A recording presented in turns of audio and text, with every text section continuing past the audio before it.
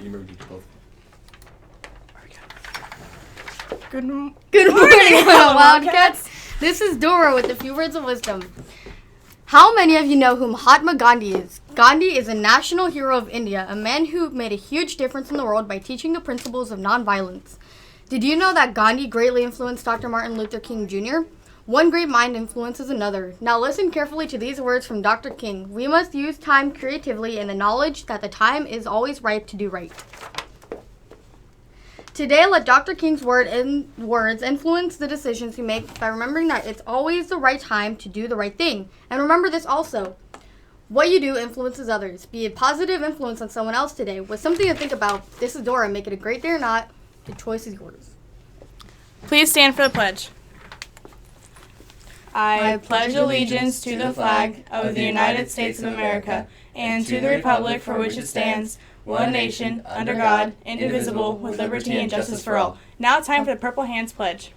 I will not use my hands or my words hurting myself or others, and I will stand for the silent. Today's part of the Paul winner is Kian Flores, or by Miss Milner. Hey dudes! Flash flower sales going on today only. During lunch and after school. Carnations, $1 each. Have a great day, Walnut Wildcats. Rawr. Alright, you're good. Nope, wrong one. Oh, It's okay. That's all right. You can just go. Okay. Just go. Okay. Thank you. Thank you, ladies. All right. Welcome to the World Read Aloud.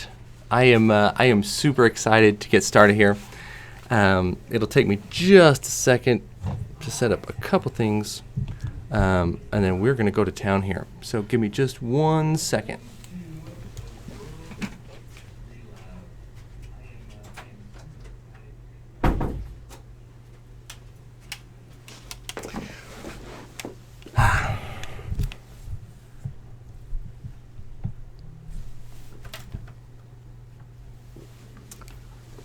All right, I thought they did a pretty amazing job with that announcement, and of course we all know that Wildcats are the best. They are the best. Okay, World Read Aloud Day.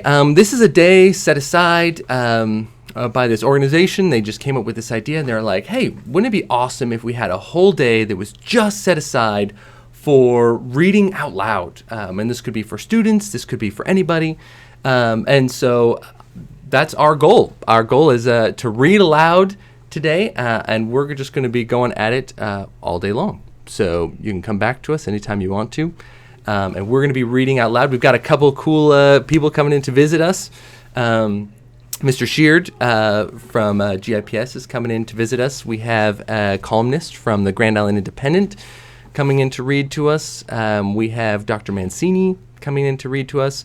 And we have a couple of guest visitors that weren't able to make it here to Walnut, but they are going to make it here by way of video. So we have an author coming in, Ginger Rue, who I'm super excited for you guys to hear from. And then we're also going to be hearing from a geneticist who is trying to get his graduate work done over at UC Davis. But let's just get started. Let me grab my books and let's do this.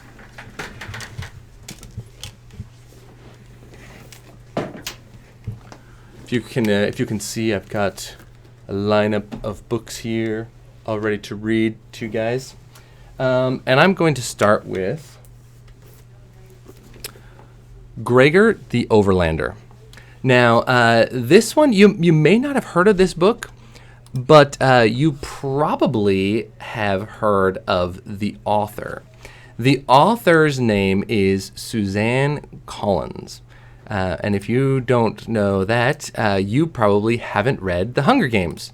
But, of course, if you have read The Hunger Games, that you'll be really excited. Because this was before The Hunger Games, a super awesome story about this boy who finds this tunnel underground while he's trying to find his dad, and all the adventures that he has there. But I'm just going to go ahead and get started with this. I'm going to start here in Chapter 1. This is Gregor the Overlander by Suzanne Collins. Gregor had pressed his forehead against the screen for so long he could feel a pattern of tiny checks above his eyebrows. He ran his fingers over the bumps and resisted the impulse to let out a primal caveman scream. It was building up in his chest, that long, guttural howl reserved for real emergencies. Like when you ran into a saber-toothed tiger without your club, or your fire went out during the Ice Age. He even went so far as to open his mouth and take a deep breath before he banged his head back into the screen with a quiet sound of frustration. Ugh. What was the point anyway? It wouldn't change one thing. Not the heat, not the boredom, not the endless space of summer laid out before him. He considered waking up Boots, his 2-year-old sister, for just a little distraction, but he let her sleep. At least she was cool in the air-conditioned bedroom she shared with their 7-year-old sister Lizzie and their grandma. It was the only air-conditioned room in the apartment. On really hot nights, Gregor and his mother could spread quilts on the floor to sleep, but with 5 in the room, it wasn't cool, just lukewarm. Gregor got an ice cube from the freezer and rubbed it on his face. He stared out at the courtyard where a stray dog sniffed around an overflowing trash can. The dog set its paws on the rim, tipping the can and sending the garbage across the sidewalk. Gregor caught a glimpse of a couple of shadowy shapes scurrying along the wall and grimaced. Rats. He never really got used to them. Otherwise, the courtyard was deserted. Usually it was full of kids playing ball, jumping rope, or swinging around the creaky jungle gym. But this morning, the bus had left for camp, and every kid between the ages of 4 and 14 had been on it, except one. "I'm sorry, baby, you can't go," his mother had told him a few weeks ago. And she really had been sorry, too. He could tell by the look on her face. "Someone has to watch Boots while I'm at work, and we both know your grandma can't handle it anymore." Of course he knew it. For the last years, Grandma had been slipping in and out of reality. One minute, she was clear as a bell, and the next, she was calling him Simon. Who was Simon? He had no idea. It would have been different a few years ago. His mom only worked part-time then, and his dad, who taught high school science, was off summers. He'd have taken care of Boots, but since his dad had disappeared one night, Gregor's role in the family had changed. He was the oldest, so he had picked up a lot of the slack. Looking after his sisters was a big part of it. So all Gregor had said was, "That's okay, Mom. Camp's for kids anyway." He'd shrugged to show that at 11 he was past caring about things like camp, but somehow that had made her look sadder. "Do you want Lizzie to stay home with you? Give you some company?" she'd asked. A look of panic had crossed Lizzie's face at this suggestion. She probably would have burst into tears if Gregor hadn't refused the offer. "Nah, let her go. I'll be fine with Boots." So here he was. Not fine. Not fine spending the whole summer cooped up with a 2-year-old and his grandma who thought he was someone named Simon! He heard his grandma call from the bedroom. Gregor shook his head, but he couldn't help smiling a little. "Coming, Grandma," he called back and crunched down the rest of his ice cube. A golden glow filled the room as the afternoon sunlight tried to force its way through the shades. His grandma lay on the bed, covered by a thin cotton quilt. Every patch on the quilt had come from a dress she had made for herself through the years. In her more lucid moments, she'd talk Gregor through the quilt. "This polka-dotted Swiss I wore to my cousin Lucy's graduation when I was 11. This lemon yellow was a Sunday dress, and this white is an actual fact, a corner of my wedding dress. I do not lie." This, however, was not a lucid moment. "Simon," she said, her face showing relief at the sight of him. "I thought you forgot your lunch pail. You'll get hungry plowing." His grandma had been raised on a farm in Virginia and had come to New York when she married his grandfather. She'd never really taken to it. Sometimes Gregor was secretly glad that she could return to that farm in her mind, and a little envious. It wasn't any fun sitting around their apartment all the time. By now, the bus would probably be arriving at camp, and Lizzie and the rest of the kids would "Giggle," squealed a little voice. A curly head popped over the side of the crib. "Me out!" Boots stuck the soggy end of a stuffed dog's tail in her mouth and reached up both arms to him. Gregor lifted his sister high in the air and blew a loud raspberry on her stomach. She giggled and the dog fell to the floor. He set her down to retrieve it. "Take your hat," said Grandma, still somewhere back in Virginia. Gregor took her hand to try to focus her attention. "Do you want a cold drink, Grandma? How about a root beer?" She laughed. A root beer? What is it, my birthday? How did you answer something like that? Gregor gave her hand a squeeze and scooped up Boots. I'll be right back, he said loudly. His grandma was still laughing to herself. Her root beer, she said, and wiped her eyes. In the kitchen, Gregor filled a glass with icy root beer and made Boots a bottle of milk. Cold, she beamed, pressing it to her face.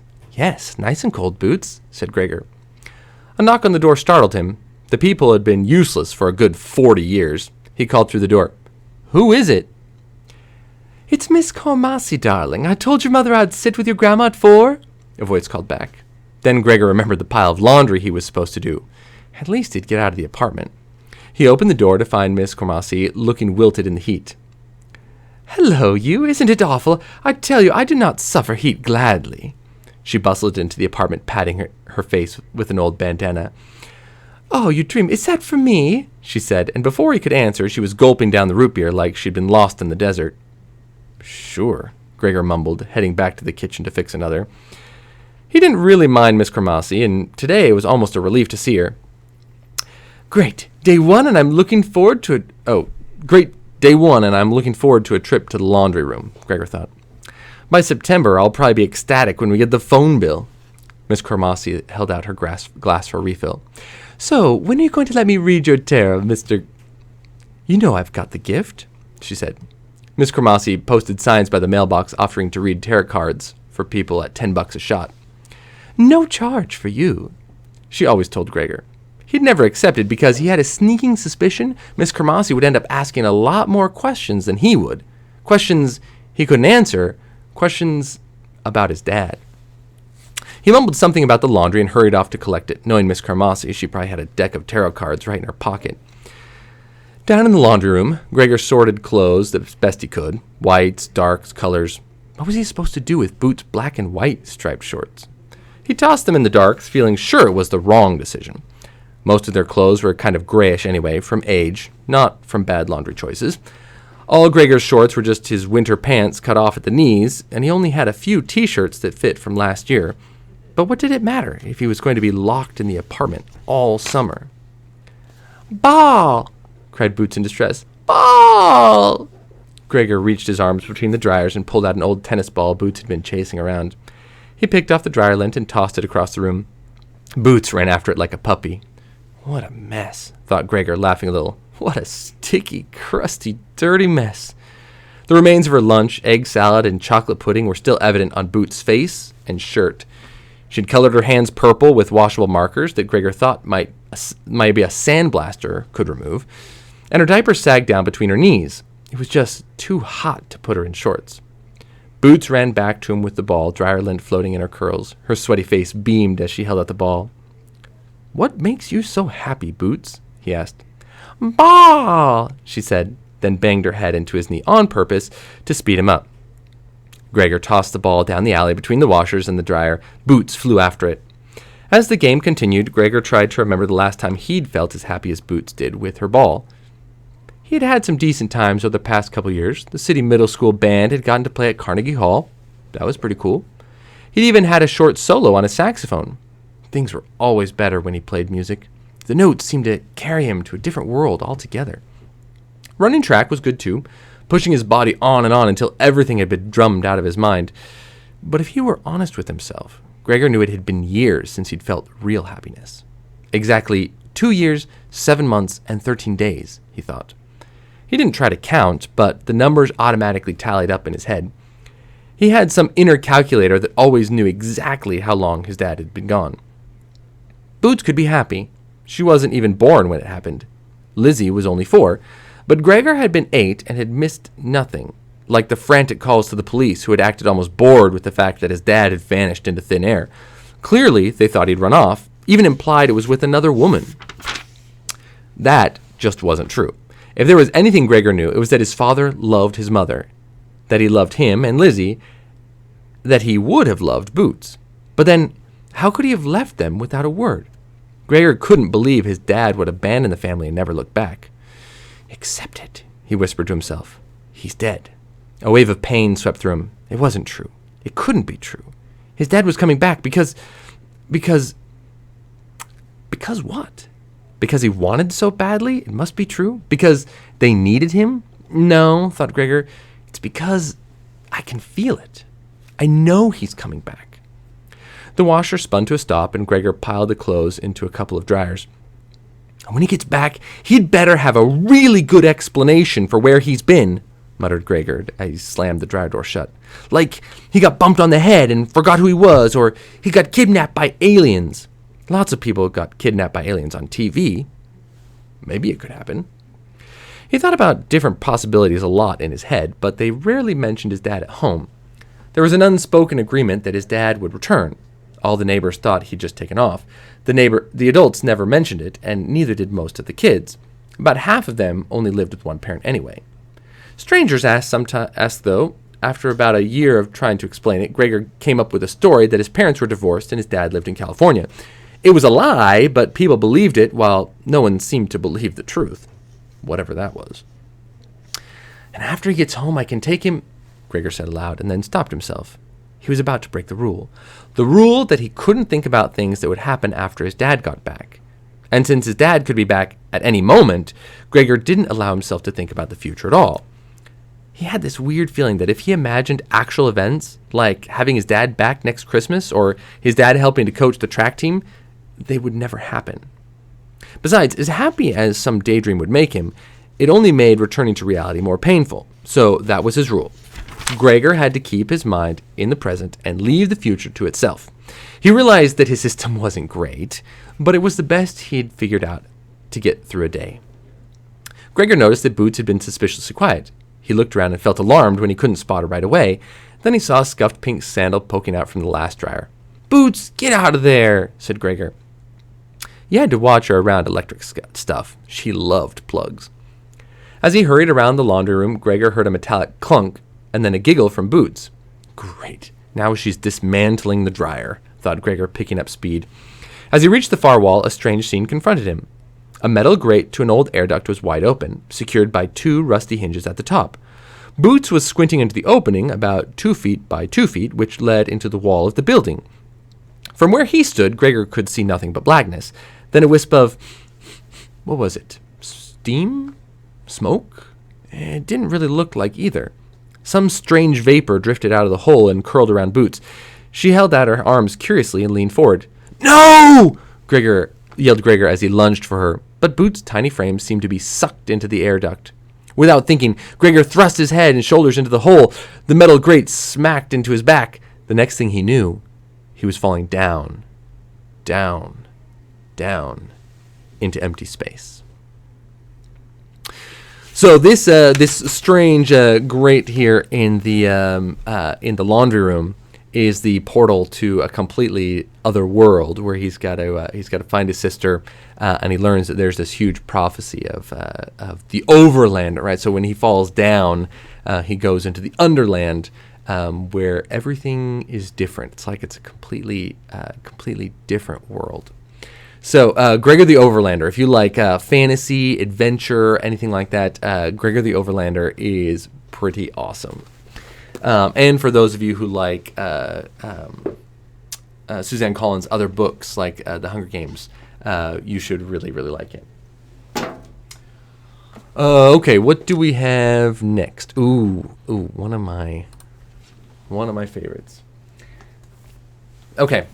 This is Michael Vey by Richard Paul Evans. Now, it kind of reads like a superhero story. It's not a superhero story, but he does have kind of superpowers. These are so he has these electric powers. And he's got to make sure that nobody finds out about them because, like with any superhero, right? You gotta protect who you are. But in this case, we find out that people are after him. People are trying to find him. He knows about them, and so even though he still goes to school, he's always on guard for this. And of course, I don't think it's a mystery by Michael Vey, the prisoner of Cell 25. I don't think it's a mystery to tell you that he gets caught by them, but it's not exactly what you think. Okay. So we're going to start reading. This is Michael Vey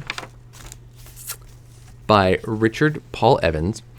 And this is Chapter 1. Chapter 1, Chopsticks and Spiders. Have you found the last two? The voice on the phone was angry and coarse, like the sound of car tires over broken glass. Not yet, the well-dressed man on the other side of the phone replied. Not yet, but we believe we're close, and they still don't know we're hunting them. You believe you're close? There are 2 children among a billion. Finding them is like finding a lost chopstick in China. Is that what you want me to tell the board? Remind the board that I've already found 15 of the 17 children. I've put out $1 million bounty on the last 2. We've got spiders crawling the web, and we have a whole team of investigators scanning global records for their whereabouts. It's just a matter of time before we find them. Or they step into one of our traps. Time isn't on our side, the voice returned sharply. Those kids are already too old. You know how difficult they are to turn at this age. I know better than anyone, the well-dressed man said, tapping his ruby-tapped pen on his desk. But I have my ways. And if they don't turn, there's always cell 25. There was a long pause, then the voice on the phone replied darkly, Yes, there's always cell 25. Chapter 2, The Beginning. It's not like I was looking for trouble. I didn't have to. At my height, it just found me. My name is Michael Vey, and the story I'm about to tell you is strange. Very strange. It's my story. If you passed me walking home from school, you probably wouldn't even notice me. That's because I'm just a kid like you are. I go to school like you, get bullied like you. Unlike you, I live in Idaho. Don't ask me what state Idaho is in. Newsflash, Idaho is a state. The fact that most people don't know where Idaho is exactly why my mother and I moved here, so people wouldn't find us.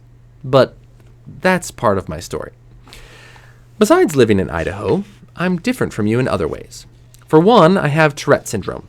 You probably know less about Tourette syndrome than you do Idaho. Usually when you see someone on TV pretending to have Tourette syndrome, they're shouting swear words or barking like a dog. Most of us with Tourette's don't do that. I mostly blink my eyes a lot. If I'm really anxious, I'll also clear my throat or make gulping noises. Sometimes it hurts. Sometimes kids make fun of me. It's no picnic having Tourette's. But there are worse things that can happen to you, like having your dad die of a heart attack when you're 8. Believe me, that's much worse. I'm still not over that. Maybe I never will be. There's something else you don't know about me. It's my secret. Something that scares people more than you would believe. That secret is the reason we moved to Idaho in the first place. But again, that's part of my story. So I might as well tell it to you. Chapter 3. The Armpit. Mr. Dahlstrom's office is a good place to begin as any, or as bad a place. Mr. Dahlstrom is the principal of Meridian High School, where I go to school. If you ask me, 9th grade is the armpit of life. And there I was, in the very stinkiest part of that armpit, the principal's office. I was sitting in Mr. Dahlstrom's office, blinking like crazy. I guess you could guess that I'm not fond of Mr. Dahlstrom, which would be stating the obvious, like saying breathing is important, or Rice Krispie Squares are the greatest food ever invented. No one at Meridian was fond of Mr. Dahlstrom, except Miss Duncan, who directed the Glee Club. She had a picture of Mr. Dahlstrom on her desk, which she sometimes stared at with soft, googly eyes. Every time Mr. Dahlstrom came over the PA system, she would furiously whack her baton on a music stand to quiet us.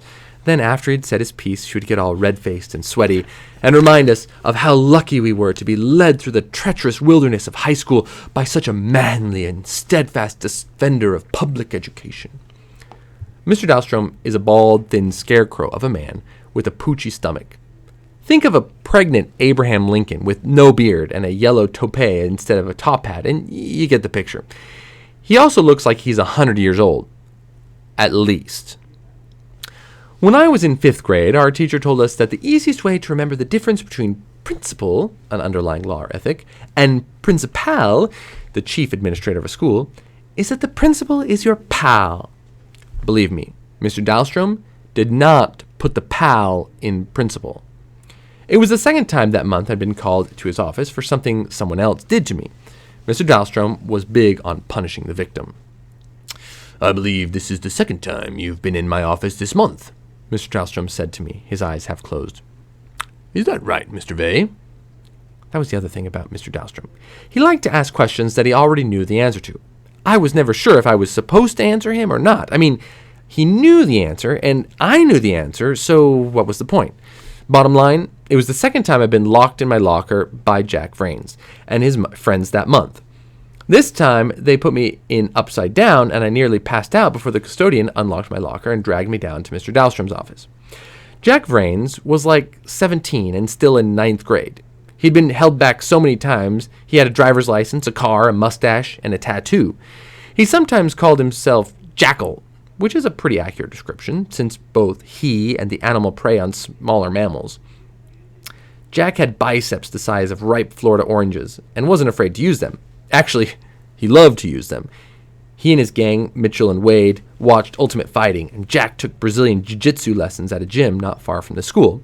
His dream in life was to fight in the octagon, where he could pound people and get paid for it. "Is that right?" Dahlstrom repeated, still staring at me. I ticked almost a dozen times, then said, "But sir, it wasn't my fault. They shoved me inside my locker upside down." He wasn't looking very moved by my plight, so I continued. "There were 3 of them, and they were a lot bigger than me. A lot bigger." My hope for sympathy was met by Mr. Dahlstrom's infamous stare of death. Really, you'd have to see it to understand. Last quarter, when we were studying Greek mythology and got to the part about Medusa, a Gorgon woman who could turn people to stone by looking into their eyes, I figured out where Mr. Dahlstrom had come from. Maybe it had been something to do with my Tourette's, but I blurted out, "That must be Mr. Dahlstrom's great-great-great-grandmother." Everyone had laughed, except for Mr. Dahlstrom, who had picked that precise moment to slip into our class. I spent a week in after-school detention, which wasn't all bad, because at least I was safe from Jack and his posse, who somehow never got sent to detention, no matter how many kids they stuffed into the lunchroom, garbage cans, or locked in their lockers. Anyway, that had officially put me on Mr. Dahlstrom's troublemaker list. "Mr. Vey, you cannot be stuffed into a locker without your consent," Mr. Dahlstrom said, which may be the dumbest thing ever said in a school. "You should have resisted." That's like blaming someone who was struck by lightning for getting in the way. "But I tried, sir." "Obviously not hard enough." He took out a pen. "Who are these boys who allegedly stuffed you in your locker?" Mr. Dahlstrom cocked his head to one side, his pen wagging impatiently in front of him. I stared at the pen in its hypnotic trajectory. "I'm waiting, Mr. Vey. Their names?" There was no way I was going to tell him. First, he already knew had done it. Everyone knew Jack had put more kids in than textbooks into lockers. Second, ratting out Jack was the shortest route to death. I just looked at Mr. Dahlstrom, my eyes blinking like crazy. "Stop twitching and answer my question." "I can't tell you," I finally said. "Can't or won't?" Pick one, I thought. I forgot who did it.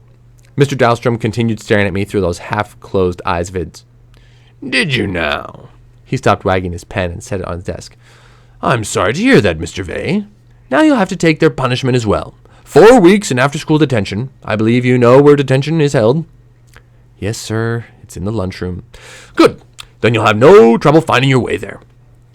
Like I said, Mr. Dahlstrom excelled at punishing the victim. He signed a tardy excuse note and handed it to me. "Give that to your teacher. You can go back to class now, Mr. Vey." "Thank you, sir," I said, not entirely certain what I was thanking him for.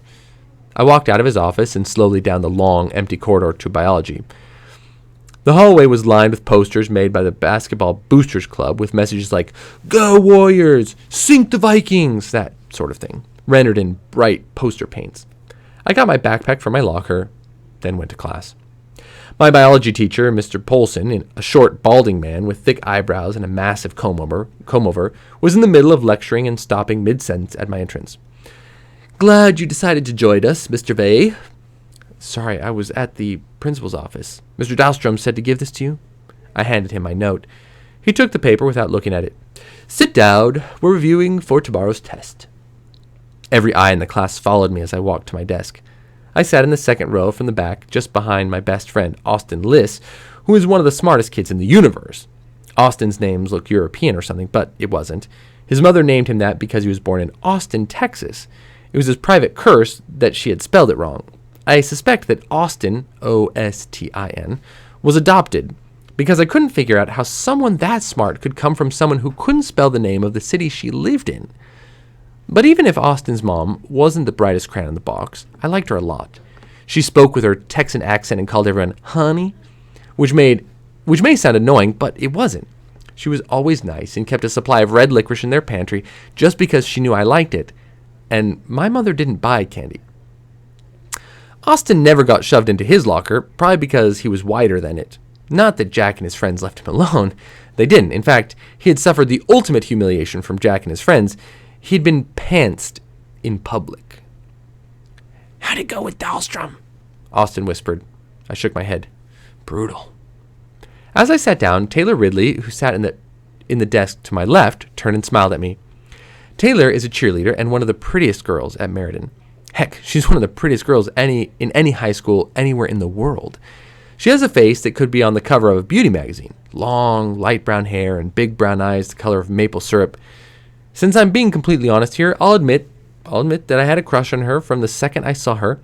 It took me less than a day to realize that so did everyone else at Marten. Taylor was always nice to me. At first I hoped she was nice because she liked me, but really she's just one of those people who was nice to everyone. Nice or not, it didn't matter. She was way out of my league, like 1,000 miles out of my league. So I never told anyone about my secret crush, not even Austin, who I told everything. Some dreams are just too embarrassing to share. Anyway, whenever Taylor looked at me, it made my tics go wild. Stress does that to people with Tourette's. I forced myself not to blink as I sat down and pulled my biology book out of my backpack. That's the thing about my tics. If I try really hard, I can delay them, but I can't make them go away. It's like having a bad itch. You can ignore it for a little while, but it's going to build up until you scratch. I've learned tricks to hide my tics. Like sometime I'll drop my pencil on the ground, and when I go bend down to get it, I blink or grimace like crazy. I'm sure the kids around me think I'm really clumsy because sometimes I'll drop my pencil 4 or 5 times in one class. Anyway, between Mr. Dahlstrom and Jack and Taylor, I was blinking like an old neon sign. Polson started up again. "Okay, class, we're talking about electricity and the body." "I sing the body electric," said the poet Whitman. "Who, pray tell, can explain what role electricity plays in the body?"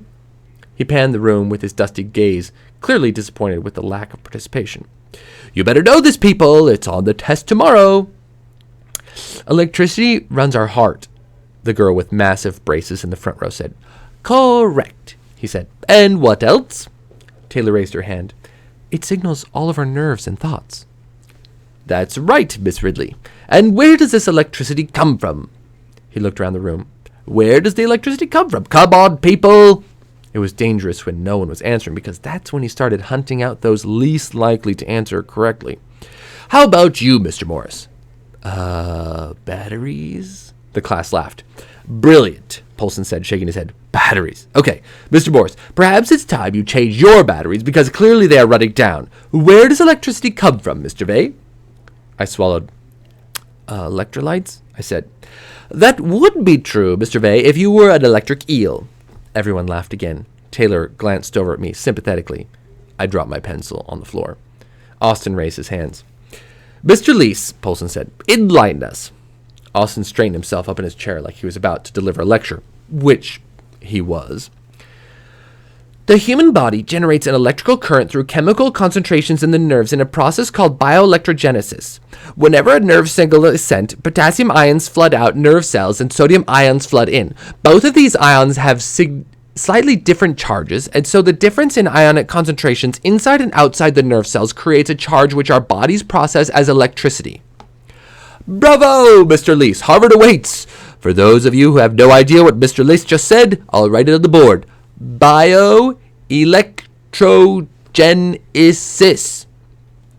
When Polson's back was turned, Austin turned around and whispered, "What happened with Dahlstrom? Did Jack get detention?" I shook my head. "No, I got detention." His eyebrows rose. "For getting shoved into your own locker?" "Yeah." "Dahlstrom's a tool." "That I know." All right, so You've got the next couple chapters is when he finds out that there's somebody else at the school who has the same thing as him, which is electricity. We didn't get to that part, but as soon as that happens, the people show up with guns and try to take him away, and that's of course where our adventure starts. So Michael Vey, The Prisoner of Cell 25, by Richard Paul Evans. All right, fantastic. What do we have up next? Ooh, Project 1065. Where are you? Oh, there you are. All right. For those of you who enjoy World War II stories, this one, Project 1065, is about this boy whose dad is the ambassador to I want to say Ireland. I think it's Ireland. Yeah, it's Ireland. And so he's working really closely with the Nazi Party, and of course at this time the Nazi Party is coming to power. They're doing lots of bad things, and they're taking out whoever gets in their way. But the interesting part about Project 1065 is that he is not a member of the Nazi Party. He just has to make everybody think that he is, because he's actually a spy, and he's trying to find out useful information about the Nazis. But when he finds out about Project 1065 is when he realizes that this is the biggest thing ever. But in order to get information on it and to get it out, let's see. In order to get information and to get it out, he might have to risk his own life. How far is he willing to go to fight against the Nazi Party? So this is Project 1065 by Alan Gratz. Chapter 1. I love the way this one starts. Dinner with Nazis. It's hard to smile when you're having dinner with Nazis. There were Nazis all up and down the long table talking and laughing and eating. There were Nazi soldiers in their gray German army uniforms. There were SS officers, members of Adolf Hitler's private protection squadron in their black uniforms and red armbands. There were regular civilians, Nazis who didn't fight in the military, who ran banks and factories and newspapers and wore suits and ties and Nazi pins. And then there was me, Michael O'Shaughnessy, wearing my brown long-sleeve shirt, black shorts, white knee socks, and black hiking boots polished to a shine. And just like the SS, the most fearsome killers in all the land. I wore a red armband with a big black swastika in the center of it. The hooked cross symbol the Nazis plastered all over everything. I wore the uniform of the Hitler Youth, Germany's version of the Boy Scouts, because I was a Nazi too. Or at least I was pretending to be. More cake? The Nazi next to me asked, offering me another slice. Light from the chandelier glinted on the silver skull pin on his collar. Sure, thanks, I said. That's very kind of you. I remembered to smile, even though it took effort. I hated pretending to like these people. Hated pretending to agree with their awful hatred of the Jews. Hated pretending I wanted them to win the war and conquer the world. But I smiled because I had to. If they ever discovered I wasn't really one of them, my family and I would disappear into a concentration camp, never to be seen or heard from again. Your German is so good, the woman on my other side told me. She was the wife of a captain in the German army. If I didn't know your father was the Irish ambassador, I would think you grew up here in Berlin. I sagged in my chair. I heard this every time my family attended one of these dinners. I wasn't exactly the blue-eyed, blonde-haired Aryan ideal, but with my flawless German accent and my brown hair that fell like a mop into my brown eyes, I could pass for an average German boy any day. I wasn't proud of it, but it was definitely useful. Michael's always had a good head for languages, my father said in German. He sat across from me at the table, my mother 2 seats down from him. We've only been here for 6 years, but he already speaks better German than I do. 1937. That was the year my father was named Irish ambassador to Germany, and we moved from London, where we'd been stationed, to Berlin. It was 1943 now, and I was 13 years old. Things had changed so much in those 6 years. Berlin had been a wonderland when I first arrived, all towering columns with eagle statues on top and red flags fluttering from every building and parades 10,000 people strong. Hitler was already the Chancellor of Germany, and Nazis, his political party, were well in control. Germany wasn't at war yet, and not everybody was a Nazi back then, but it was hard to argue with their success. Everywhere I'd looked, I'd seen the full faces of smiles and laughter. But then, overnight, the party had ended. Not the Nazi party, they'd only gotten stronger. The other party, the feeling of unbounded German cheerfulness, was gone. I'd finally seen the horror behind the smiles, and so had the rest of the world. What happened that one night still haunted me. Michael always has an exceptional memory, haven't you, son? Ma said, breaking into my thoughts.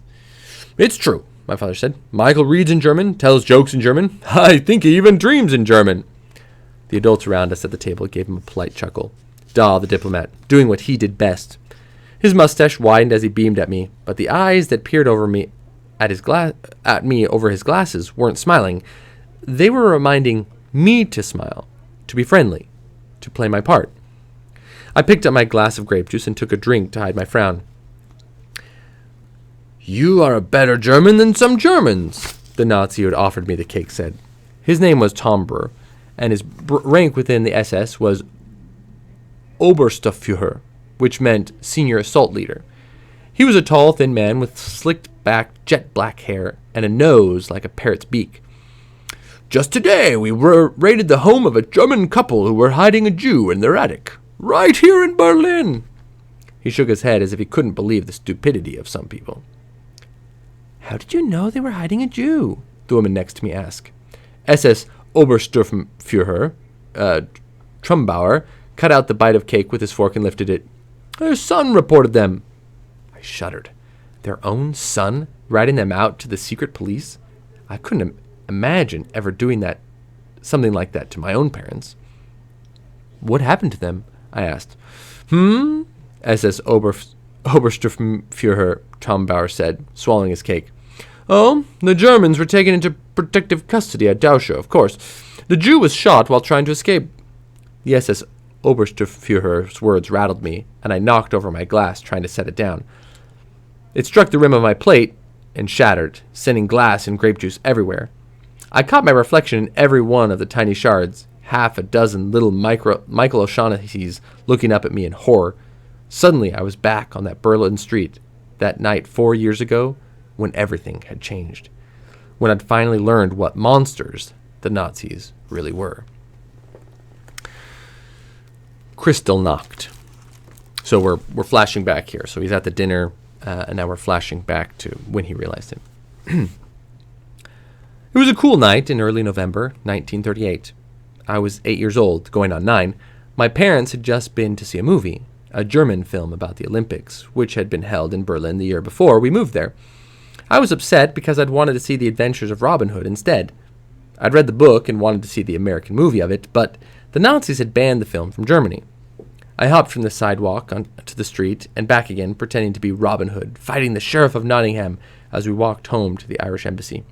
I loved the idea of Robin Hood protecting the poor and the helpless from the evil King John, especially because John was the King of England. If I weren't Irish and already born to hate them, I had plenty of other reasons for loathing the English. When we heard the first crash, the three of us froze. The crash was followed by a woman's scream and the acrid smell of smoke bit at my nose as a black cloud rose over the rooftops the next street over. A fire, Dahl said. Hurry, we have to help. We ran for the street corner, but before we got there, 5 men in brown shirts and red armbands came around the turn, carrying axes and sledgehammers and paintbrushes and torches. One of them smashed a store window with his axe, and my father threw out an arm to hold me and Ma back. Glass showered the streets, shattering into 1,000 bright shards. A man dipped his brush into a can of paint, then slathered it all up and down the front of the shop, painting something on the wood. Across the street, 2 more men broke the windows of a department store and tossed red paint all over the shoes on display. I didn't understand. "Go! Move!" Ma said, snapping us all out of our stupor. "We have to run!" "Why? What's happening?" I asked, but my parents were already dragging me away. More shouts, more screams. Far off in the distance, a siren. We ran into a side street and stopped again. Shards of glass covered every inch of the street like ice, crunching under our feet.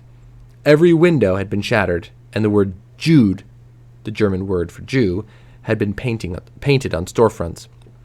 Sometimes there were even little cartoon pictures of Jews. They had big noses and round heads and dull looks on their faces. "My God, they're finally doing it," Da said. "They're going after the Jews." I didn't understand what he meant, but I was afraid.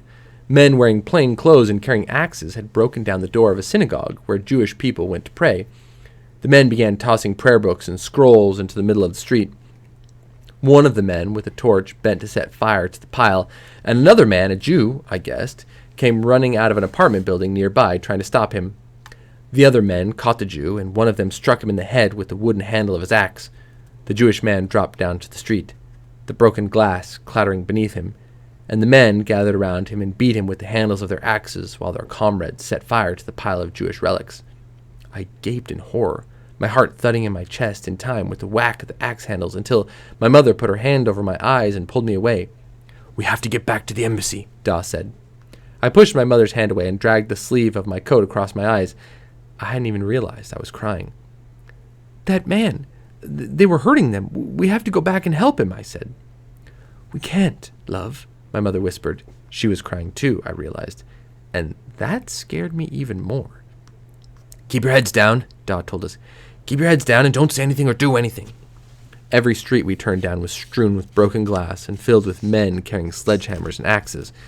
It was happening all over the city. Some of the rioters wore the brown shirts of the SA, the Sturmabteilung, the thugs of the Nazi Party, but more of them wore ordinary woolen trousers and suspenders with white worn work shirts with sleeves rolled up. Regular citizens who wanted to run the Jewish people out of town. We were close to the embassy when we came upon a squad of Gestapo, Germany's secret police, loading men into a truck. At last, the police were rounding up the rioters. A Gestapo man stopped us and spoke to my father. I didn't know much German then, but I understood that he wanted to see our papers. He told us to stay where we were while he checked in with another officer. "They're rounding up the Jews," my father whispered, "taking them to labor camps." I frowned at the men being loaded into the truck. Why were the Jewish people being arrested? The Jews were the ones the Nazis were attacking. I wanted to shout at the police, tell them they were doing everything backward, to make them stop. But I was helpless, a little boy. I couldn't even speak their language. My mother grabbed my father's arm. "Davin, there." A man across the street was trying to sneak away in the shadows. "En Jude, versen aberstemmen." My German's not that good. The cry had come from above me. I looked and saw a boy about my age hanging out the window. The boy was yelling and pointing at the man across the street who was trying to get away. I knew enough German to have understood the word Jew. He was telling on him to the police. One of the Gestapo men saw the Jewish man trying to escape. He called out for him to stop, but the man ran. The Gestapo man pulled out his gun and fired. Bang! Bang! Bang! The shots rang loud in the street, drowning out my cry of, "No!" The Jewish man arced wildly as one of the bullets hit him, and he stumbled forward into one of the shattered storefronts, falling face first at the feet of mannequins splashed red with paint. A sharp piece of broken glass poked up through the back of his shirt, stained red with blood. He was dead. "No!" I cried again, but my mother pulled my face to her coat to muffle my screams. I pushed and fought to get away, but she was too big, too strong. I didn't know what I was going to do if I got free. I just wanted to do something, anything.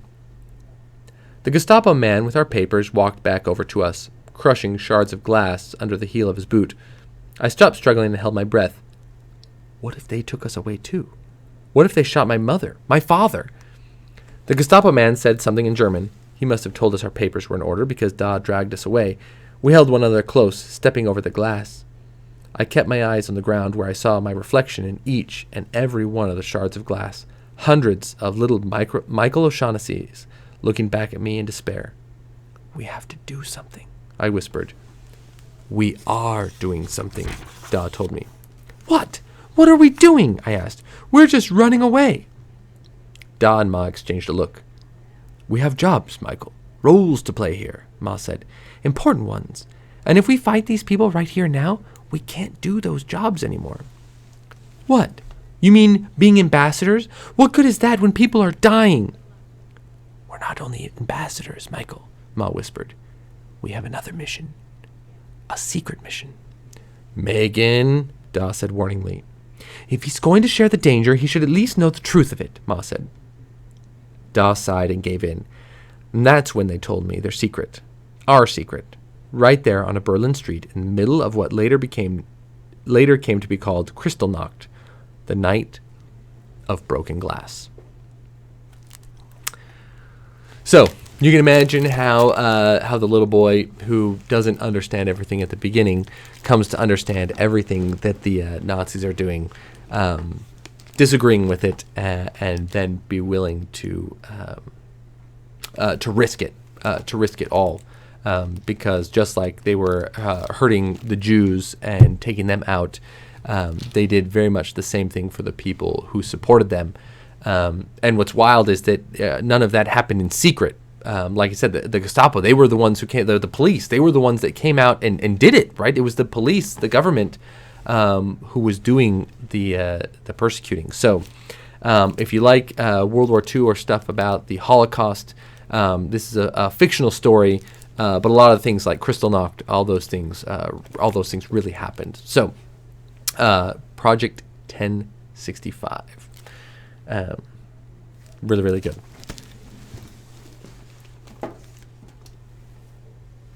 All right, I'm going to take just a 2-minute break here. I'm going to drink a little something and get my next book all set up. So it'll be just 2 minutes.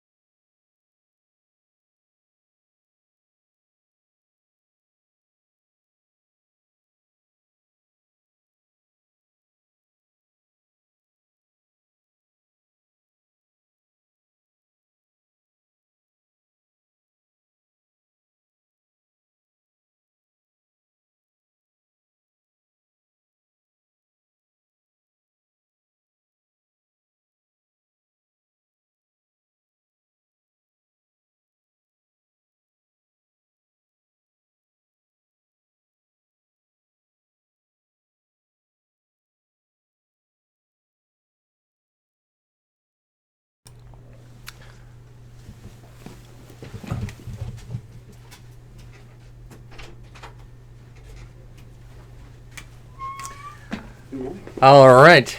You guys are in for an extra special treat because you guys get to hear from the amazing Mr. Jack Sheard. Everybody give it up for Mr. Jack Sheard. All right. So I'm going to get this changed over for him. Where is my... There it is. And go to it. All right. First of all, how cool is Benjamin Marten? I mean, that is awesome. The fact that he's in here all day doing this, you all know I love reading. Maybe you don't know that. I knew it. You knew that. I all knew right. it. I'm going to pull up this book. Now, I'm not reading from an actual book. I am reading from an actual phone because I'm reading a book that hasn't been published yet. Ooh, yeah. Oh, Yet. I like that. Yet. This is called Books Are Boring. It's by Jack Sheard. That's me. Shall I just begin? Yeah. All right. All right. Look at all those numbers. 7,000 people are watching right now? That is amazing. I think it says 12. 12. Oh, I was looking at the wrong number. Yeah, you're totally looking at the wrong. 7,000, but not yet. Yeah, there we go. I like the Forever optimistic. All right. Books are boring. Books are boring, I said to my mom. I do not want to go to the library today. I'm at level 63 on Mega Boom Boom, but she said we have to go find books. Boring, no good books. I want action, not pages of words. I'll bet you can find something exciting in the fiction section, my mom told me. Fat chance, I said. There's nothing exciting there. I went anyway, thinking the quicker I picked a stinky book, the quicker I'd be back to Mega Boom Boom. I took off running to the adventure section, turned the corner around a bookshelf, and slipped on a bookmark lying on the ground. Whoop! I flew right into a stack of books. Everything went dark. I couldn't see anything at all until crack, boom, boom! Thunder sounded and lightning lit up the room I was in. I could see the books on the shelves all around me. I also saw a lamp on a table I hadn't seen before I fell. When lightning cracked again, I grabbed the lamp and turned it on. This room didn't look like the rest of the library. It seemed different. On the table was a magnifying glass, and there was a funny hat hanging on a hook. When I looked at the ground, I could see footprints leading to a doorway. I picked up the magnifying glass, threw on the funny hat, and made my way to the door. When I opened it, I let out a sharp scream. Where was I? I looked all around. Somehow, I was on a raft made of logs and floating across a wide river. The water looked deep and... How did I get here? I didn't want to think about it long. I wanted to get out of this water. Ahead I could see an island in the middle of the river and, using a long stick, I steered the raft to the shore and jumped off. I ran on the beach. Land! I was about to sit down when I realized I was holding a ball. A football. How did I... Run! I heard from behind me. I looked up and realized I was being chased by giant football players, and I had the ball. I ran straight ahead away from them until I heard, "That's the wrong way!" So I turned around and ran in a circle around one player and zigged and zagged around more players. I scooted past as another player dove at my feet. I was just about to score a touchdown when another player jumped in front of me. I closed my eyes tight, bracing for the collision. But when I opened my eyes, the player was gone. So was the ball. And everything else. Including the ground. I was floating in space! There was a beeping sound in my helmet, and a robot voice started repeating, "Oxygen level low, return to ship. Oxygen level low, return to ship." I waved my arms and legs all around, but I couldn't move in space. This was not good. I was only connected to the ship by a long hose. I had to pull my way back to the spaceship before I ran out of air. Danger. Oxygen level critical. One hand after the other, I inched my way back to the ship, and finally, as I gasped for air, I made it into the ship. Only when I got into the ship, I wasn't met by astronauts. I was met by pirates! Aye, you scurvy dog! What you be doing on our pirate ship? Snarled a large bearded pirate with a patch. He had a hook for a hand and a peg for a leg. He didn't look nice. What shall we do with this treasure-stealing scallywag? Walk the plank! Yelled out all the other pirates. Walk the plank! Before I knew it, I was pushed forward onto a wooden board over the sea. I could see sharks circling right below me. Overboard! Yelled the pirates, and I was pushed the final step toward the water. I was falling to the sharks! Help! I yelled as I fell and fell and fell. How far was it to the water? I braced myself again for impact when a flying broomstick slid right into my hands. My fingers clenched tightly around the magical stick as it zoomed me around the sky. I chanced to look down to find dozens of kids in funny hats waving little sticks around in circles. We flew right next to a giant castle and zoomed by around odd creatures before landing safely next to a large, wiggling tree. It seemed to be alive. As soon as my feet were on the ground, my legs started running my body away from the wooden beast. After a few moments of running for my life, I peeked over my shoulder, but the tree was gone. In its place, staring me down, was a tall man with a face covered in stubble, wearing a cowboy hat on his head, and a rope lasso flying in the air toward me. Smile when you run, the cowboy yelled at me. He belted out laughter. I dove to the right just as the lasso landed harmlessly where I was standing. I scrambled left first, then right, and spotted a building to hide behind. As the cowboy yelled out that my days were numbered, I turned the corner around a building. I couldn't hear the cowboy yelling, but I did hear something else up ahead. Help me! Help me! I could hear a woman, and I saw her lying on the ground, tied to train tracks. Only a little way further ahead, I could see a steam engine barreling toward her. I had to move fast. I ran to her as the train whistled closer. My fingers frantically pulled at the rope, but it was tied so tight I couldn't loosen it. Your knife! Use your knife! The woman screamed at me. But I don't have a... I was saying as I looked down to find a knife hooked to my belt. Without thinking, I pulled it out and sliced the ropes binding the woman and scooped her away from the tracks right as the steam engine zoomed by us. Oh, how will I ever thank you, she said to me. She started to lean forward toward me, and she was going to try to kiss me. That was scarier than the train. I jumped back, and the wind blowing off the train spun me around. I was getting dizzy. As I stopped spinning, I was jarred back against a hard surface. I was still moving, but the hard surface, it wasn't. Wait a second. I was in the back of a car. I sat forward and looked over the front seat of the window. I'm in a race car! I screamed. How excited I was! Until I realized nobody was driving. I climbed over the padded bar into the driver's seat and grabbed the steering wheel. My feet couldn't reach the pedals, but it didn't matter because the one making the car go fast was stuck to the floor. I was zooming around the track, approaching other cars. As I came up on them, I jerked the wheel one way and then the next, but it was too much. I spun the car out. Oh no! I was spinning around and around. I was surely going to hit another car or the wall. All I could see around me was smoke. I held my breath tightly and squinted my eyes. I stopped spinning, but I could still smell the smoke.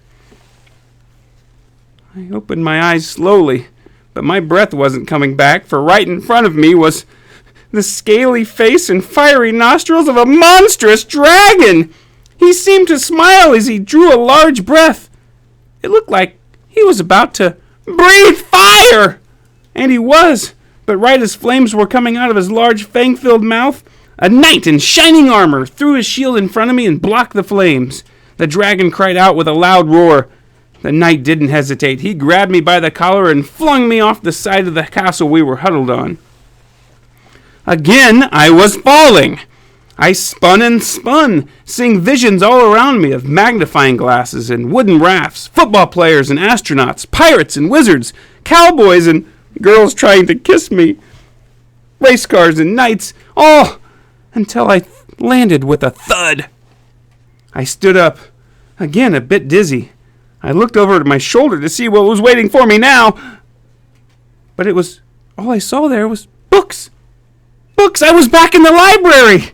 I flinched as a hand grabbed my shoulder. It's time to go! Oh, it was only my mom.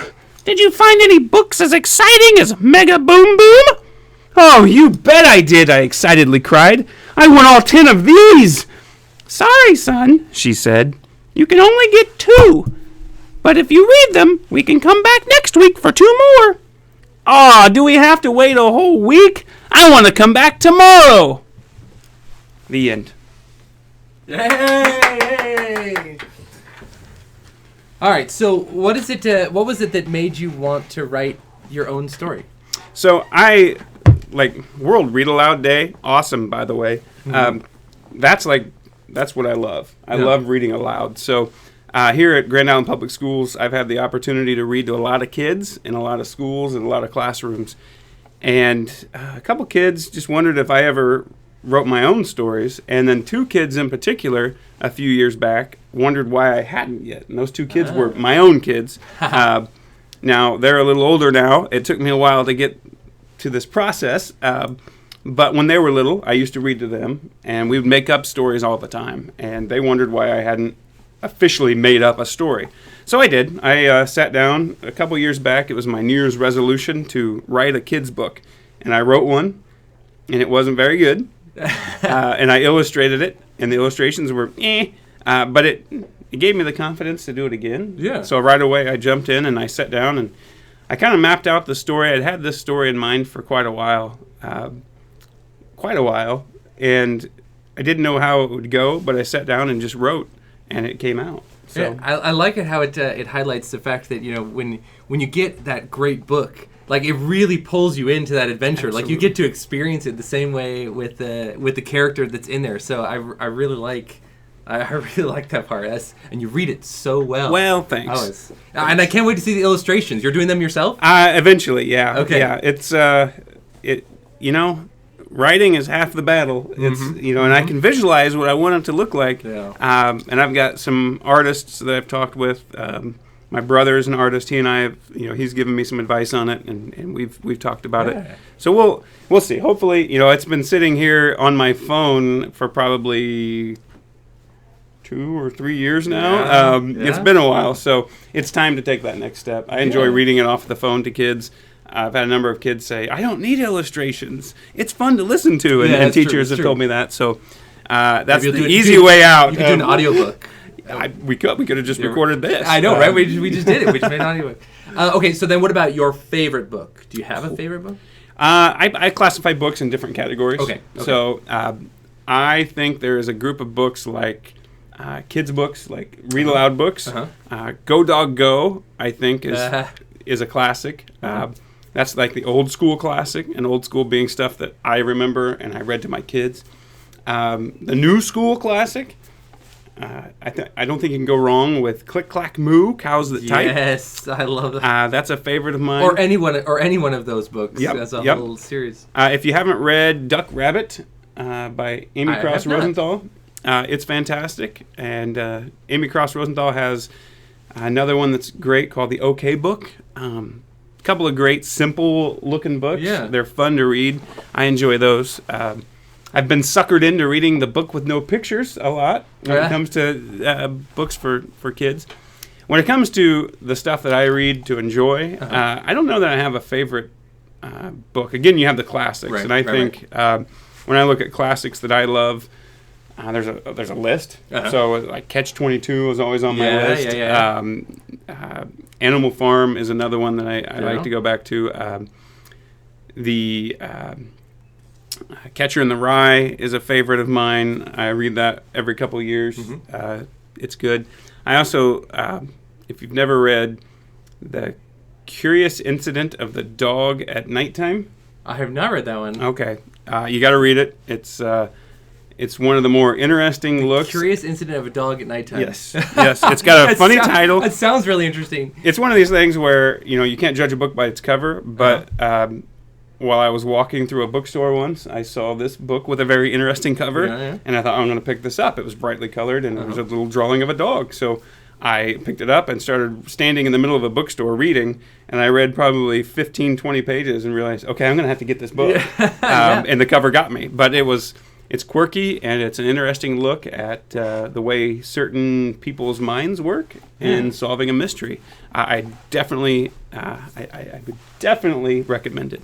Awesome. And what are you reading like right now? Right now, so typically I'm not always just reading classics or these big big famous books. I typically read mystery novels and suspense. That's the number one request I have in my library is where are the mystery books. Okay, well I request. read Lee Child and Harlan Coben. They're probably my two favorite authors. Again, it's hard to pick one of your favorite books. It's really your favorite author series of books. Especially if they've written more than one, right? Yeah, a lot of the books kind of run together. It's one character for each of them that I particularly like. Although I'll read anything that Harlan Coben writes. He's fantastic. Right now, I'm all caught up on both of those authors, and I'm reading No Man's Land by David Baldacci. Yeah, it's all right. It's good. I like David Baldacci. His character, John Puller, is a lot like Lee Child's Jack Reacher. So if you like the Jack Reacher, now Tom Cruise stars as Jack Reacher in the movies. If you like that, then you might like the John Puller. Jack Reacher, John Polar. There's a lot of similarities between. I'm really a Lee Child purist, so I'll read these by David Baldacci. And if you're watching David Baldacci, I think I'm on to you. Your book is kind of like the Reacher books. I love to read though. Again, there's not a day that goes by that I can get to sleep at night until I've read at least a good 20, 30 minutes. And if I'm at the end of the book, it's usually a good hour and a half as I get closer to the end. So, and I'm getting closer to the end of this current book, so I'm pretty sure there's going to be some long nights tonight, probably. I'm close enough to the end that I'll probably finish it. So. All right. Well, thank you so much for coming in. It was a real pleasure to have you. It's fun, and this is pretty cool. And all 9 of you, that I lost 3 readers in that time, our viewers. I think there's a couple of classrooms around there, too. Oh, wow. That's thousands and thousands of people. Right? Any last words for people thinking about whether they should read or not? Read. Yeah. Come on, man. Read. There's nothing more important than reading. That's how you learn. That's how you get better, and it's the best form of entertainment you'll ever find. Mm-hmm. So if you find an author, thank them. If you find a book, read it. Rock on. Awesome. And good luck the rest of the day. Thank you so much. I have heard a few other folks are stopping by. So, okay, good. Yeah, it's a open door, man. I should probably unlock it too. It's an open door that just happens to be locked. Yes, there we go. That way they can come in. All right. I'm gonna take a photo. That's perfect. That's perfect. I'm just gonna start on the next one. All right. Whoa, he's good. He reads it really exciting like. Okay, the amazing Mr. Jack Sheard. I love having him in here. Okay, on the same lines of World War II. So we were in Germany with the Nazis with Project 1065, and now we're gonna go across. The English Channel to England. Now it's very interesting. In World War II, Germany was threatening to invade. And even though they never actually invaded, the idea was that England was constantly worried about it. They weren't that far. The Germans had a huge navy. They had a huge. They were just completely worried about the Germans. They were worried about spies. They were worried about invasions. They were worried about everything. And so there's this real fear that the Germans are just one step away from completely trying to come in and take over England. And England is an island, so they don't really have anywhere to go. And so in this story, we're following a girl. Her name is Ada, and she lives in London. And at the very beginning of the war, when they were worried the Germans were going to come and bomb them, they sent all of their kids away. So they were worried that they're going to bomb London. We're going to send our kids out into the country so that they won't get bombed. That was their idea. Now, the Germans never really came in and bombed because of the invention of the radar and how great the Air Force was for England, which was just amazing. But so that's where the story is. It's in England. We're not in the middle of a battle, like a fighting battle with guns and bombs and stuff like that. Although there are a couple of them there, which we just wait.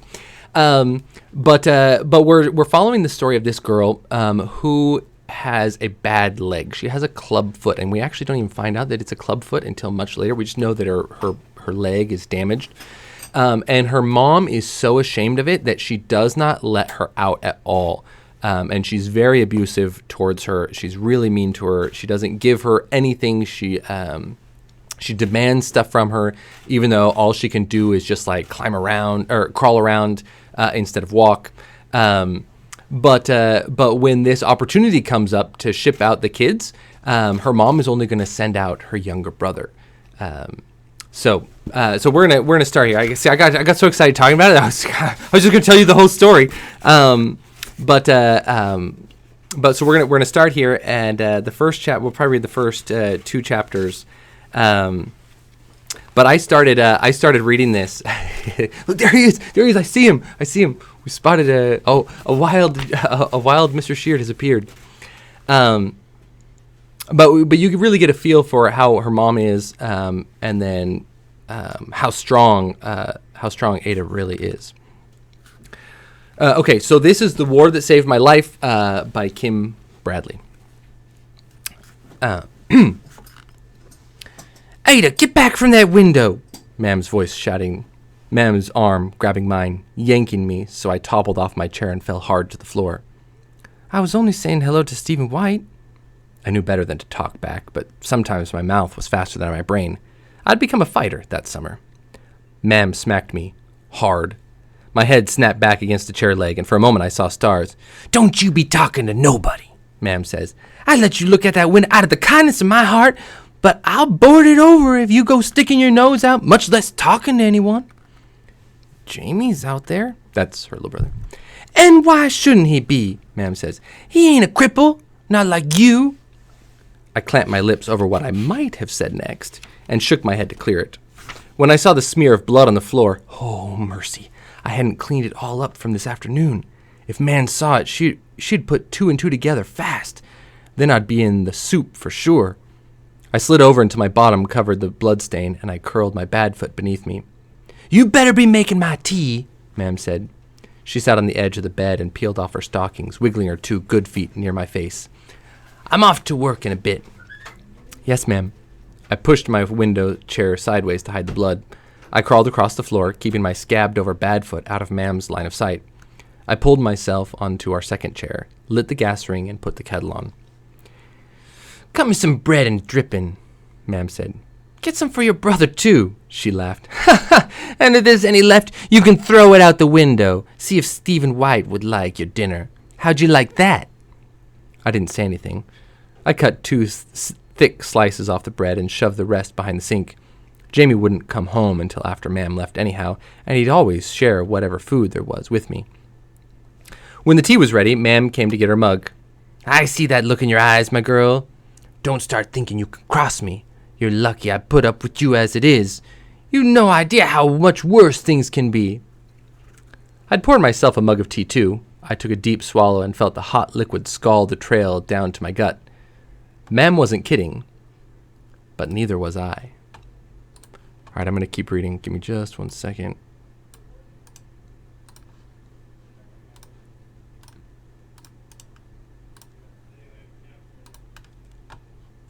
Okay, sorry about that. There are all kinds of wars. This story I'm telling starts out 4 years ago, at the beginning of the summer of 1939. England stood at the edge of another great war then. The war we're in the middle of now. Most people were afraid. I was 10 years old, though I didn't know my age at the time. And while I'd heard of Hitler, little bits and pieces and swear words that floated from the lane to my third-floor window, I wasn't the least concerned about him or any other war fought between nations. You'd think from what I'd already told you that I was at war with my mother, but my first war, the one I waged that June, was between my brother and me. Jamie had a mop of dirt brown hair, the eyes of an angel and the soul of an imp. Mom said he was 6 years old and would have to start school in the fall. Unlike me, he had strong legs and 2 sound feet on the ends of them. He used them to run away from me. I dreaded being alone. Our flat was the one room on the 3rd floor above the pub where Mam worked nights. In the mornings, Mam slept late, and it was my job to get Jamie something to eat and keep him quiet until she was ready to wake up. Then Mam usually went out to shop or talk to women in the lane. Sometimes she took Jamie with her, but mostly not. In the evenings, Mam went to work, and I fed Jamie tea and sang to him and put him to sleep. And I'd been doing that for as long as I could remember. From the days when Jamie still wore diapers and was too small to use the pot. We played games and sang songs and watched the world out the window. The Iceman in his cart, the Rag and Bone Man, his shaggy pony, the men coming home from the docks in the evening, and the women hanging out wash and talking on the stoops, the children in the lane skipping rope and playing tag. I could have gotten down the stairs even then. I could have crawled or scooted on my bottom. I wasn't helpless, but the one time I did venture outdoors, Mam found out and beat me till my shoulders bled. "You're no but a disgrace," she screamed. "A monster with that ugly foot. You think I want the world seeing my shame?" She threatened to board over my window if I went downstairs again. That was always her threat to me. My right foot was small and twisted so that the bottom pointed skyward. All the toes in the air and what should have been the top touched the ground. The ankle didn't work right, of course, and it hurt whenever I put weight on it, so for most of my life I never did. I was good at crawling. I didn't protest staying in one room so long as it held both Jamie and me, but as Jamie grew older, he wanted to be with the other children, playing in the street. "Why shouldn't he be?" Mam said. "He's normal enough." To Jamie she said, "You're not like Ada. You can go wherever you like." "He can't," I said. "He has to stay where I can see him." At first he did, but then he made friends with a gang of boys and went running out of sight all day. He came home with stories about the docks on the River Thames, where big ships unloaded cargo from around the world. He told me about trains and warehouses bigger than our whole block of flats. He'd seen St. Mary's, the church by whose bell I marked time. As the summer days grew longer, he stayed out later and later, until he came home hours after Mam left. He was gone all the time, and Mam didn't care. My room was a prison. I could hardly bear the heat and quiet and the emptiness. I tried everything to make Jamie stay. I barred the door so he couldn't get out, but he was already stronger than me. I begged and pleaded with Mam. I threatened Jamie, and then one hot day, I tied his hands and feet while he was sleeping. I could make him stay with me. Jamie woke up. He didn't scream or shout. He thrashed once, and then he lay helpless, looking at me. Tears slid down his cheeks. I untied him as quickly as I could. I felt like a monster. He had red marks on his wrist from where I'd pulled the string too tight. I won't do it again," I said. I promise. I'll never do that again." Still, his tears flowed. I understood. In all my life, I'd never hurt Jamie. I'd never hit him, not once. Now, I'd become like Mam. "I'll stay inside," he whispered. "No," I said. No, you don't need to. But have some tea before you leave." I gave him a mug and a piece of bread and dripping. It was just the 2 of us that morning.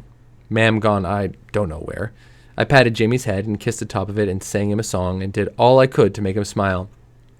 "Pretty soon you'll be going to school anyhow," I said, astonished that I hadn't fully realized this before. "You'll be gone all day then, but it'll be okay. I'm going to fix things, so I'll be okay." I coaxed him into going out to play and waved to him from the window. Then I did what I should have done to start with. I taught myself to walk.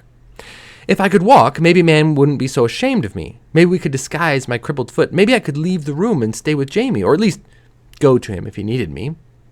That's what happened, though not the way I thought it would. In the end, it was the combination of the two. The end of my little war with Jamie and the start of the big war, Hitler's war, that set me free. Chapter 2. I began that every day. I pulled myself up to the seat of my chair, and then I put both feet onto the floor. My good left foot, my bad right one. I straightened my knees, and, grasping the back of the chair, I stood. I want you to understand what the problem was. I could stand, of course. I could hop one-footed if I wished to, but I was far faster on my hands and knees, and our flat was so small that I didn't bother to stand straight very often.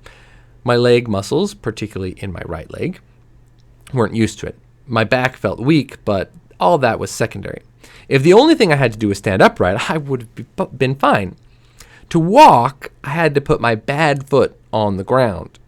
I had to put all of my weight on it and pick up my other foot off the ground and not fall back down from my lack of balance or from the searing pain.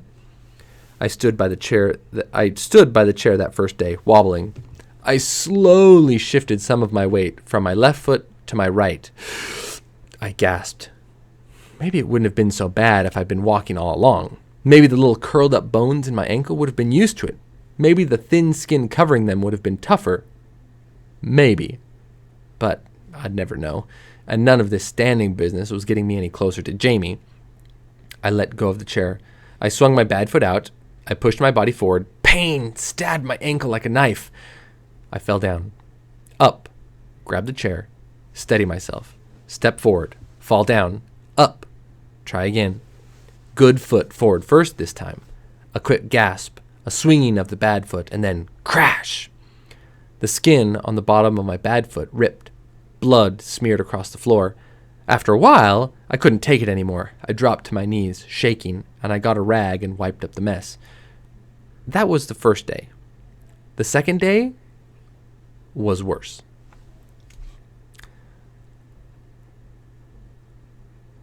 The second day, my good foot and leg hurt too. It was hard to straighten my legs. I had bruises on my knees from falling, and the sores on my bad foot hadn't healed. The second day, all I did was stand, holding the chair. I stood while I looked out my window. I practiced moving my weight from one foot to the other. Then I lay down on the bed and sobbed from the hurt and from exhaustion. I kept it secret, of course. I didn't want Ma'am to know until I was good at walking, and I didn't trust Jamie not to tell her.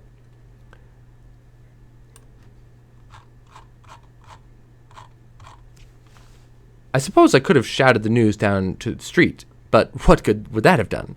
I watched people out my window every day, and sometimes I did speak to them, but while they often waved and even said, "Hello, Ada," they almost never really tried to speak to me.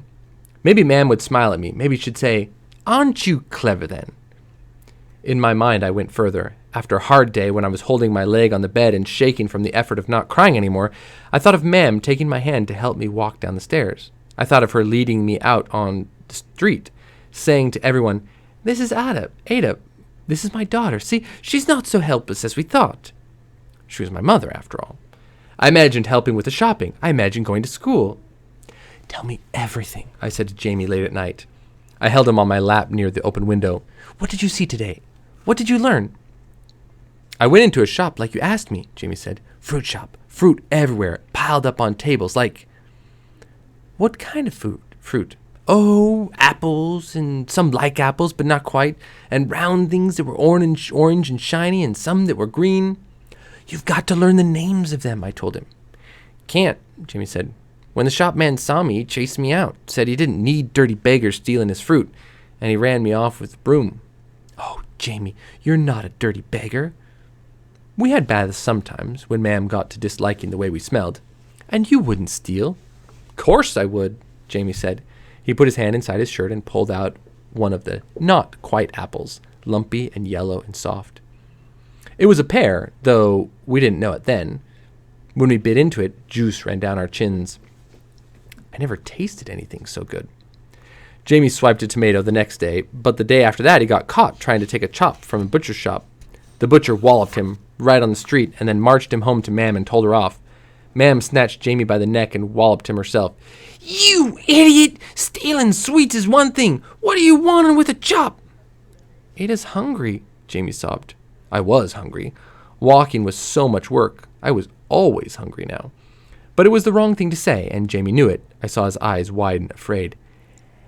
Ada, I should have known, Mam wheeled toward me. Teaching your brother to steal for you, worthless runt. She backhanded me, and I had been sitting on my chair. Without thinking, I jumped up to dodge the blow. I was caught.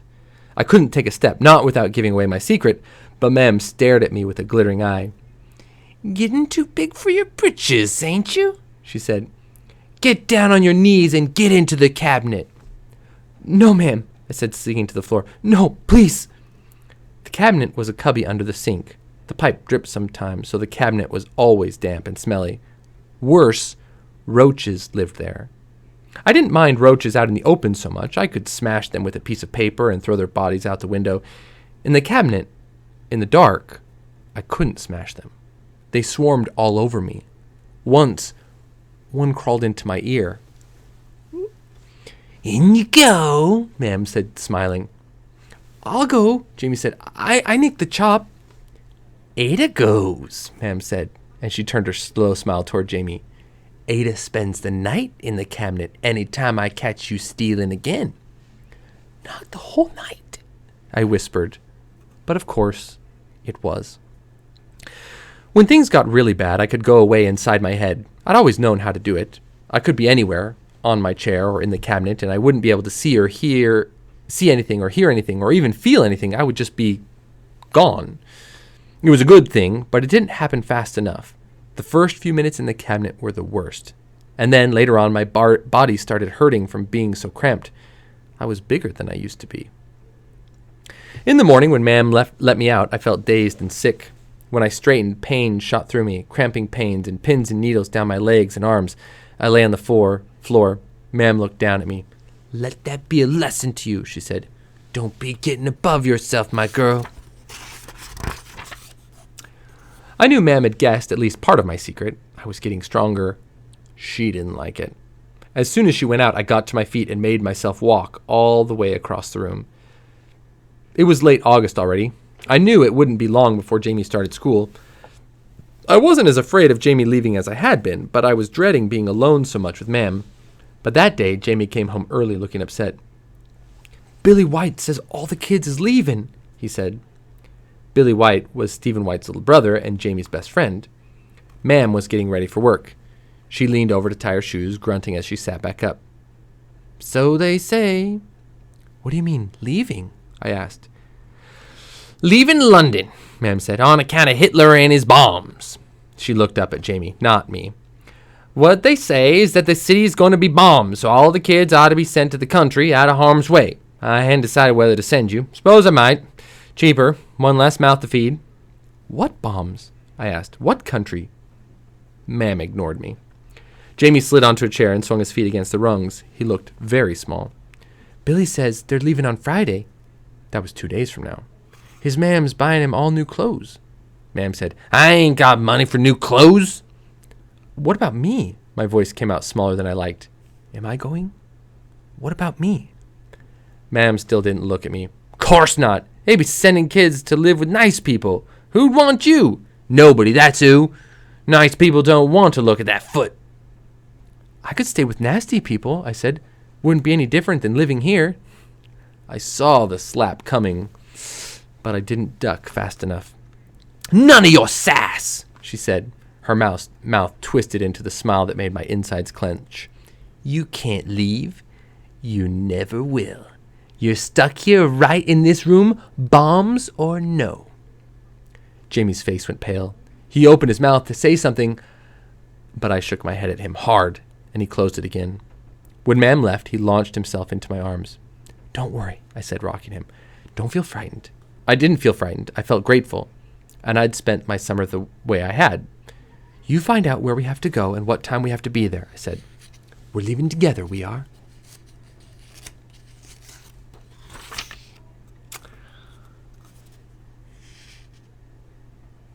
All right, chapter 3. In the wee hours of Friday morning, I stole Mam's shoes. I had to. They were the only shoes in the flat, other than Jamie's canvas shoes, which were too small even for my bad foot. Mam's shoes were too big, but I stuffed the toes with paper. I wrapped a rag around my bad foot, tied the laces tight. The shoes felt strange, but I thought they'd probably stay on. Jamie looked at me in amazement. "I've got to take them," I whispered. "Otherwise, people will see my foot." He said, "You're standing. You're walking." My big moment, and now I hardly cared. There was too much ahead of me. "Yes," I said, "I am." I glanced at Mam, who lay on the bed snoring, her back to us. Proud of me? Not bloody likely. I slid down the stairs on my bottom. At the end of them, Jamie helped me up, and we set out together onto the silent early morning streets. One step, I thought. One step at a time. It was interesting to be at ground level. The light was tinged pink, and a faint blue haze seemed to rise off the buildings, so that everything seemed prettier than it did later in the day. A cat streaked around a corner chasing something, probably a rat. Other than the cat, the street was empty. I held Jamie's hand on my right side for support. In my left, I had a paper bag with food in it for breakfast. Jamie said we were supposed to be at his school at 9 o'clock in the morning, hours ahead, but I'd figured the earlier we got away, the better. I didn't know how long it would take me to get to the school. I didn't want people to stare. The street was bumpy, which I hadn't realized from my window. Walking was harder than in our flat. The shoe helped, but by the time I'd made it to the end of the lane, my foot hurt so badly I didn't think I could take a single step further. But I did. "Turn here," Jamie whispered. "It's not far." Another step and my bad foot twisted. I fell gasping. Jamie knelt beside me. "You could crawl," he said. "So nobody's watching." "How much further?" I asked him. 3 blocks, he said. He added, "Blocks is the buildings in between the streets." We got to cross 3 more streets. I measured the distance with my eyes. 3 streets? Might as well have been 3 miles. 300 miles. "Suppose I'll crawl a bit," I said. But crawling on the street was a lot harder than crawling in our flat. My knees were calloused, of course, but the stones hurt, and the trash and mud weren't pleasant either. After a block, I took Jamie's hand and hauled myself upright. "How come you don't walk when you can?" Jamie asked. "It's new. I learned it this summer while you were out." He nodded. "I won't tell," he said. "Doesn't matter," I said. Already the world seemed huge to me. If I didn't look up at the tops of the buildings, I felt dizzy. "We're going to the country. Nobody minds if I walk there." Of course, that was a lie. I didn't know anything about where we were going. I didn't really know what the word country meant, but Jamie gripped my hand tighter and smiled. The school was a brick building with an empty yard surrounded by a metal fence. We made it inside and I collapsed. We ate bread dipped in sugar. It was good. I nodded. "All of it," I said, and we laughed out loud.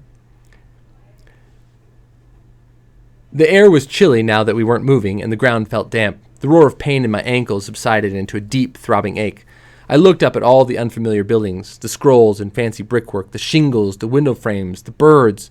I didn't notice the woman walking across the yard until Jamie poked me. She smiled at us. "You're here early," she said.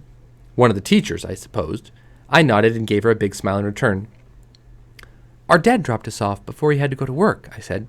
"He said you'd take good care of us." The woman nodded. "And so I will," she said. "Would you like some tea?" When we got up, of course, she noticed my limp. Limp nothing. I was staggering, lucky to have Jamie to catch me. "Oh, you poor thing," she said. "What's wrong?" "I heard it," I said, "just this morning," which was true enough. "Will you let me look at it?" she asked. "Oh, no," I said, forcing myself to keep moving. "It's getting better already." After that, it was easy. It was the most impossible thing I'd ever done, but it was also easy. I held on to Jamie, and I kept moving forward. The yard filled with children and teachers. The teachers organized us into lines. I wouldn't have been able to walk the half mile to the train station. I was mostly done in. But suddenly in front of me was a face I recognized. "That you, Ada?" said Stephen White. He was the oldest of the White children. There were 3 girls between Stephen and Billy. The whole bunch of them had pulled up and were staring at me. They'd never seen me other than through my window. "It's me," I said. Stephen looked surprised. "I didn't think you'd be coming," he said. "I mean, of course you've got to get out of London, but our ma'am said they had special places for people like you." My ma'am hadn't said anything about special places. I said, "What do you mean, people like me?" Stephen looked at the ground. He was taller than me, older, I figured, but not by much. You know, he said. I knew. Cripples, I said. He looked back at my face, startled. No, he said. Simple, not right in the head. That's what everybody says, he said. I didn't even know you could talk. I thought of all the time I spent at my window. I said, I talk to you all the time. I know you wave and jibber jabber, but he looked pretty uncomfortable now. We can never really hear you down on the street. We can't make out what you're saying. I didn't know you could talk normal. And your ma'am says as how you've got to be kept locked up for your own good. For the first time, he looked at my feet. You're a cripple? I nodded. How'd you get here? Walked, I said. I couldn't let Jamie go alone. Was it hard? Yes. An odd expression passed over his face, one I didn't understand at all. Everyone feels sorry for your ma'am, he said. There was nothing I could say to that. Stephen said, She know you're gone? I would have lied, but Jamie piped up. No, she said Ida was going to get bombed. Stephen nodded. Don't worry about walking to the station, he said. I'll give you a ride. I didn't know what he meant, but one of his little sisters smiled at me. He gives me rides, she said. I smiled back. She reminded me of Jamie. Okay, then, I said. So Stephen White piggybacked me to the station. The teacher that had given me tea thanked him for helping. We marched in a long line, and the teacher made us sing, There'll Always Be in England. Finally, we got to the station, which was overflowing with more children than I knew existed in the world. Can you get onto the train all right? Stephen asked, setting me down. I grabbed Jamie's shoulder. Of course I can. Stephen nodded. He started to herd Billy and his sisters into a group, but then he turned back to me. How come she keeps you locked up if you're not simple? Because of my foot, I said. He shook his head. That's crazy. It's because whatever I did to make my foot like that. He shook his head again. Crazy. I stared at him. Crazy? The teacher started yelling then, and we all climbed onto the train. Before the noon church bells rang, the train began to move. We'd escaped. Ma'am, Hitler's bombs, my one-room prison, everything. Crazy or not, I was free. Okay, what happens next is she goes out to the country, and because of her bad foot, so they get everybody off the train and they line everybody up and they bring all the people in the community together and they say, okay, pick the children you're going to take back to your home, and so all the other children get picked and there's no adults left and none of them pick Ada and her brother Jamie, and so the person in charge, she goes and gets this woman. Who constantly says that she doesn't want children, and so the danger is maybe she's just moved from one house that doesn't want her to another one, but it's pretty amazing what happens because, as you can imagine, this new house, even though they say that they don't want her. It's a totally different experience for her. One of my favorite parts is when they're driving on the train and she sees this woman riding a horse, and she looks out there and she's like, what is that? It's like she's been in her room her entire life. She's never left it. She's never gone to school, so she doesn't know anything about anything. She doesn't know how to read. She doesn't know how to write. She barely knows how to talk. It's hard for her to get around. But this book was so good, especially when she gets out to her new home. All right, I'm gonna grab another book and we'll get started.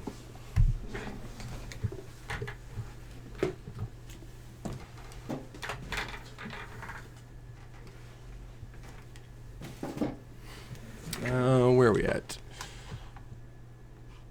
We'll do that one. Artemis Fowl, where are you? Okay, got it.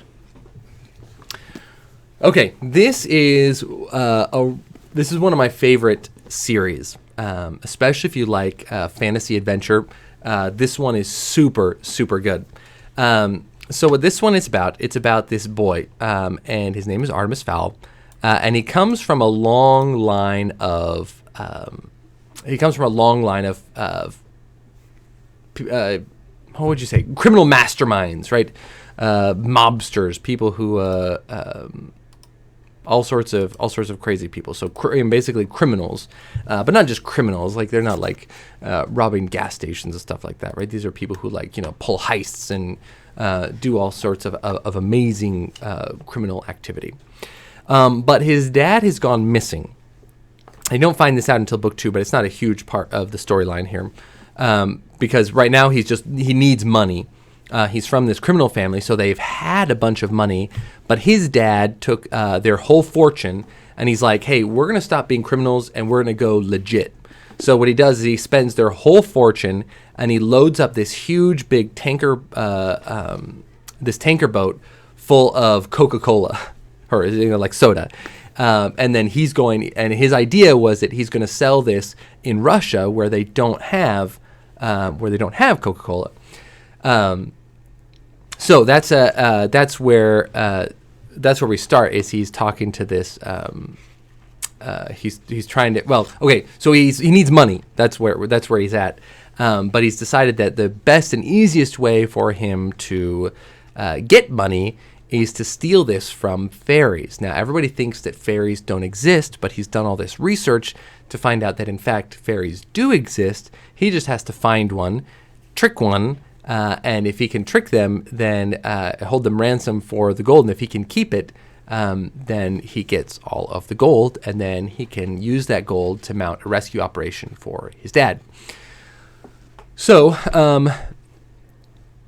these the fairies. Well, no, we'll just let you get to that. So as soon as he kidnaps a fairy, all heck breaks loose. But it's funny to see him try to stay one step ahead of the fairies, who not only have magic, but who are much more technologically advanced than humans. Okay, so we'll start out with this is Artemis Fowl by Owen Colfer. This is E-O-I-N, but it's pronounced Owen. Owen Colfer. How does one describe Artemis Fowl? Various psychiatrists have tried and failed. The main problem is Artemis's own intelligence. He bamboozles every test thrown at him. He has puzzled the greatest medical minds and sent many of them gibbering to their own hospitals. There is no doubt that Artemis is a child prodigy. But why does someone of such brilliance dedicate himself to criminal activities? This is a question that can be answered by only one person, and he delights in not talking. Perhaps the best way to create an accurate picture of Artemis is to tell the by now famous account of his first villainous venture. I put together this report from first-hand interviews with the victims, and as the tale unfolds, you will realize that this was not easy. The story began several years ago at the dawn of the 21st century. Artemis Fowl has devised a plan to restore his family's fortune, a plan that could topple civilizations and plunge the planet into a cross-species war.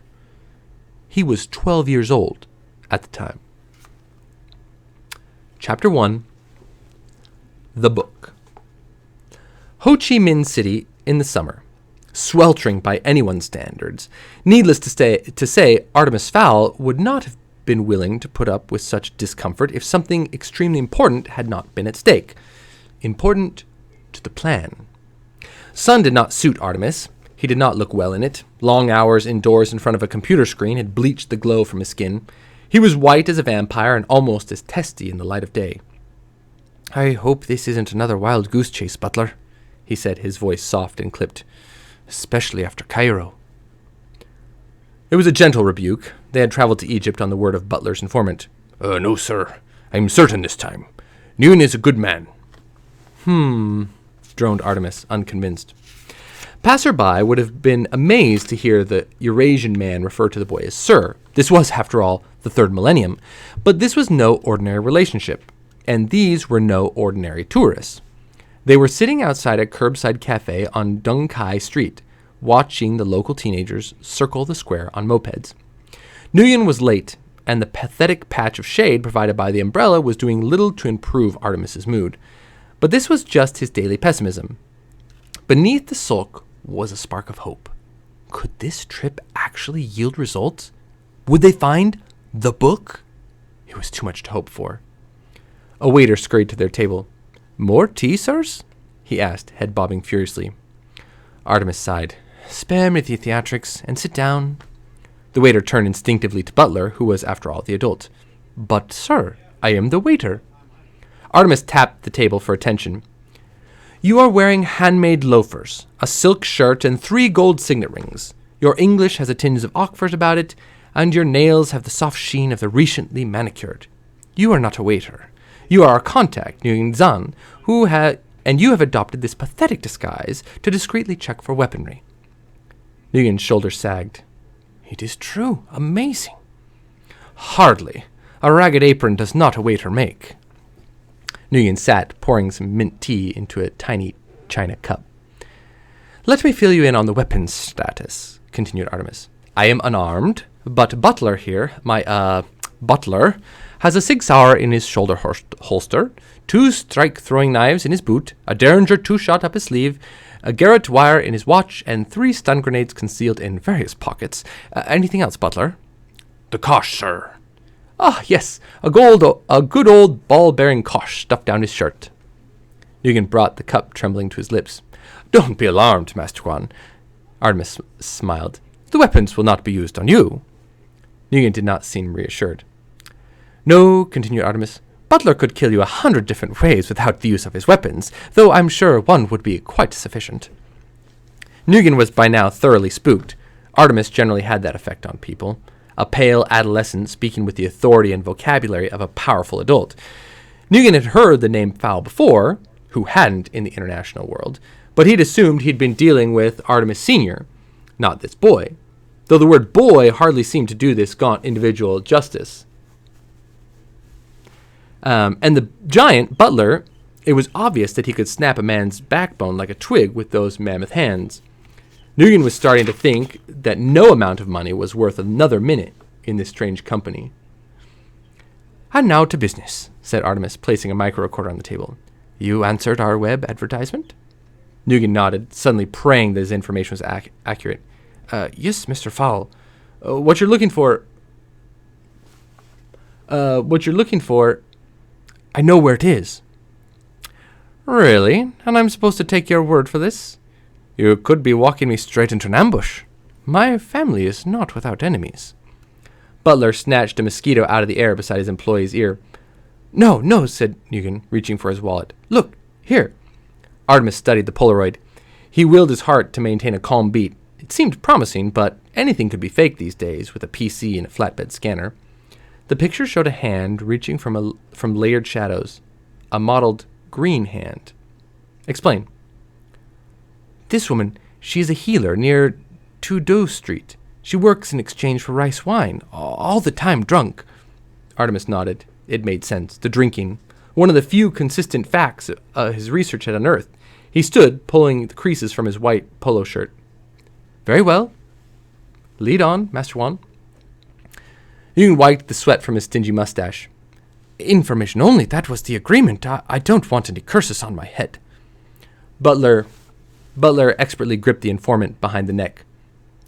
"I'm sorry, Master Juan, but the time when you had a choice in matters is long past." Butler steered the protesting Vietnamese man to the rented 4-wheel drive. It was hardly necessary on the flat streets of Ho Chi Minh City, or Saigon as the locals still called it, but Artemis preferred to be as insulated from civilians as possible. The Jeep inched forward at a painfully slow rate, made all the more excruciating by the anticipation building in Artemis's chest. He could suppress it no longer. Could they at last be at the end of their quest? After 6 false alarms across 3 continents, could this wise-sodden healer be the gold at the end of the rainbow? Artemis almost chuckled. Gold at the end of the rainbow. He'd made a joke. Now that's something that didn't happen every day. The mopeds parted like fish on a giant shoal. There seemed to be no end to the crowds. Even the alleyways were full to bursting with vendors and hagglers. Cooks dropped fish heads into walks of hissing oil, and urchins thread their way underfoot, searching for unguarded valuables. Others sat in the shade, wearing out their thumbs on Game Boys. Nguyen was sweating right through his khaki top. It wasn't the humidity. He was used to that. It was this whole cursed situation. He should have known better than to mix magic and crime. He made a silent promise that if he got out of this, he would change his ways. No more answering shady internet requests, and certainly no more consulting with the sons of European crime lords. The Jeep could only go so far. Eventually, the side streets grew too narrow for the four-wheel drive. Artemis turned to Nguyen. "It seems we must proceed on foot, Master One. Run if you like, but expect a sharp and fatal pain between your shoulder blades." Nguyen glanced into Butler's eyes. They were a deep blue, almost black. There was no mercy in those eyes. "Don't worry, I won't run." They climbed down from the vehicle. 1,000 suspicious eyes followed their progress along the steaming alley. An unfortunate pickpocket attempted to steal Butler's wallet. The manservant broke the man's fingers without looking down. They were given a wide berth after that. The alley narrowed to a rutted lane. Sewage and drain pipes fed directly onto the muddy surface. Cripples and beggars huddled on rice mat islands. Most of the residents of this lane had nothing to spare, with the exception of 3. "Well?" demanded Artemis. "Where is she?" Nguyen jabbed a finger toward the black triangle beneath the rusted fire escape. "There, under there. She never comes out. Even to buy rice spirits, she sends a runner. Now can I go?" Artemis didn't bother answering. Instead, he picked his way across the puddled lane to the lee of the fire escape. He could discern furtive movements in the shadows. "Butler, could you hand me the goggles?"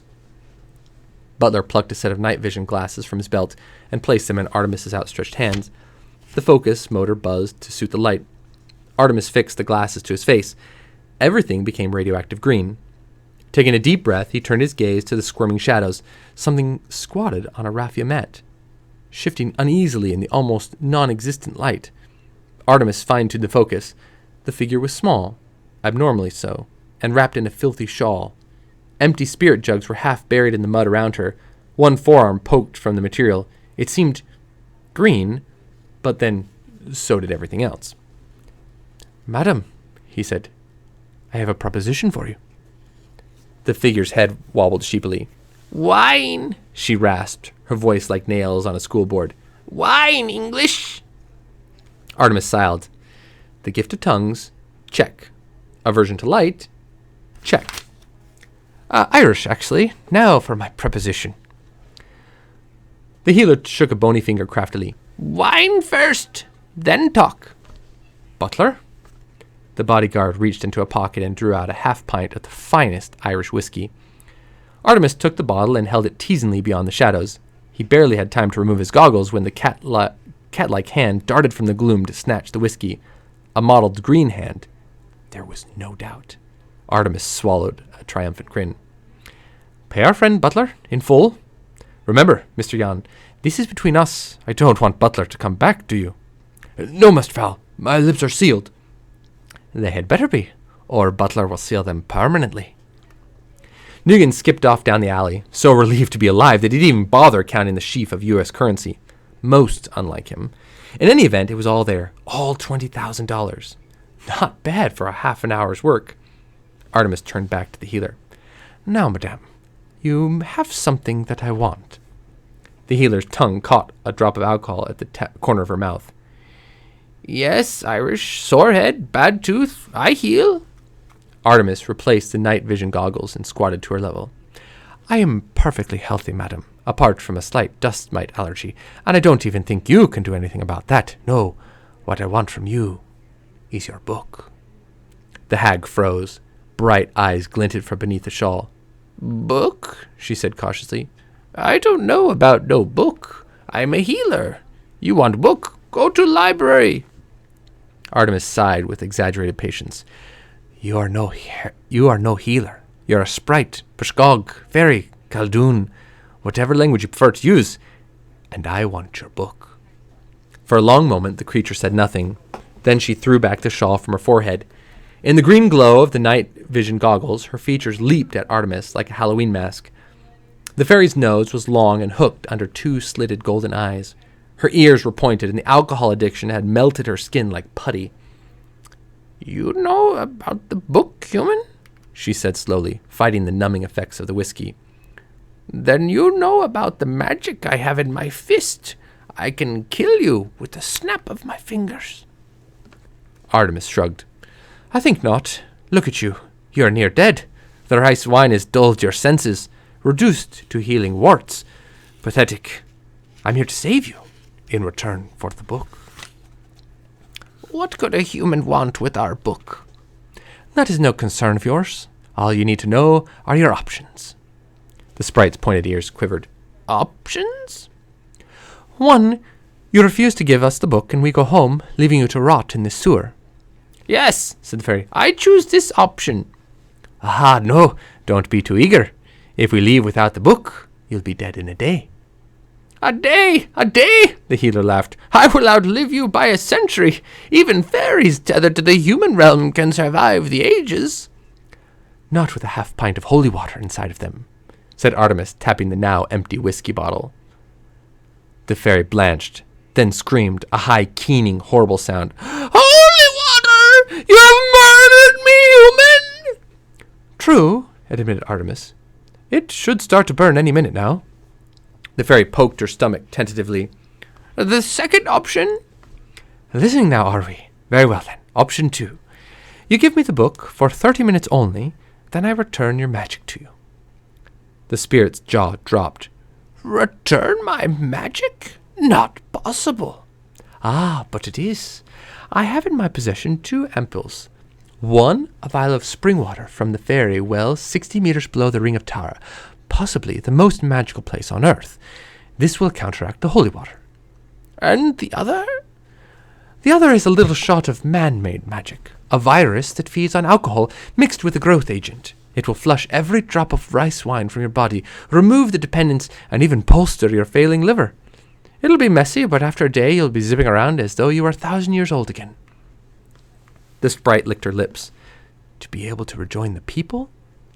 Tempting. How do I know to trust you, human? You have tricked me once already. Good point. Here's the deal. I'll give you the water on faith. Then after I had a look at the book, you get the booster. Take it or leave it. The fairy considered. The pain was already curling around her abdomen. She thrust out her wrist. I'll take it. I thought you might. Butler? The giant manservant unwrapped a soft velcroed case containing a syringe gun and 2 vials. He loaded the clear one, shooting it into the sprite's clammy arm. The fairy stiffened momentarily and then relaxed. Strong magic. Yes, but not as strong as your own will be when I give you the second injection. Now, the book. The sprite reached into the folds of her filthy robe, rummaging for an age. Artemis held his breath. This was it. Soon the Fowls would be great again. A new empire would rise, with Artemis the Fowl II at its head. The fairy woman withdrew a closed fist. No use to you anyway, written in the old language. Artemis nodded, not trusting himself to speak. She opened her knobby fingers. Lying in her palm was a tiny golden volume, the size of a matchbox. Here, human, 30 of your minutes, no more. Butler took the tiny tome reverentially. The bodyguard activated the compact digital camera and began photographing each wafer-thin page of the book. The process took several minutes. When he was finished, the entire volume was copied onto the camera's on the camera's chip. Artemis preferred not to take chances with information. Airport security equipment had been known to wipe many a vital disk, so he instructed his aide to transfer the file to his portable phone and from there email it to Fowl Manor in Dublin. Before 30 minutes were up, the file containing every symbol in the fairy book was sitting safely in the Fowl server. Artemis returned the tiny volume to its owner. Nice doing business with you. The sprite lurched to her knees. The other potion, human? Artemis smiled. Ah, yes, the restoring booster. I suppose I did promise. Yes, human promised. Very well, but before we administer it, I must warn you that purging is not pleasant. You are not going to enjoy this one bit. The fairy gestured around her at the squalid filth. You think I enjoy this? I want to fly again. Butler loaded the second vial, shooting this one straight into the carotid artery. The sprite immediately convulsed on the mat, her entire frame quivering violently. Time to leave, commented Artemis. 100 years of alcohol leaving a body by any means possible is not a pretty sight.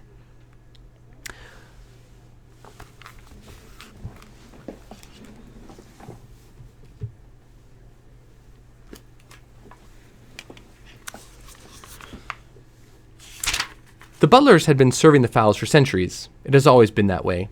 Indeed, there were several eminent linguists in the opinion that this was how the common noun had originated. The first record of this unusual arrangement was when butler Virgil had been contracted as a servant, bodyguard, and cook to Lord Hugo de Foule, one of the first great Norman crusades. At the age of 10, butler children were sent to a private trading center in Israel where they were taught the specialized skills necessary to guard the latest in the foul line. These skills included cordon bleu cooking, marksmanship, a customized blend of martial arts, emergency medicine, and information technology. If at the end of their training there was not a fowl to guard, then the butlers were eagerly snapped up as bodyguards for various royal personages, generally in Monaco or Saudi Arabia. Once a fowl and butler were put together, they were paired for life. It was a demanding job and lonely, but the rewards were handsome if you survived to enjoy them. If not, then your family received a 6-figure settlement plus a monthly pension. The current butler had been guarding young Master Artemis for 12 years, since the moment of his birth, and although they adhered to the age-old formalities, they were much more than master and servant. Artemis was the closest thing Butler had to a friend, and Butler was the closest Artemis had to a father, albeit one who obeyed orders. Butler held his tongue until they were aboard the Heathrow connection from Bangkok. Then he had to ask, "Artemis?" Artemis looked up from the screen of his power book. He was getting a head start on the translation. "Yes?" "The sprite. Why didn't we simply keep the book and leave her to die?" "A corpse is evident, Butler. But my way the people will have no reason to be suspicious." "But the sprite?" "I hardly think she will confess to showing humans the book. In any case, I mixed a slight amnesiac into her second injection. When she finally wakes up, the last week will be a blur." Butler nodded appreciatively. Always 2 steps ahead. That was Master Artemis. People said he was a chip off the old block. They were wrong. Master Artemis was a brand new block, the likes of which had never been seen before. Doubts assuaged, Butler returned to his copy of Guns and Ammo, leaving his employer to unravel the secrets of the universe. All right. So we go on. I might read just a little bit more, one more chapter after this. But we have an amazingly special treat. We have here in my office right here, we have Dr. Grover, who is here. She is the superintendent of Grand Island Public Schools. I'm going to take just a second and talk to her, but I'll be back in a minute or two, and then she's going to read a little to us. So give us just a second.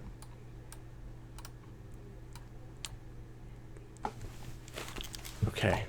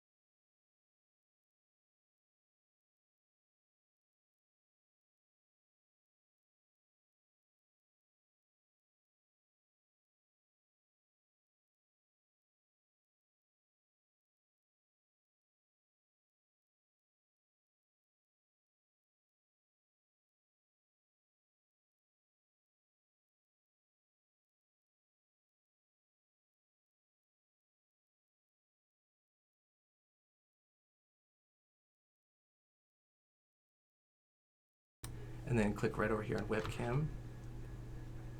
And it should show you, and then you can click on book cam when we're ready to go. All right, we're ready.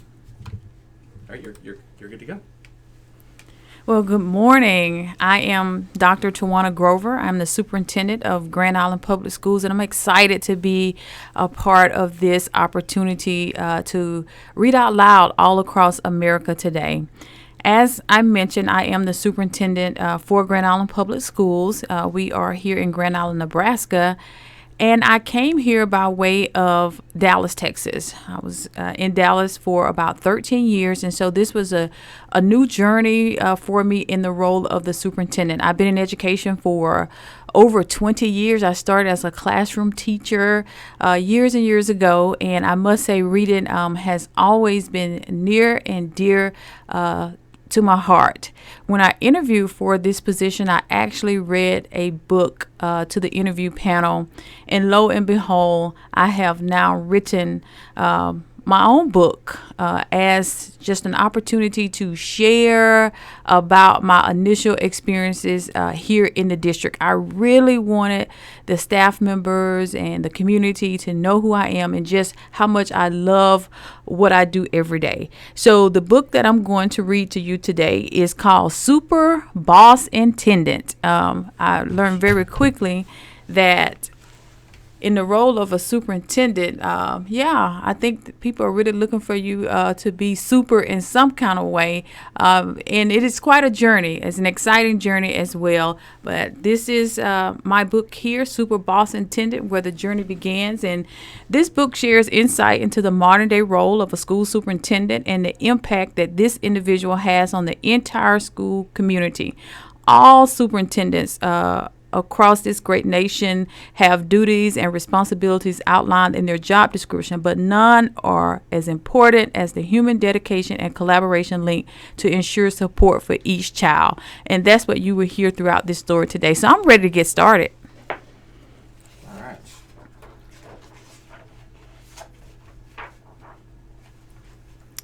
Yeah, and as you can see, this is pretty much written to be a children's book, but I think it's great for even aspiring superintendents, leaders, teachers, community members. Everyone should be able to enjoy this story. So here we go.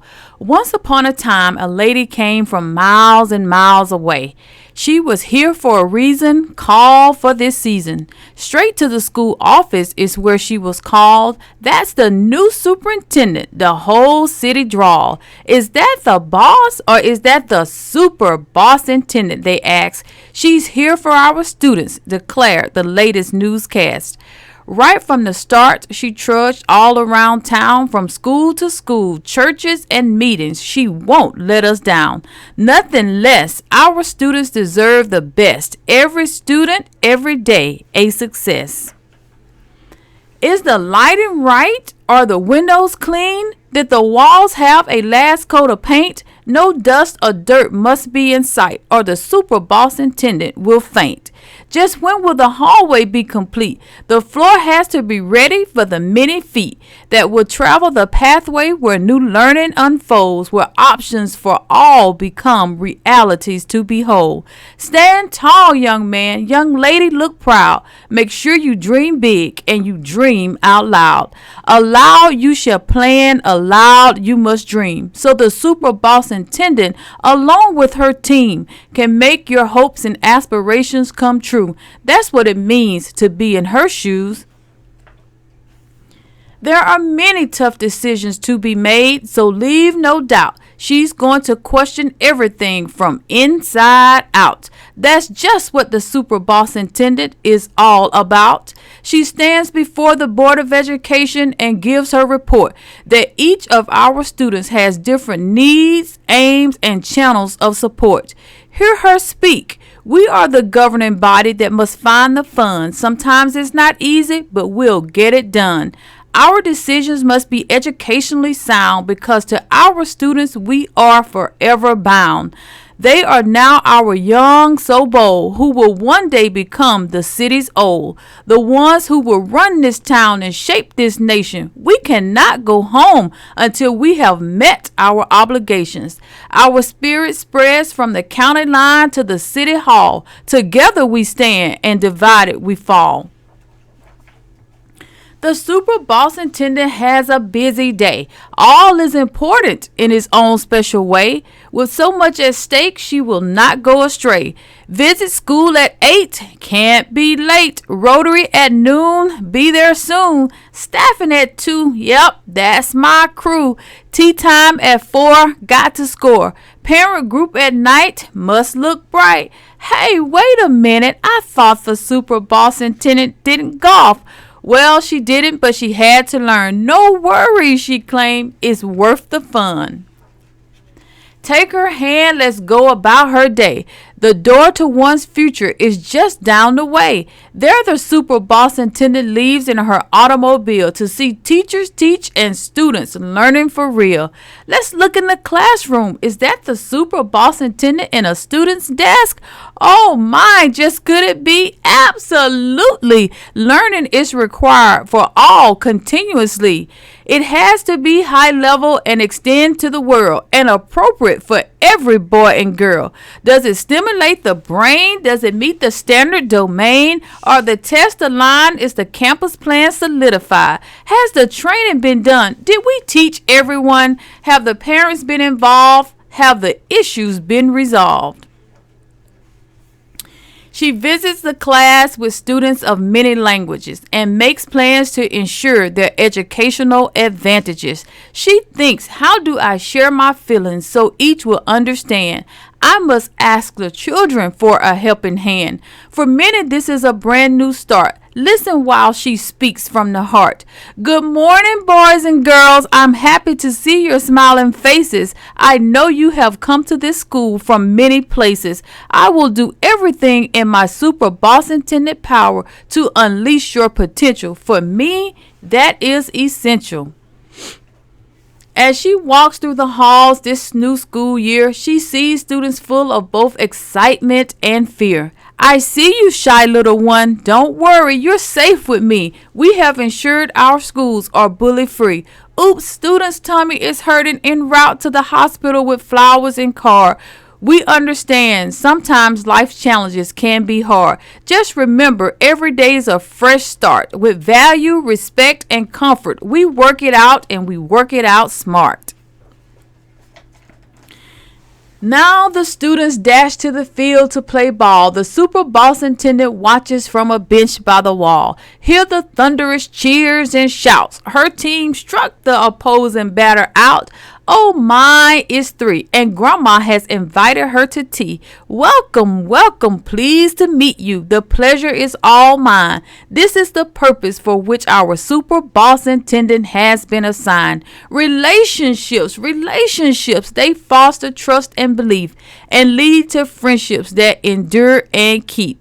Unity, diversity, kindness, generosity, core values, ethical responsibility.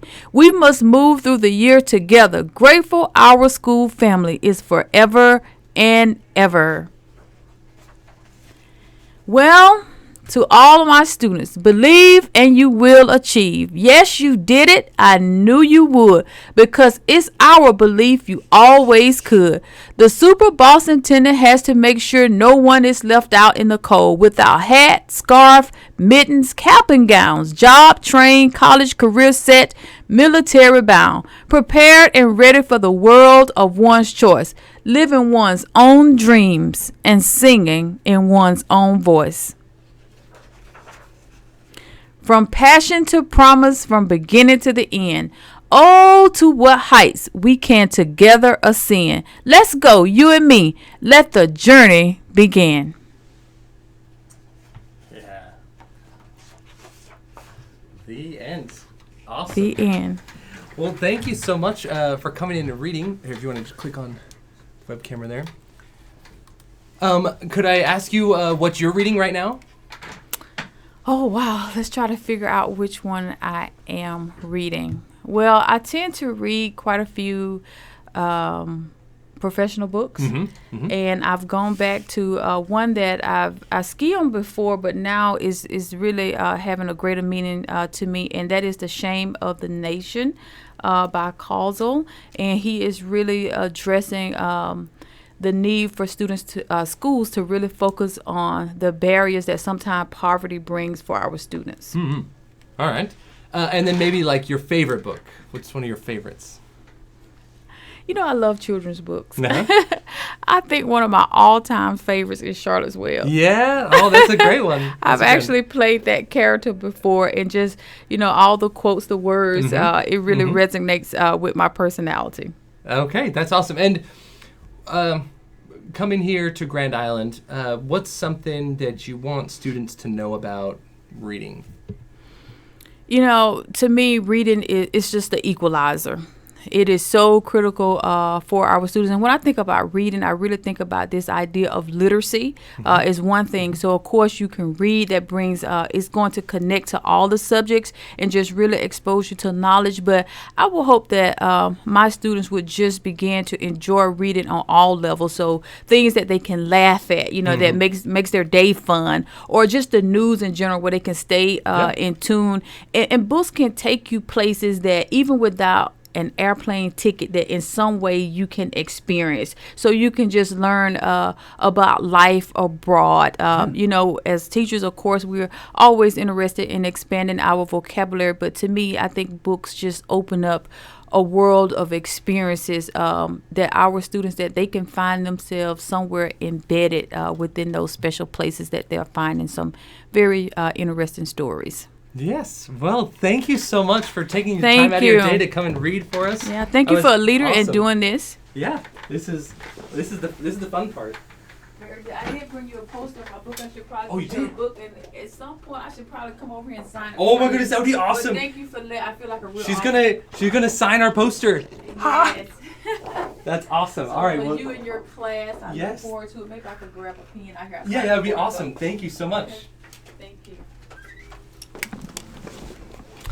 All right, so that was we'd heard from Mr. Sheard before. He'd written his story, and it seems like he's just a little bit behind Dr. Grover. Maybe we can talk to him and get him to convince him to get his book down onto an actually published copy.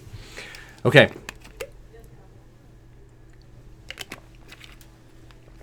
I have to contact Mr. Foley really quick.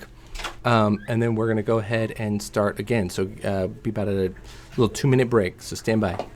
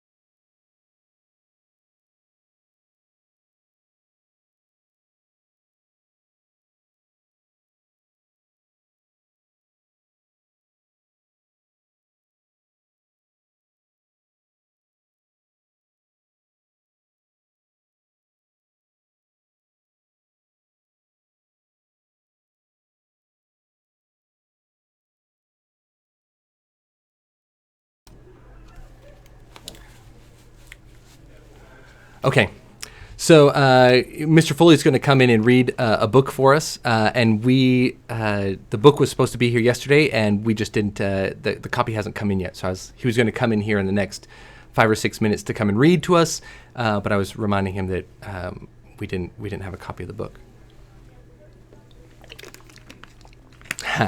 Okay, so while I was doing that, Dr. Grover signed our poster. Yay! So we'll have to put that up somewhere in the library. I'm pretty excited about that. Okay, I wanted to read just a little bit more of Artemis Fowl because we're only on page 19. But it's because it's what happens after we get the book, and I might even skip. Okay, so the next chapter is all about him. We learn a little bit about his mom, and his mom is kind of crazy. The loss of his father kind of drove her over the edge. But we also learn he's just sitting there trying to unravel the mysteries of the book. He's learning how to decode it, and in that we learn a little bit about how smart he actually is. Like he's an absolute genius. And then we're going to start here on chapter 3.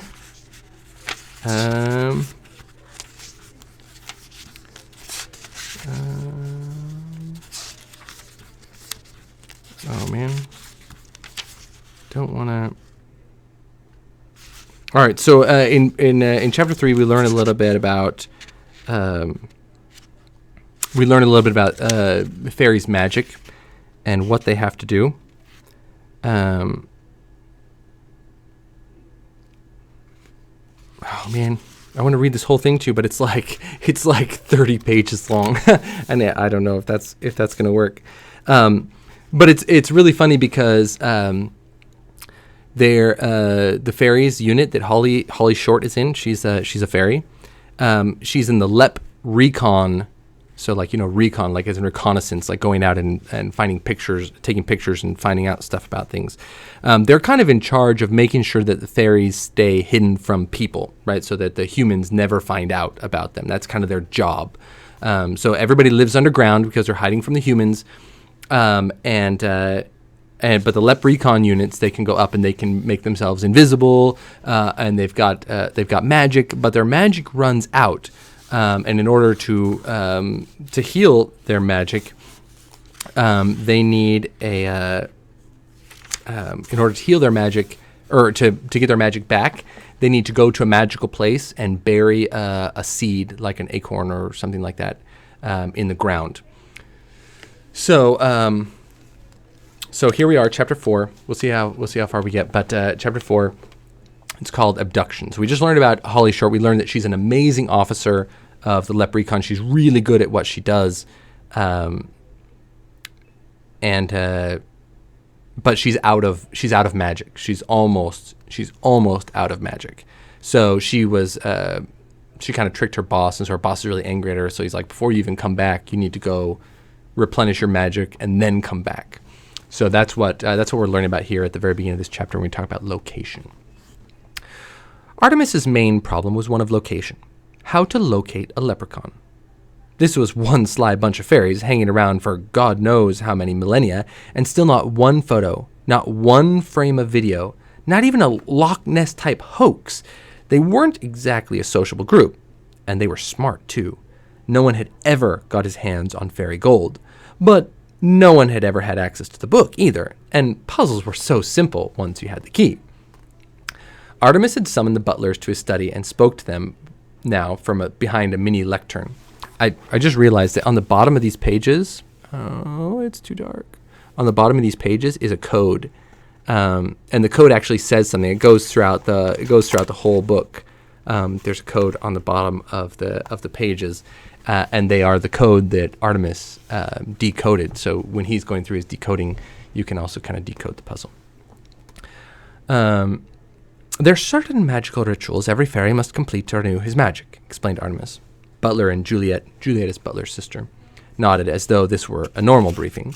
Artemis flicked through his hard copy of the book and selected a passage. From the earth thine power flows, given through courtesy, so thanks are owed. Pluck thou the magic seed, where full moon, ancient oak, and twisted water meet, and bury it far from where it was found, so return your gift into the ground. Artemis closed the text. Do you see? Butler and Juliet kept nodding, while still looking thoroughly mystified. Artemis sighed. The leprechaun is bound by certain rituals, very specific rituals, I might add. We can use them to track one down. Juliet raised a hand, even though she herself was 4 years Artemis's senior. Yes? Well, the thing is, Artemis, she said hesitantly, twisting a strand of blonde hair in a way that several of the local louts considered extremely attractive. The bit about leprechauns. Artemis frowned. It was a bad sign. Your point, Juliet? Well, leprechauns, they're not real, don't you? Butler winced. It was his fault, really. He'd never got around to filling his sister in on the mission parameters. Artemis scowled reprovingly at him. Butler hasn't already talked to you about this. No, was he supposed to? Yes, he certainly was. Perhaps he thought you'd laugh at him. Butler squirmed. That was exactly what he'd thought. Juliet was the only person alive who'd laughed at him with embarrassing regularity. Most other people did it once. Just once. Artemis cleared his throat. Let us proceed under the assumption that the fairy folk do exist, and that I am not a gibbering moron. Butler nodded weakly. Juliet was unconvinced. Very well. Now, as I was saying, the people have to fulfill a specific ritual to renew their powers.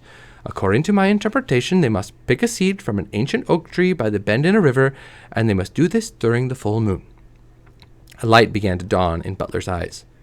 So all we have to do is run a cross-reference through the weather satellites, which I already have. Believe it or not, there are not that many ancient oaks left. If you take an ancient to be 100 years plus, when you factor in the river bend and full moon, there are precisely 129 sites to be surveyed in the country. Butler grinned. Stakeout. Now the master was talking his language. There are preparations to be made for our guest's arrival, said Artemis, handing a typewritten sheet of A4 to Juliet. These alterations must be made to the cellar. See to it, Juliet, to the letter. Yes, Artie. Artemis frowned, but only slightly. For reasons that he couldn't quite fathom, he didn't mind terribly when Juliet called him by the pet name his mother had for him. Butler scratched his chin thoughtfully. Artemis noticed the gesture. Question? Well, Artemis, the sprite in Ho Chi Minh City. Artemis nodded. I know. Why didn't we simply abduct her? Yes, sir. According to Chi Lun's Almanac of the People, a 7th century manuscript recovered from the lost city of Shamshou. Once a fairy has taken sprites with the mud people, that's us, by the way, they are forever dead to their brothers and sisters. So there was no guarantee that that particular fairy was worth even an ounce of gold. No, my old friend, we need fresh blood. All clear? Butler nodded. Good. Now there are several items you need to procure for our moonlight jaunts. Butler scanned the sheet. Basic field equipment, a few eyebrow razors, nothing too puzzling until... Sunglasses? At night? When Artemis smiled, as he did now, one almost expected vampire fangs to sprout from his gums. Yes, Butler. Sunglasses. Trust me. And Butler did, implicitly. Holly, we're switching back to Holly. Remember, she's a fairy, and she's got this unit she can fly around in. Holly activated the thermal coil in her suit and climbed to 13,000 feet. The hummingbird wings were top of the range. The battery readout showed 4 red bars, more than enough for a quick jaunt through mainland Europe and across the British Isles. Of course, the regulations said always travel over water if possible, but Holly could never resist knocking the snowcap from the highest Alp on her way past. The suit protected Holly from the worst of the elements, but she could still feel the chill sinking into her bones. The moon seemed huge from this altitude, the craters on its surface easily distinguishable. Tonight, it was a perfect sphere. A magical full moon. Immigration would have their hands full, as thousands of surface-sick fairies were drawn irresistibly overground. A large percentage would make it, probably causing mayhem in their revelry. Earth's mantle was riddled with illegal tunnels, and it was impossible to police them all. Remember, all the fairies are underground, so they can be hidden. Holly followed the Italian coast up to Monaco, and from there across the Alps to France. She loved flying. All fairies did. According to the book, they had been equipped with wings of their own, but evolution had stripped them of this power, all but the sprites. One school of thought believed that the people were descendants from airborne dinosaurs, possibly pterodactyls. Much of the upper body skeleton structure was the same. This theory would certainly explain the tiny nub of bone on each shoulder blade. Holly toyed with the idea of visiting Disneyland Paris. The LEP, remember this, the LEP, it's the agency that's the police, the fairy police, had several underground operatives stationed there, most of them working in the Snow White exhibit. It was one of the few places on Earth where the people could pass unnoticed. But if some tourist shot a photo of her and ended up on the internet, Root would have her badge for sure. Root's her boss. With a sigh of regret, she passed over the shower of multicolored fireworks below. Once across the channel, Holly flew low, skimming over the white-crested waves. She called out to the dolphins, and they rose to the surface, leaping from the water to match her pace. She could see the pollution in them, bleaching their skin white and leaving them red sores on their back. And although she smiled, her heart was breaking. Mud people had a lot to answer for. Finally, the coast loomed ahead of her, the old country. Iryu, the land where time began, the most magical place on the planet. It was here, 10,000 years ago, that the ancient fairy race, the Dedaman, had battled against the demon Formons, carving the famous giant's causeway with strengths of their magical blasts. It was here that the Lia Falil stood, the rock at the center of the universe, where the fairy kings and later the human Ardri were crowned. And it was also here, unfortunately, that the mud people were most in tune with magic, which resulted in a far higher people sighting rate than you got anywhere else on the planet. Thankfully, the rest of the world assumed that the Irish were crazy, a theory that Irish themselves did nothing to debunk. They had somehow got it into their heads that each fairy lugged around a pot of gold with him wherever he went. While it was true that LEP had a ransom fund because of its officers' high-risk occupation, no human had ever taken a chunk of it yet. This didn't stop the Irish population in general from skulking around rainbows, hoping to win the supernatural lottery. But in spite of all that, if there was one race the people felt an affinity for, it was the Irish. Perhaps it was their eccentricity, perhaps their dedication to the Creach, as they called it. And the people were actually related to humans, as another theory had it. Odds are that the Emerald Isle was where it started. Holly punched up a map on a wrist locator and set it to sweep for magical hotspots. The best site would obviously be Tara, near the La Falile, but on a night like tonight, every traditionalist fairy with an overground pass would be dancing around the holy scene, so best to give it a miss. There was a secondary site not far from here, just off the southeast coast. Easy access from the air, but remote and desolate for land-bound humans. Holly reined in the throttle and descended to 90 yards. She skipped over the bristling evergreen forest, emerging in a moonlit meadow. A silver thread of silver bisected the field, and there, nestling in the fold of a meander loop, was the proud oak. Holly checked her locator for life forms. Once she judged the cow 2 fields over not to be a threat, she cut her engines and glided to the foot of the mighty tree. Switching back to Artemis Fowl point of view. 4 months of stakeout. Even Butler, the consummate professional, was beginning to dread the long nights of dampness and insect bites. Thankfully, the moon was not full every night. It was always the same. They would crouch in their foil-lined blind in complete silence. Butler repeatedly checked his equipment, while Artemis stared unblinking through the eye of the scope. At times like these, nature seemed deafening in their confined space. Butler longed to whistle, to make conversation, anything to break the unnatural silence. But Artemis's concentration was absolute. He would brook no interference or lapse of focus. This was business. Tonight they were in the southeast, the most inaccessible site yet. Butler had been forced to make 3 trips to the Jeep in order to hump the equipment across the stile, a bog, and 2 fields. His boots and trousers were ruined, and now he would have to sit in the blind with ditch water soaking into the seat of his pants. Artemis had somehow contrived to remain spotless. The blind was ingenious in design, and interest had already been expressed in the manufacturing rights, mostly by military representatives, but Artemis had resolved to sell the patent to a sporting goods multinational. It was constructed of an elasticated foil polymer on a multi-hinged fiberglass skeleton. The foil, similar to that used by NASA, trapped the heat inside the structure while preventing the camouflaged outside surface from overheating. This ensured that any animal sensitive to heat would be unaware of its presence. The hinges meant that the blind would move almost like a liquid, filling whatever depression it was dropped into. Instant shelter and vantage point. You simply placed the Velcroed bag in a hole and pulled the string. But all the cleverness in the world couldn't improve the atmosphere. Something was troubling Artemis. It was plain in the web of premature lines that spread from the corners of his deep blue eyes. After several nights of fruitless surveillance, Butler plucked up enough courage to ask. "Artemis," he began hesitantly, "I realize it's not my place, but I know there's something wrong, and if there's anything I can do to help." Artemis didn't speak for several moments, and for those few moments Butler saw the face of a young boy, the boy Artemis might have been. "It's my mother, Butler," he said at last. "I'm beginning to wonder if she'll ever—" Then the proximity alarm flashed red. Holly hooked the wings over a low branch, unstrapping the helmet to give her ears some air. You had to be careful with elven ears. A few hours in the helmet and they started to flake. She gave the tips a massage. No dry skin there. That was because she had a daily moisturizing regime. Not like some of the male LEP officers. When they took off their helmets, you'd swear it had just started to snow. Holly paused for a minute to admire the view. Ireland certainly was picturesque. Even the mud people hadn't been able to destroy that. Not yet, anyway. Give them another century or two. The river was folding gently before her like a silver snake, hissing as the water tumbled across a stony bed. The oak tree crackled overhead, its branches rasping together in the bracing breeze. Now to work. She could do the tourist thing all night once her business was complete. A seed. She needed a seed. Holly bent to the ground, brushing the dried leaves and twigs from the clayed surface.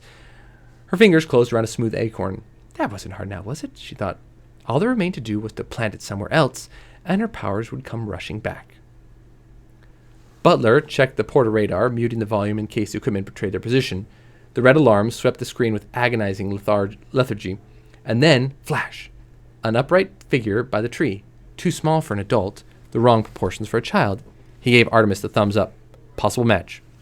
Artemis nodded, strapping the mirrored sunglasses across his brow. Butler followed his lead, popping the cap on his weapon's starlight scope.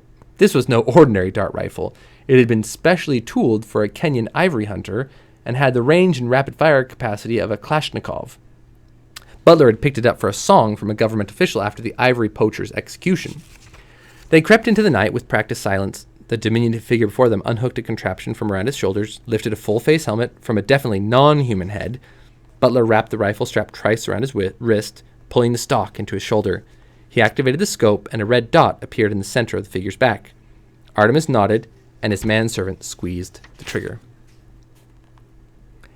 In spite of 1,000,000 to 1 odds, it was at that precise moment that the figure bent low to the earth. Something whizzed over Holly's head, something that glinted in the starlight. Holly had enough on-the-job experience to realize she was under fire, and immediately curled her elven frame into a ball, minimizing the target. She drew her pistol, rolling toward the shelter of the tree trunk. Her brain scrambled for possibilities. Who could be shooting at her, and why? Something was waiting beside the tree, something roughly the size of a mountain, but considerably more mobile. "Nice pea shooter," grinned the figure, smothering Holly's handgun in a turnip-sized fist. Holly managed to extricate her fingers a nanosecond before they snapped like brittle spaghetti. "I don't suppose you'd consider a peaceful surrender," said a cold voice behind her. Holly turned, elbows raised for combat. "No," sighed the boy melodramatically. "I suppose not." Holly put on her best brave face. "Stay back, human. You don't know what you're dealing with." The boy laughed. "Ha! I believe, Fairy, that you are the one unfamiliar with the facts." Fairy? He knew she was a fairy. I have magic, Mudworm, enough to turn you and your gorilla into pig droppings." The boy took a step closer. "Brave words, miss, but lies nonetheless. If, as you say, you had magic, you would have no doubt used it by now. No, I suspect you have gone too long without a ritual, and you're here to replenish your powers." Holly was dumbfounded. There was a human before her, casually spouting sacred secrets? This was disastrous, catastrophic. It would mean the end of generations of peace. If the humans were aware of a fairy subculture, it was only a matter of time before the two species went to war. She must do something, and there was only one weapon left in her arsenal. The mesmer. It's the lowest form of magic and requires only a trickle of power. There are even certain humans with a bent for the talent.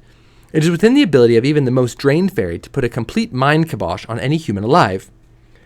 Holly summoned the final dribble of magic from the base of her skull. "Human," she intoned, her voice suddenly resonating with bass tones. "Your will is mine." Artemis smiled, safe behind his mirrored lenses. "I doubt it," he said, and nodded curtly. Holly felt the dart puncture the suit's toughened material, depositing its load of curare and sinicoline chloride-based tranquilizer into her shoulder.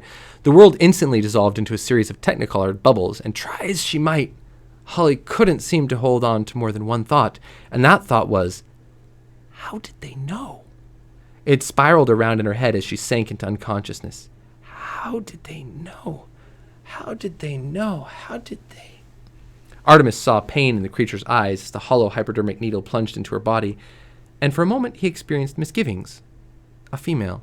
He hadn't expected that. A female like Juliet or Mother. Then the moment passed and he was himself again. "Good shooting," he said, bending to study the prisoner. "Definitely a girl. Pretty, too, in a pointy sort of way." "Sir?" Butler was pointing to the creature's helmet. It was half buried in the drift of leaves where the fairy had dropped it. A buzzing noise was coming from the crown. Artemis picked up the contraption by the straps, searching for the source. "Ah, here we are." He plucked the view cam from its slot, careful to point the lens away from Butler. "Fairy technology. Very most impressive," he muttered, popping the battery from its groove. The camera whined and died. "Nuclear power source, if I'm not mistaken. We must be careful not to underestimate our opponents." Butler nodded, sliding their captive into an oversized duffel bag. Something else to be lugged across 2 fields, a bog, and a stile. Okay, so there's Artemis Fowl. So he kind of gets this.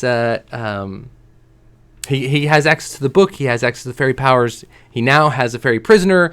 But the fairies who've tried desperately to keep their existence away from the humans aren't going to be too happy with that. So they're all about getting their fairy back. And of course Artemis is all about getting the gold from them. But the fairies will use every trick at their disposal to make sure that doesn't happen. And of course Artemis is going to use every trick in his book to make sure that it does. So Artemis Fowl, very, very, very good. So the first couple books in the series are really, really good. But it's not until you get to the fourth book that you realize what's been happening in the other two books that you haven't noticed, and it makes it so. Oh my goodness, it's so good because everything that you knew about the book is different and changed, and it makes you want to go back and reread all the books, and you find certain little passages that are dropped in at hints that you should have picked up on the first read through. Super, super good. Okay. Back to our, okay. We are going to read Grandmaster by David Klass. Now, I had when I was in high school, I was on the chess team. And my big claim to fame was that in the state tournament when I was a senior, I won all 5 of my games, but that was because I was the lowest person on the team. So it doesn't mean as much as I'd like to think that it does. But I played chess growing up, and I was okay at it. I was all right at it. And so this book is about chess. But for all of those of you who are watching now and they're like, oh, man, chess, why do we have to read a book about chess? I'll tell you that I really, really liked this book, but not because it's about chess. I mean, I like the chess parts, but some of my favorite parts are the parts that don't have chess involved in them at all. Very, very well written. David Klass does a fantastic job of his dialogue and his drama.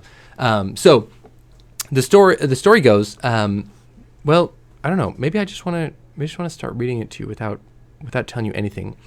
But I like how he tricks us in the first chapter. I'll probably read the first 2 chapters here. But I was reading this originally for this read aloud. I was reading a bunch of books, just the first couple chapters to see where I wanted to read. And I read this book. It was like at 6 o'clock at night or something like that. I read the first 2 chapters.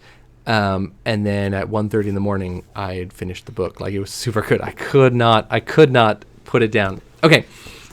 So this is Grandmaster, a novel by David Klass.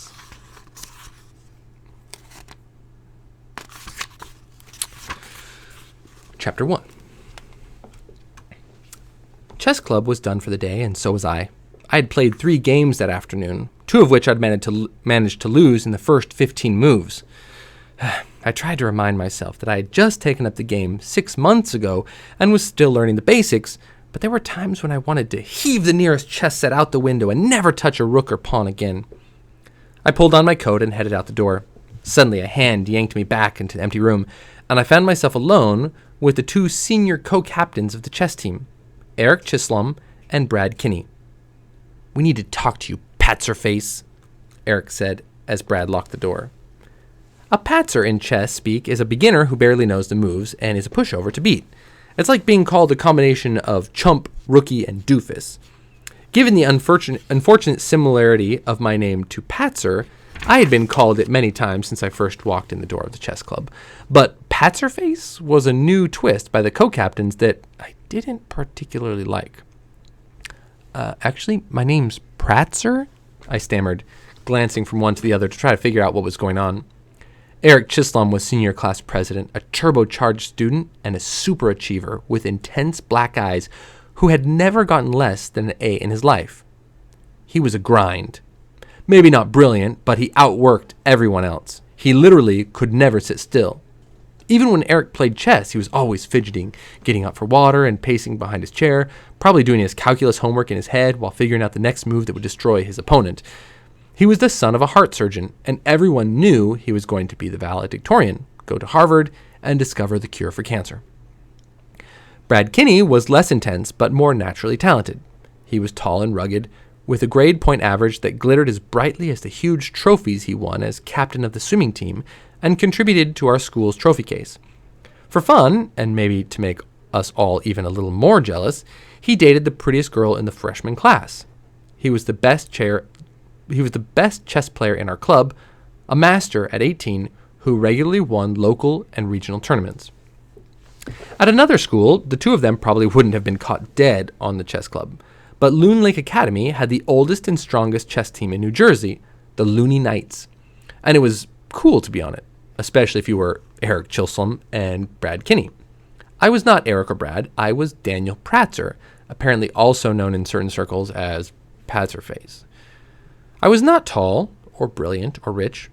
The admissions office must have accepted me because it was a weak year and my combination of mediocre scholarship and undistinguished extracurriculars was just enough to pass muster. My grade average hovered above C+, resisting all my attempts to lift it into the B range, like an airplane that has reached its operational ceiling and can't gain a few more feet of desperately needed altitude. I could play a bunch of sports reasonably well, but the electrifying soccer run and the diving baseball catch forever eluded me. I decided to join the chess club on a whim. The school sports teams practiced more than 2 hours every day, and since I was still struggling with the homework load, I didn't have enough free time or ability for them. Chess met every Tuesday, and I thought the club might be a good way to make some new friends. "We know what your name is, Patzerface," Eric said. "That's why we need to talk to you." "What about my name?" I began to ask. "Sit down and shut your trap," Brad advised with his usual charm. I sat at a desk and waited nervously. Was this some kind of freshman chess club initiation? Would they do something awful to me with rooks and bishops, leaving scars that would last for the rest of my life? I had only been at Loon Lake Academy for 7 months, and had so far managed to fly under the radar of the cool and cruel crowd. I glanced from one senior co-captain to the other and tried to figure out what these two towering school icons could possibly want with me. "What are you doing this weekend?" Eric asked. "Nothing special," I told him. "Staying home, watching some junk on TV, rethreading my sheets." "Rethreading your what?" "It was a joke," I explained. "His sense of humor is worse than his chess playing," Eric grunted to Brad. "You're not going to be rethreading anything this week," and Brad told me. "Don't make any plans." What's this about? Brad plunked his big frame down on the desk next to my chair and folded his arms, staring at me with his bright blue eyes. It didn't seem fair that a guy who could swim 50 meters in 30 seconds and had the physique of a Viking raiding party chieftain was also a chess master with a rating well above the 2,200 norm. "We know about your father," Brad announced. "Huh?" I gulped. What was there to know about Morris Pratzer, except he was the shortest, baldest, and no doubt poorest father ever to send a child to Loon Lake Academy? He was practically mortgaging our house so that his only son could go to this fancy private school. I mean, I don't mean to be critical. My dad's a good guy who works long hours at his accounting firm and sacrifices everything for his family. He also has a lighter side and some notable hidden talents that he sometimes reveals at parties. He can wiggle his ears, arch his eyebrows in opposite directions, and do a half-decent Elvis impersonation. But he's not the sort of A-lister that people suddenly dig up revelations about. "There's a chess tournament this weekend in New York," Eric said as that explained everything. "Didn't see it on our schedule," I replied cautiously. The truth is, I rarely looked at the tournament schedule because I wasn't on the 5-member travel team, nor was I on the 7-member backup team. I was on the euphemistically titled regular reserve roster, which meant they would use me when necessary, which was no doubt never unless a comet struck Loon Lake and killed the dozen players ahead of me. "That's 'cause it's not a regular school tournament," Brad cut me off. "It's a kind of new tournament, a father and son tournament. Each team needs 6 players to enter, 3 fathers and 3 sons. It's at the Palace Royale Hotel in New York City. There's $20,000 in prize money, 10 grand for first place. Do you understand now? No, I didn't understand. Eric and Brad were strong players, and I knew their fathers were both experts, but I was a patzer, and my dad had never played a game of chess in his life. When I joined the club and brought home some pieces home, I offered to teach him how they moved. No, thanks, he said, laughing. I don't have the mind for it. I looked back at Eric and Brad and shook my head. I don't get it. I won't help you much, and my dad doesn't play. Eric dug out a piece of paper. I saw that it was some kind of computer printout. Your father is Morris W. Pratzer? He asked, like a prosecuting attorney nailing an evasive witness. Yeah.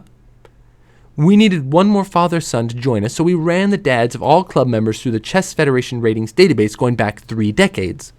He showed me the paper. My father's name and rating were there with an asterisk because his rating hadn't changed in almost 30 years. I stared at it. According to the printout, Morris W. Pratzer had been a grandmaster, rated well over 2,500. This is a mistake, I said. Don't you think I'd know if my father was a grandmaster? Apparently not, Patzer face, Eric said. Go home and have a father-son chat, Brad urged, handing me a sheet with info about the tournament. Find out the source of this little misunderstanding. Tell your dad we humbly invite him to join us this weekend in Manhattan, and if Grandmaster Pratzer doesn't show up, we'll wring his son's neck. Chapter 2. Mom had cooked a meatloaf that night with broccoli and rice pilaf. She isn't a very good cook, but there are a dozen or so meals that are family favorites, and she's made so many times over the years she's perfected them. Meatloaf is high on the list, and we were all digging in. My sister Kate sat across from me trying to eat as little as broccoli as possible and get away from the table fast so she could gab with her friends on her new cell phone.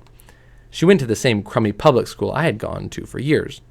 My parents were planning to send her to a private high school, too, when she finished middle school.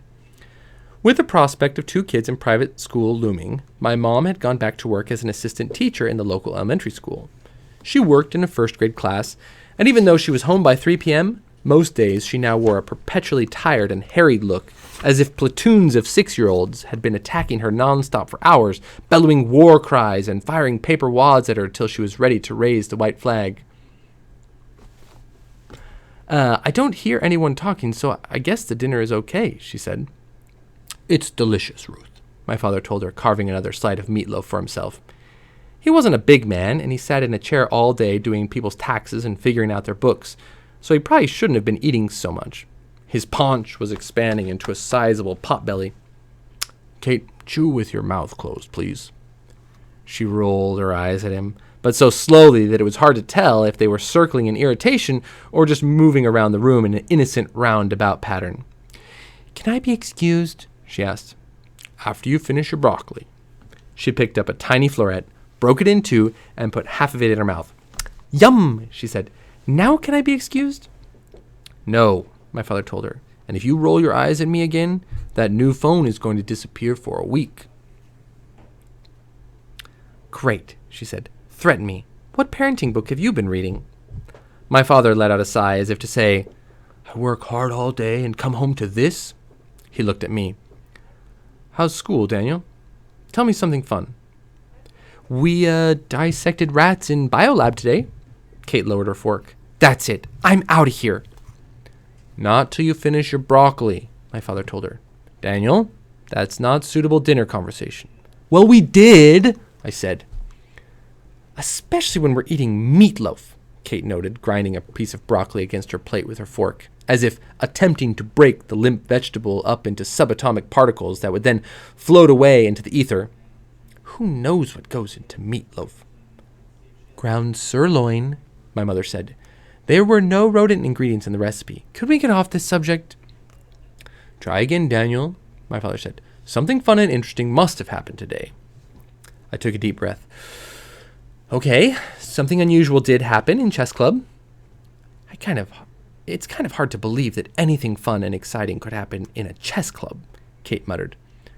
Go on, Daniel, my mother encouraged me. I'm sure we'd all like to hear what happened, including your sister.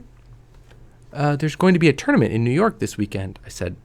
They're only bringing 3 players from the whole team. They want me to come. That's exciting, my mom said. Do you want to go? Will the school pay for it? It's not a regular school tournament, I told her. I was watching my dad as he chewed his meatloaf. It's a father-son tournament. His eyes flicked to me for a moment, and then quickly down at his plate. He swallowed the meatloaf he was chewing and had a long drink of water, and then slowly put down his fork. I'm afraid I don't understand, my mother said. Neither did I told her, and I still don't.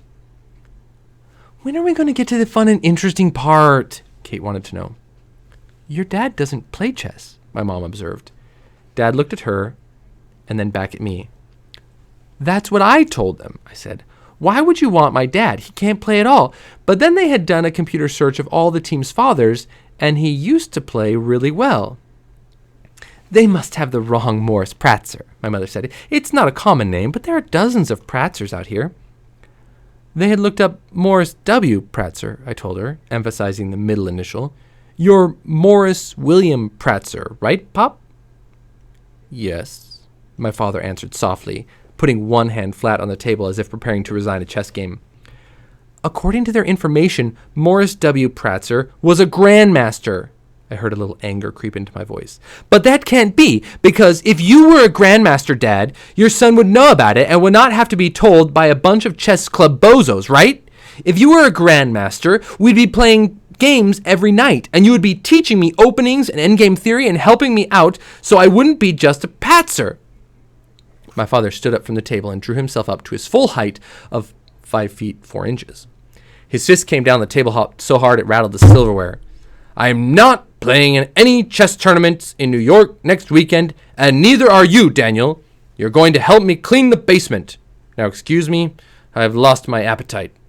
He walked away quickly from the table. My mother and I watched him go and then looked at each other. She stood up and started after him. Well, that was kind of interesting, Kate admitted to me. Then she shouted, Hey, Dad, aren't you going to finish your broccoli? I love that last line. Okay, we just got a couple more cheese. All right, chapter 3. He was standing on the back porch, his hands in his pockets, staring up at the half moon that floated tiredly above the dinky New Jersey town, and I would have felt sorry for him if I hadn't been so angry. My mom opened the screen door and propelled me forward toward him with a gentle push. Go talk to him, Daniel. He has some good news. I wondered what kind of a conversation they had just had. After my dad stormed away from the dinner table, Mom had followed him into their room and shut the door. They had talked, often in loud voices, for the better part of an hour. Kate had gone straight from dinner to her room and was blabbing away on her phone at 10,000 decibels, so even if I had wanted to eavesdrop on my parents, all I could hear was 7th grade girl talk. Do you think he's hot? No, of course I don't like him. Don't make me barf. I mean, he acts like a total dolt. But that look he gives you? Oh, he's such a jerk. Where did you hear that? No, I swear I don't and never will. But this is what his friend Alan told Susan that Glenn overheard him saying about the time we met up at the ice rink and I spilled hot chocolate on him. I retreated into my own bedroom and took out my algebra homework and tried to lose myself in solving the sort of problems that actually have logical answers. But my mind kept circling back like a boomerang toward a more difficult and personal mind twister. What kind of father is a master? No, a grandmaster at something and never tells his family? What possible solution could there be for that? I forced myself to focus on the homework and whipped off a few problems in record time. Math is my best subject. I'm not a genius at it, but I must have inherited some of my dad's numerical ability along with the lousy sport genes. My father can add 24-digit numbers in his head faster than I can punch them into a calculator. It's no big deal, he always says with a shrug after amazing people with his party trick. People are afraid of numbers, but numbers are your pals. You just have to let them come in and play around like old friends. How can numbers be friends? I remember thinking at age 7 or 8 when I first heard him say it, trying to imagine a play date between numbers 4 and 11, or a water balloon fight between 7 and 54. But when I hit 4th grade, I started seeing patterns that other kids couldn't see. And when I looked at homework or test problems, I often leapfrogged to the right answer. It was as if the numbers were calling out to me. Hey, Daniel, this is your friend, 123. Just plug me in right after the equal sign, old bud. Good to see you. Give my regards to your dad. I glanced away from my homework to the trophies on the shelf above my desk. There were more than 20 of them, and not all were merely for participating. I'd worked hard to become a decent baseball player, a moderately competitive tennis player, and an acceptable soccer player with a good right foot. But I had never been great at any of them. I was never the go-to guy, the star picked first, the hitter with the Babe Ruth swing who came steaming around third with the coach windmilling his arm and everybody on their feet cheering wildly for a tape measure home run. Part of the problem was that I just didn't have the genes for it. My father was unathletic from his nose to his toes. I had inherited his small frame with a noticeable improvement over the previous generation in strength and coordination.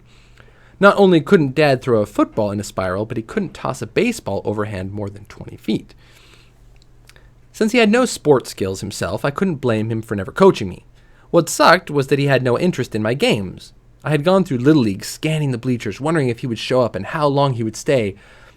I never forget coming to bat with the bases loaded in a playoff game, glancing toward the stands, and seeing my dad reading the Sunday Times.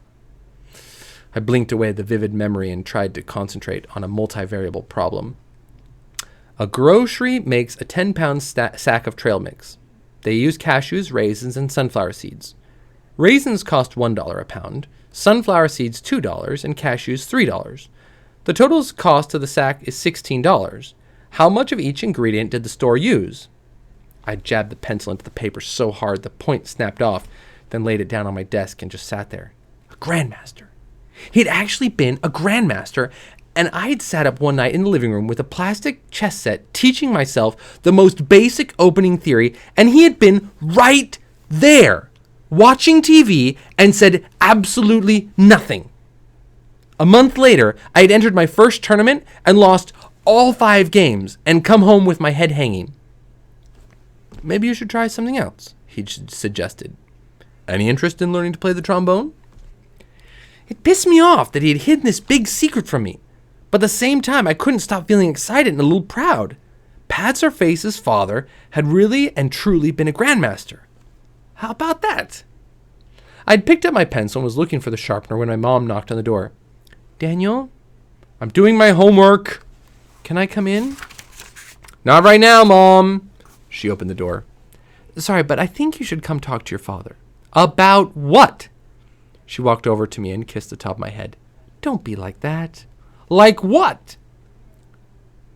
She lowered her voice. He loves you very much.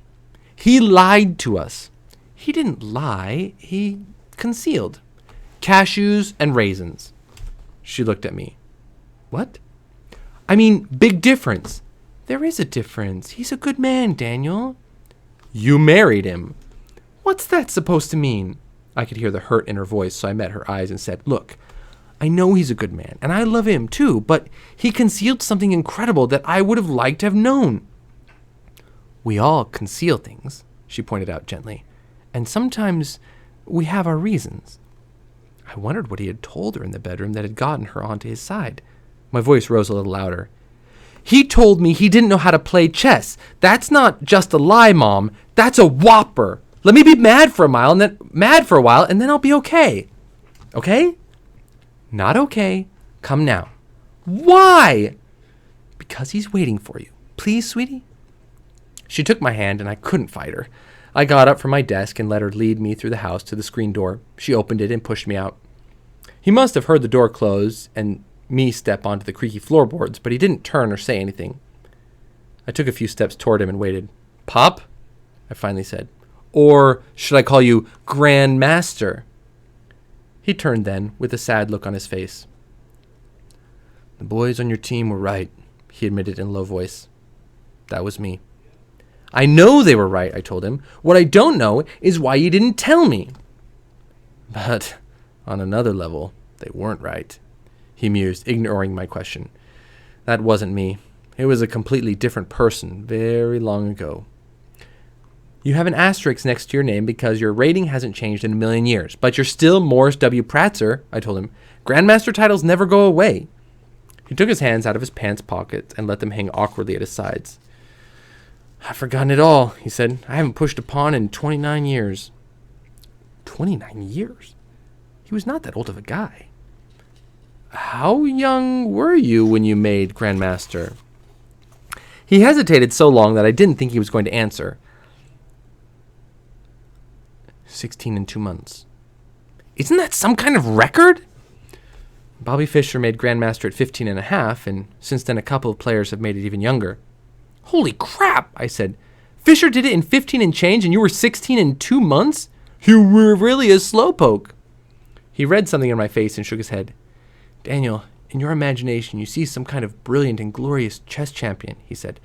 But in my memory, I see a sad little kid with glasses, sitting at a tournament, concentrating so hard his stomach feels tied up in double knots. That's why you gave it up? Indigestion? He shrugged and peered off the back porch into the shadowy darkness of the lawn, as if searching for something lurking out there. One day, in my junior year of high school, I had won a tournament, he told me in a near whisper, and I was coming home in the evening carrying a big trophy. All of a sudden, I met 2 kids from my high school. It was a girl I liked with a guy I despised. They were coming from a party, arm in arm. I showed them my trophy, and she admired it while he sneered at me. Then he led her away, and I watched them walking down the street laughing together. I walked home alone with my trophy and put it on the shelf and stared at it for a couple hours, and I never played again. Because chess wasn't a good way to get girls? I asked. Did quitting help?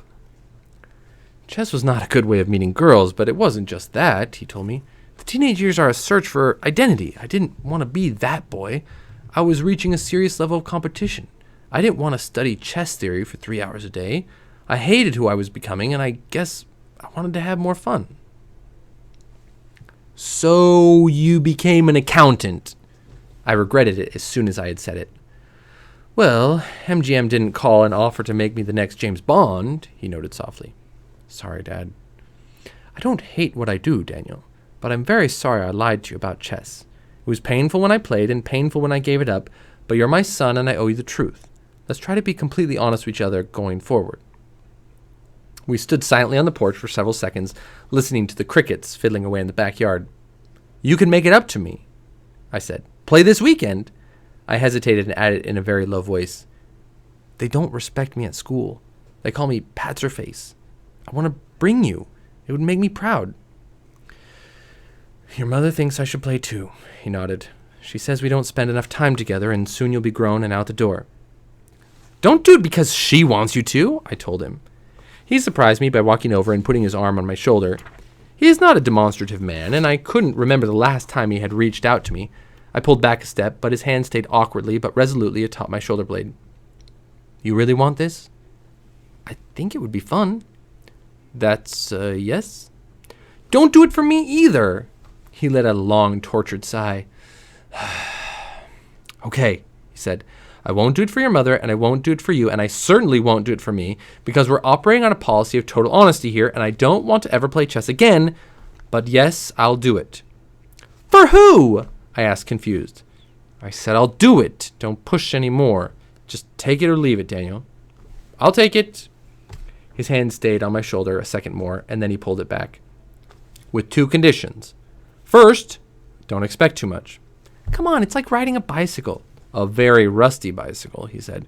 The wheels probably don't even turn. We'll oil them. What's the second condition? After this is over, it's over. 1 tournament, 1 time.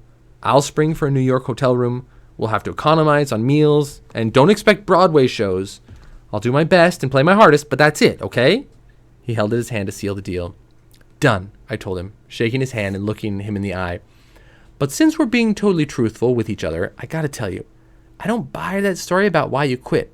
Nobody gets that good at something and quits cold turkey because they realize it's not a good way to meet girls and their stomach hurts. Why did you really quit?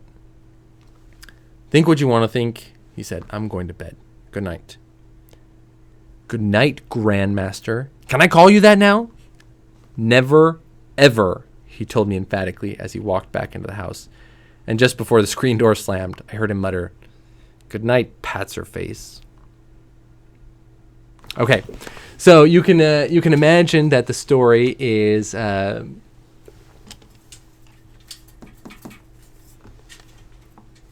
The story is all about them going to the tournament and what happens. And then we find out the truth about why his dad quit chess. We run into one of his dad's old rivals, and his dad teaches him a little bit of chess. But again, remember, we've only got a couple games before the chess meet. But it's 6 players on a team, and the best person will play the other team's best person, just kind of down the line. And then they go to the tournament, and then they play, and he meets a bunch of people, and he plays a bunch of games, and it's just a fantastic story about a kid and his dad, and how they grow a little bit closer together. They learn a little bit more about each other, but just an absolutely fantastic story. Okay, we have a pretty big treat coming to us. Because we have the amazing Mr. Foley, who's going to come in, and he is going to read to us. So give us just a second, and we'll get it set up.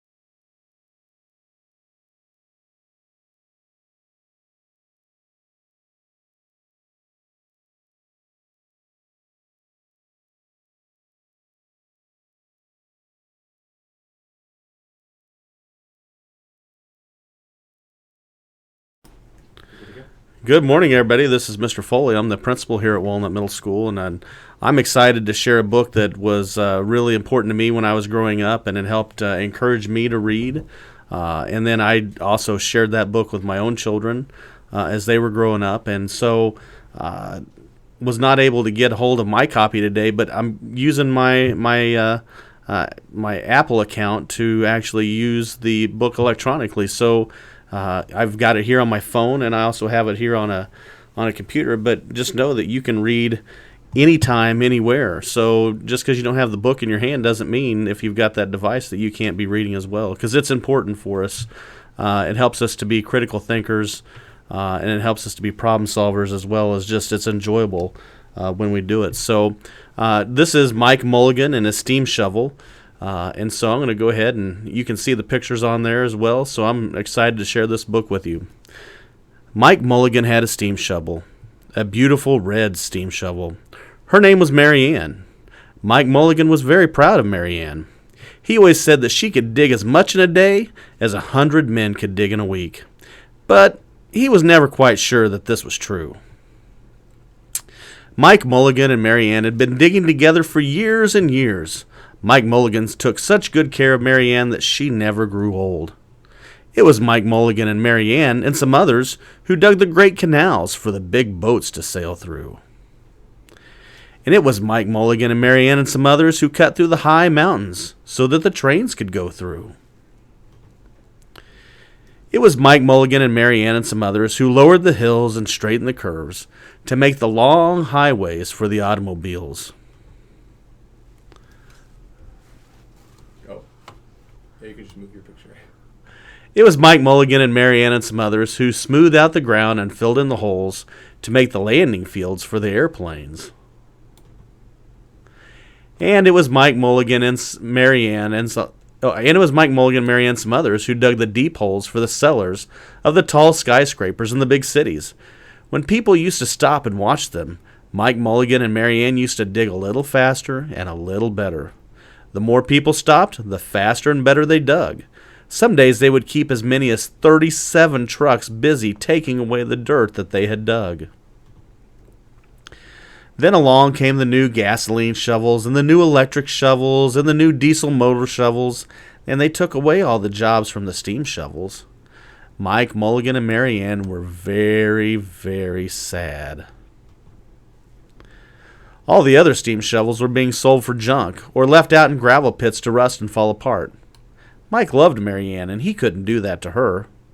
He had taken such good care of her that she could still dig as much a day as 100 men could dig in a week. At least he thought that she could, but he wasn't quite sure. Everywhere they went, the new gas shovels and the new electric shovels and the new diesel motor shovels had all the jobs. No one wanted Mike Mulligan and Mary Ann anymore. Then one day Mike read in the newspaper that the town hall of Poppersville was going to build a new town hall. "We're going to dig a cellar of that town hall," said Mike to Mary Ann, and off they started. They left the canals and the roads and the highways and the airports and the big cities where no one wanted them anymore, and they went away out into the country. They crawled along slowly up the hills and down the hills till they came to the little town of Poppersville. When they got there, they found that the selectmen were deciding who would dig the cellar for the new town hall. Mike Mulligan spoke to Henry B. Swap, one of the selectmen. "I heard," he said, "that you're going to build a new town hall. Mary Ann and I will dig the cellar for you in just one day." "What?" said Henry B. Swap. "Dig a cellar in a day? It would take 100 men at least a week to dig the cellar for our new town hall." "Sure," said Mike, "but Mary Ann can dig as much in a day as 100 men can dig in a week."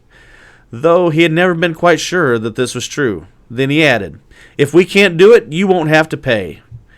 Henry B. Swap thought that this was an easy way to get part of the cellar dug for nothing. So he smiled in a rather mean way and gave the job of digging the cellar of the new town hall to Mike Mulligan and Mary Ann. There they started early in the next morning, just as the sun was coming up. Soon a little boy came along. "Do you think you'll finish by sundown?" he said to Mike Mulligan. "Sure," said Mike. "If you stay and watch us, we always work faster and better when someone is watching us." So the little boy stayed to watch. Then Miss McGillicuddy, Henry B. Swap, and the town constable came over to see what was happening, and they stayed to watch. Mike Mulligan and Mary Ann dug a little faster and a little better. This gave the little boy a good idea. He ran off and told the postman with the morning mail, the telegraph boy on his bicycle, the milkman with his cart and horse, and the doctor on his way home, and the farmer and his family coming into town for the day. They all stopped and stayed to watch. That made Mike Mulligan and Mary Ann dig a little faster and a little better. They finished the first corner neat and square, but the sun was getting higher. Clang, clang, clang! The fire department arrived. They'd seen the smoke and thought there was a fire. Then the little boy said, "Why don't you stay and watch?" So the fire department of Poppersville stayed to watch Mike Mulligan and Mary Ann. When they heard the fire engine, the children in the school across the street couldn't keep their eyes on their lessons. The teacher called a long recess, and the whole school came out to watch. That made Mike Mulligan and Mary Ann dig still a little faster and still better. They finished the second corner neat and square, but the sun was right up at the top of the sky. Now the girl who answers the telephone called up the next towns of Bangerville and Bopperville and Kipperville and Copperville and told them what was happening in Popperville. All the people came over to see if Mike Mulligan and his steam shovel could dig the cellar in just one day. The more people came, the faster Mike Mulligan and Mary Ann dug. But they would have to hurry. They were only halfway through, and the sun was beginning to go down. They finished the third corner neat and square. Now Mike Mulligan and Mary Ann had never had so many people watch them. Never had they dug so fast and so well, and never had the sun seemed to go down so fast. "Hurry, Mike Mulligan, hurry, hurry!" shouted the little boy. "There's not much more time." Dirt was flying everywhere, and the smoke and the steam were so thick that the people could hardly see anything but listen. Bang! Bing, bang! Crash! Slam! Louder and louder! Faster and faster! Then suddenly it was quiet. Slowly the dirt settled down, the smoke and the steam cleared away, and there was the cellar all finished. 4 corners neat and square, 4 walls straight down, and Mike Mulligan and Mary Ann at the bottom. And the sun was just going down behind the hill. "Hooray!" shouted the people. "Hooray for Mike Mulligan and his steam shovel. They have dug the cellar in just one day."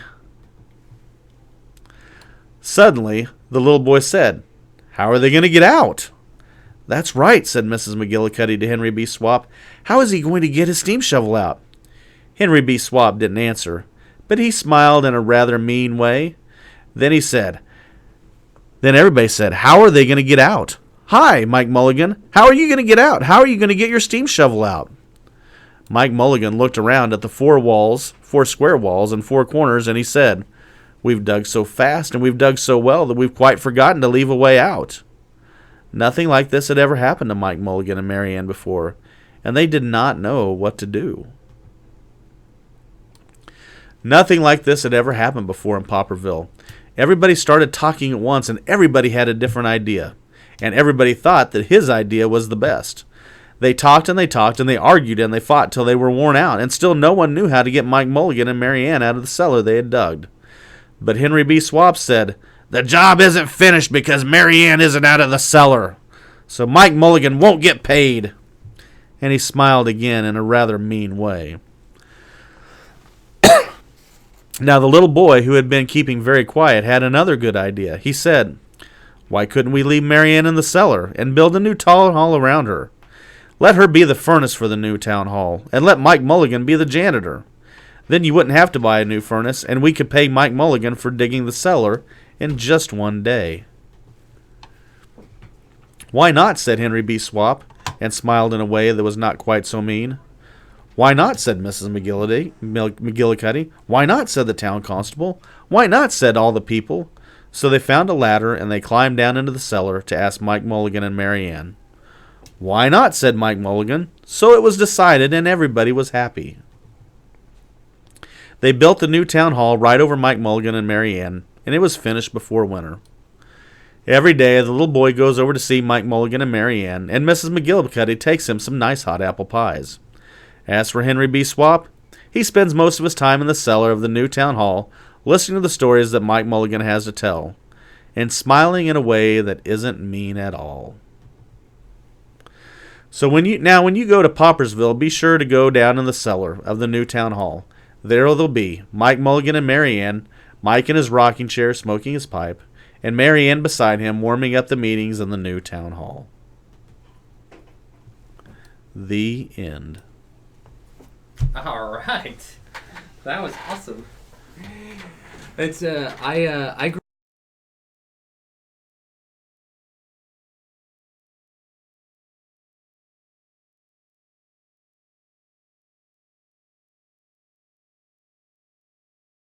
Just a couple questions. Yeah.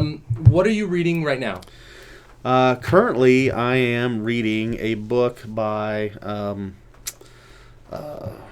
boy, he used to be the coach of the Baltimore or the Colts, the Indianapolis Colts, and I can't even think of his name right now. It's an autobiography. Okay. Golly. Anyway, that's what I'm reading Okay. currently. So you're reading a biography. And then a favorite book. Well, this is probably my all-time favorite. Okay. I'm a big fan of The Giver. Uh-huh. It was a book that I really enjoyed when I was teaching social studies, and I taught ancient civilizations. And I ended the year with that book as a future civilization. We talked about comparing how things could be, what they might be like in the future to what they were like in the past, and how, and kind of comparing and contrasting those things. The Left Behind series I really enjoyed. There was Among the Hidden series that I thought was really good. That I read all of those, and I really enjoyed those. So a lot of those kinds of books really appeal to my reading. You're in the same boat as I am, where I'm like, favorite book? Yeah. How about favorite list of books? Yeah, exactly. Well, excellent. Thank you so much for coming Hey, in. thanks, Mr. Martin. We appreciate it. It was great to have you. Thank you.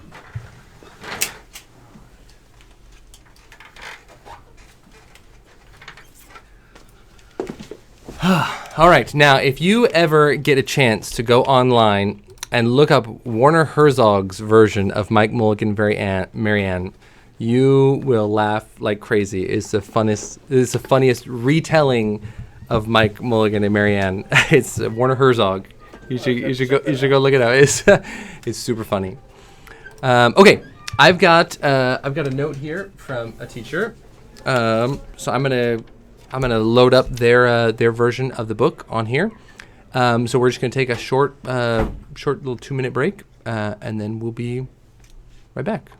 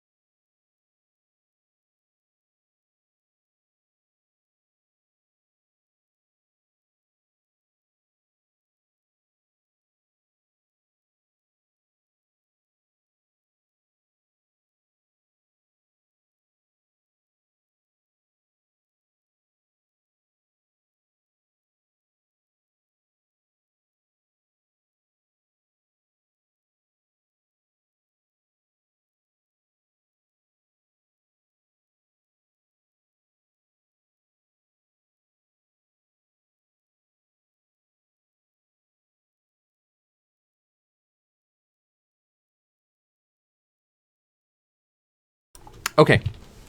We're gearing up in about 15 minutes. We're going to hear from Miss Boyle. So I thought she was going to do it now, but she's going to do it in just a couple minutes. So I'll start with something else here. Let me get a little drink first. Okay. This book was a Golden Sower last year. And this book is absolutely amazing. I don't know how far we'll get. We might have to split it because I want to read a significant portion of this.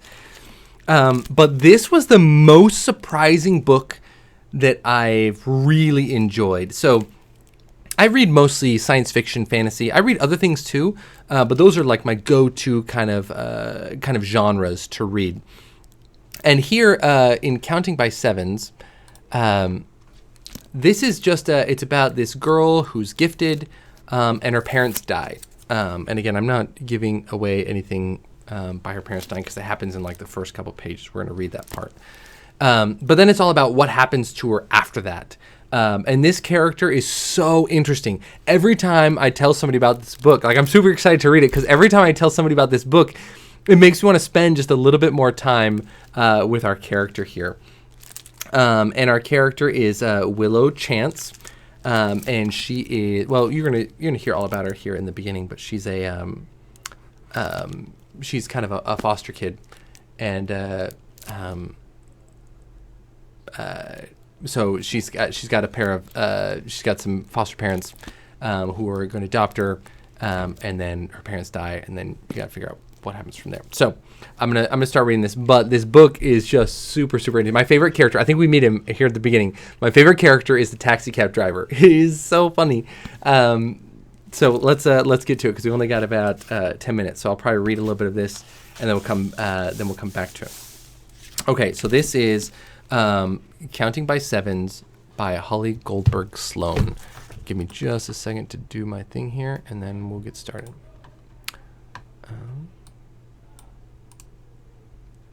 Copy.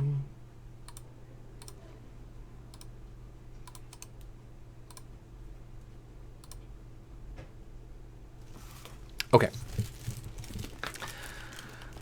Chapter 1, Willow Chance. A genius shoots at something no one else can see and hits it. We sit together outside the Foster Freeze at sea green metal picnic table, all four of us. We eat soft ice cream, which has been plunged into a vat of liquid chocolate. That then hardens into a crispy shell. I don't tell anyone what makes this work is wax, or to be more accurate, edible food-grade paraffin wax. As the chocolate cools, it holds the vanilla goodness prisoner. Our job is to set it free. Ordinarily, I don't even eat ice cream cones, and if I do, I obsess in such a precise way as to prevent even a drop of disorder. But not today.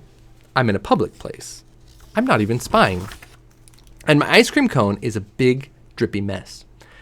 Right now, someone that other people might find interesting to observe. Why? Well, first of all, I'm speaking Vietnamese, which is not my native tongue.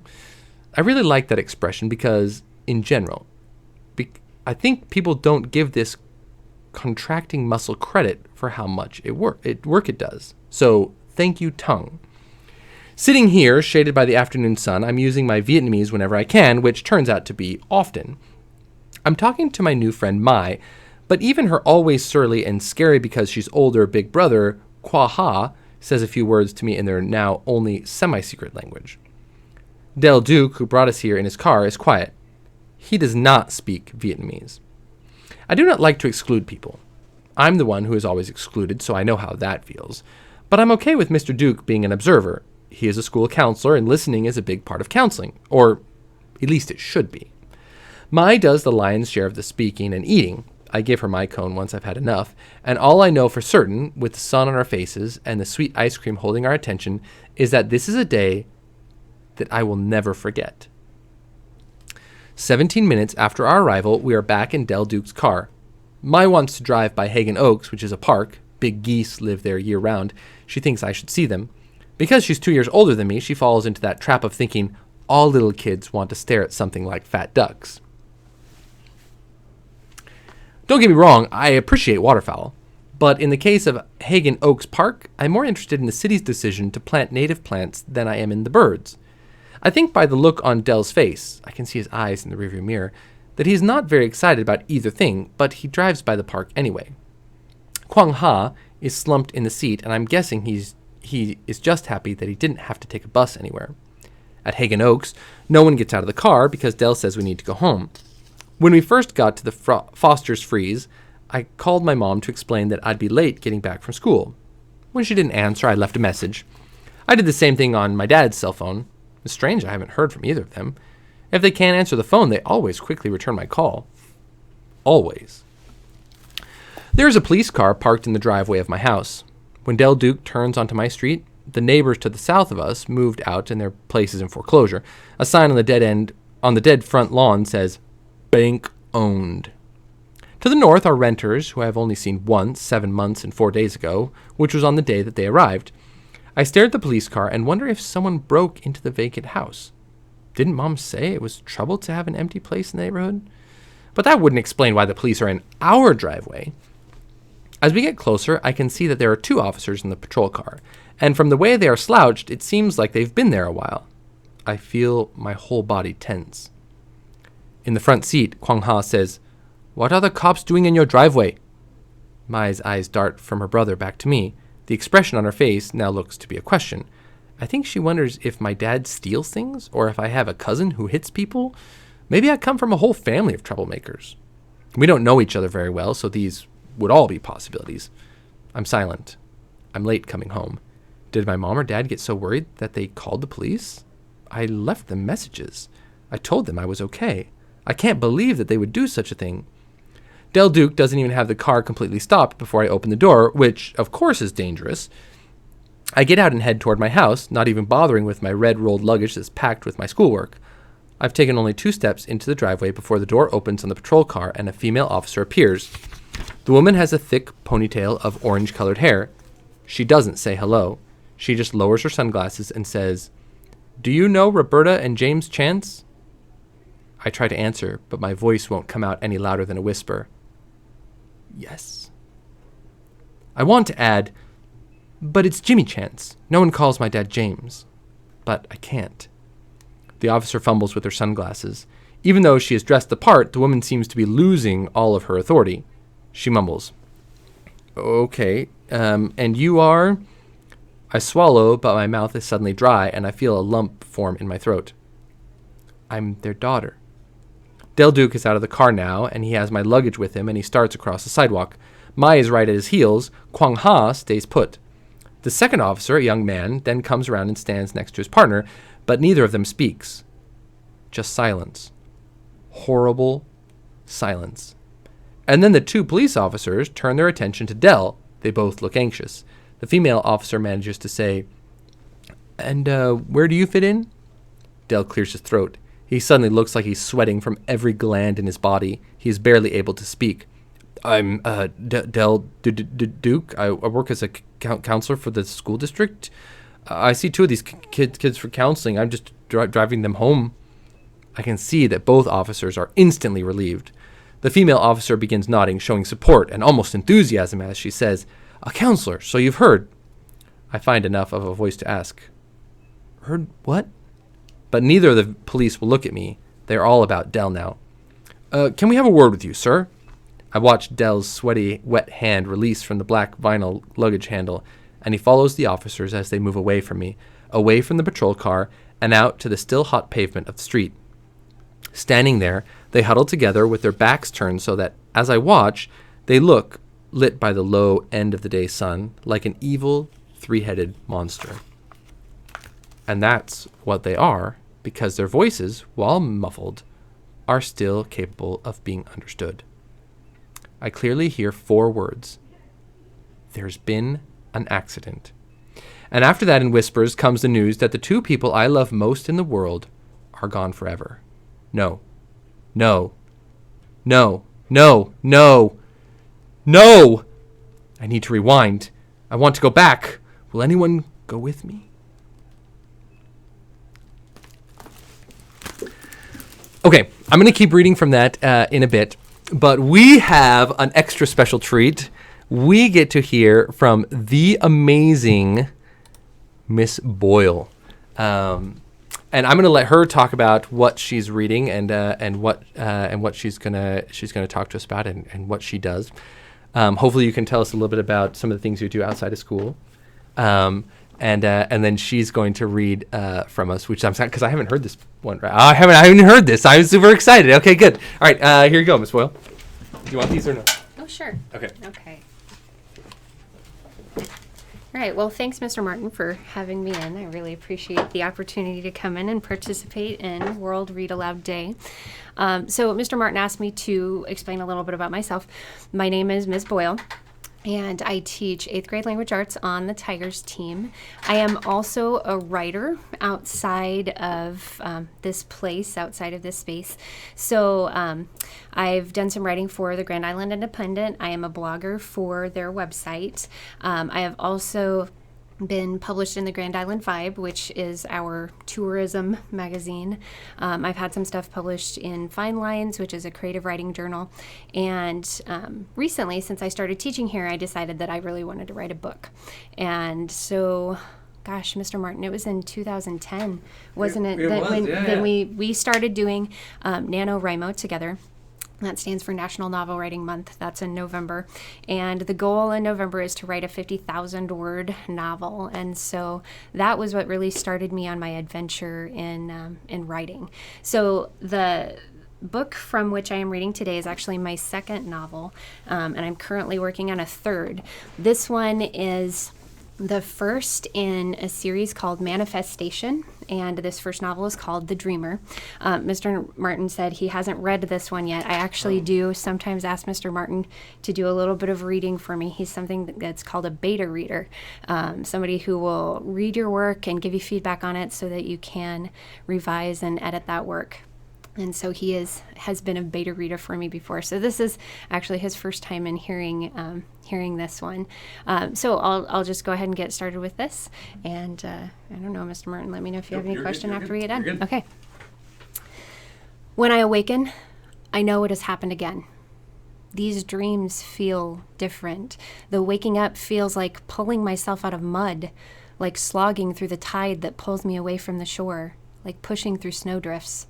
These awakenings exhaust me, and when they happen, I stumble through my mornings as though I haven't slept. Sometimes, most of the time. In fact, I remember dreams when I wake up. They are as clear as real memories. They are memories, I suppose, just bits and fragments of my day sorting themselves out in the filing cabinet of my brain, ways for me to process the events of the day and to sift through important and unimportant information. Everybody has those. Sometimes, though, I don't. It's those dreams that frighten me. Their residue clings to me like a spider web, sticky and bothersome, and try as I might, I cannot brush them away.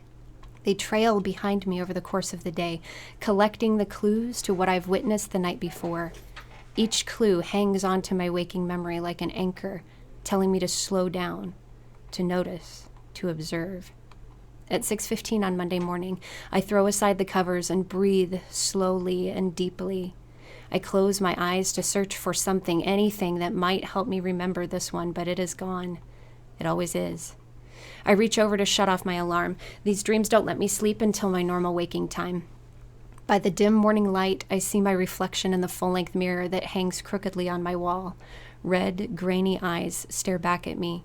I rub my hands over my face and into my hair and debate whether or not to shower. My pixie cut, standing on end and thick with grease, tells me that it's been at least 3 days since last I've bathed. I flop back onto my bed, throwing a forearm over my eyes. This day is so not worth the effort of showering. Unfortunately, experience tells me that the more alert I am, the more likely I'll be to stop whatever's supposed to happen today. Because last time, I almost didn't. I almost missed the clues, and I can't let that happen. The first time it happened, Jesse died, and I could have stopped it if I had been paying closer attention. I've showered. I do not feel better. Bruise coloring hangs under my eyes like thick, ripe grapes, and my mouth is cotton. Mom has forgotten to buy toothpaste again, so I have brushed with baking soda. It works, mostly. While I wait for a cup of instant coffee to heat in the microwave, I watch the news. Sometimes the news gives the first clue of the day. 2 years ago, on a foggy November morning, I learned that the freezing temperatures caused black ice on the roadway. 2 cheerful newscasters who could have been poster children for the Aryan race gleefully warned motorists to slow down before turning it back to you, Ted, on a feel-good spot about a lost puppy that had returned home. I remember that moment clearly because it was the first time I had ever felt that brush of observation like a breeze across my skin. It was my first clue. I just didn't know it. No reasonable 14-year-old pays attention to the weather. I was only 14. I didn't care one bit about driving, and I had awoken that morning feeling groggy and out of sorts. The microwave dings, pulling me from my memories. I remove the scalding cup and pick my way carefully across the kitchen to the living room. My mother and I are not neat people. The floor is littered with mail and laundry and dishes and boxes from various Chinese takeout places. My mother tells me she is not a hoarder. She just doesn't give a crap about what other people think about her. A part of me admires this. I understand that. I don't give a crap about what other people anymore. Another part of me is annoyed. 2 weeks ago, I told her that if I showed up to school with roaches crawling out of my backpack one more time, the school was going to refer us to Health and Human Services. Since then, my mother has taken out 1 bag of trash, and I made an effort on cleaning my room. I guess she doesn't mind if they call HHS. Perhaps I'm one of the people about whose opinion she just doesn't give a crap. I shift a pile of slightly damp clothing out of the way as I sit on the sofa. The odor of mildew wafts toward me as the top of the pile comes to rest against an old pizza box. I cringe. I hate that smell. I remind myself to do laundry later. The coffee warms me as the news threatens to pull me back to sleep. People in some small country in Europe are upset about immigration. They're threatening to build a wall. People in Texas are upset about immigration. They're threatening to build a wall. Someone saved a dog from drowning. Nothing tugs at my clue strings. As much as I want to shut off the news and go back to sleep, I know that it's my responsibility to observe. Shortly before the bus is due to arrive, I take another sip of coffee. The news stories are on repeat, and my memories drift back to Jessie. She was my next-door neighbor and my best friend. Her parents used to be good friends with my parents. When my dad left my mom, Jessie's mom watched over me. Up through middle school, I spent nearly every single day over at their house. Jessie's mom told me that my mom was having a hard time and that she needed to be taking her medication, but we just couldn't afford it. She said that she and my mom had worked out a deal where I could go over to their house for dinner or stay the night whenever I wanted to. I didn't even need to ask. I never wondered about that until after Jessie's mom moved away. I didn't realize it wasn't a normal thing to eat every night over at somebody else's house. That all changed the morning that Jessie died. Because of the dream, I had gotten up much, much earlier that morning. Sometimes I rode to school with Jessie and her dad, but I had fallen asleep on the couch after the weather forecast. I awoke to honking outside of my door. Jessie and her dad were waiting for me in their little red Nissan. I hadn't even changed out of my pajamas yet, so I waved them on. As she backed out of the driveway, I felt it again, that little tickle, the feeling of a bug crawling on my skin or a strand of hair dragging across my arm. It was while I was waiting for the bus that I felt the tug, an anchor dragging across the bottom of the sea, except it was coming from the base of my spine, and I was sure that I was going to fall on my knees right there on the street corner. I had no idea what was wrong with me, just that something was suddenly, inexplainably wrong. I started gasping, hunched over, my hands on my knees, and some older girl came over to check to see if I was okay. For a minute, I stood there fighting for breath. Tears sprang to my eyes, and I couldn't say anything. I heard the girl talking with her friend and wondered if they should call 911, and then it stopped as suddenly as it had started. I stood up shakily and told her that I was okay. I debated going back to my house and calling myself in sick, but the bus came around the corner, and the nice girl had taken my arm and helped me up the steps, and then I was on the bus and on my way to school. She told me that she was taking some nursing classes that year and that I must have just hyperventilated. I didn't think that was it, but what did I know? They pulled me out of my 4th period class that day to give me the news before they made an announcement to the whole school. During the whole walk down to the office, I felt like my body was alive with spider webs. I kept brushing at them, thinking I had literally walked into something. And when I sat across from my guidance counselor, the dream rushed back to me, replaying like a movie in my head. I knew what she was going to say before she opened her mouth.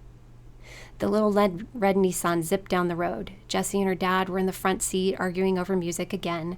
It was a playful argument. It always was. And Jessie always won.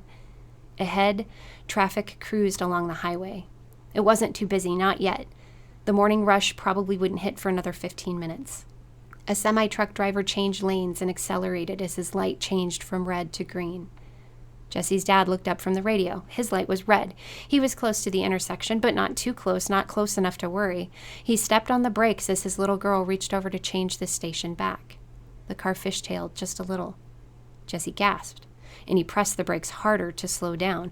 The back end of the vehicle whipped around, and they careened into the intersection in tight, graceful circles. The truck driver pumped his brakes and his horn. 1, 2, 3. The load was too heavy. He couldn't stop. Jessie pressed her hand to the passenger side window. Daddy, stop. Daddy, stop. Make it stop. I'm trying, honey. I'm trying. Just be... The semi-truck pushed the little red Nissan completely through the intersection and into oncoming traffic. A blue Taurus and a beat-up old minivan drove into the ditches on either side of the road. The radio station in the little red Nissan sang, "Stay with me," as the payload of the 18-wheeler jackknifed forward. The Nissan and the radio came to an abrupt stop as a silver extended cab pickup with personalized license plates reading "Make My Day" slammed into the car. The semi glided elegantly into the ditch on the other side of the road. Slowly, one by one, the drivers of the vehicles climbed out. With shaking fingers, the mother in the old minivan called 911. The young woman in the Hello Kitty scrubs ran from her blue Taurus into the middle of the street directly toward the crumpled Nissan. The semi-truck driver eased from his cab and immediately fell to his knees, too shaken to stand or to assist. The pickup truck driver slammed his hands on the steering wheel once, twice, before emerging from the truck, ignoring the trickle of blood that slid from the contusion on his forehead. The ding, ding, ding of the open door from the pickup joined the pitter-patter of fluid and the hiss of steam coming from the Nissan. In the little red car, nothing moved. "She's gone, isn't she?"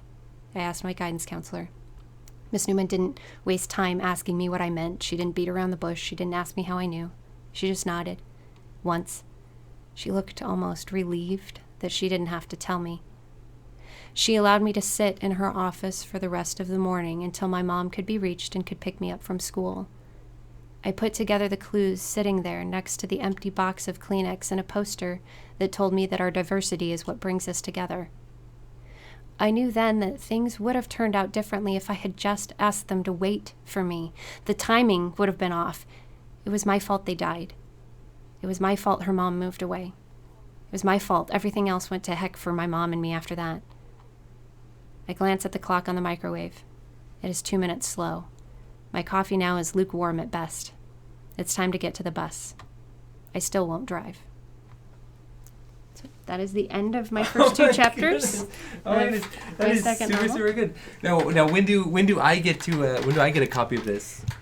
Well, I have my current beta reader is actually Mrs. Eckhoff, and that's right. This is the one you're doing for your science. Right. Science So okay. this is After that? this is a science fiction novel, and so I'm a little uncomfortable sometimes with the science part of the science fiction. So Mrs. Eckhoff is my first beta reader for this one, and then after that, then we can talk. Okay. I'm super excited. Right. I've got to get my hands on this. That sounds super, super good. Yeah, I like it because it's like it's not a new story.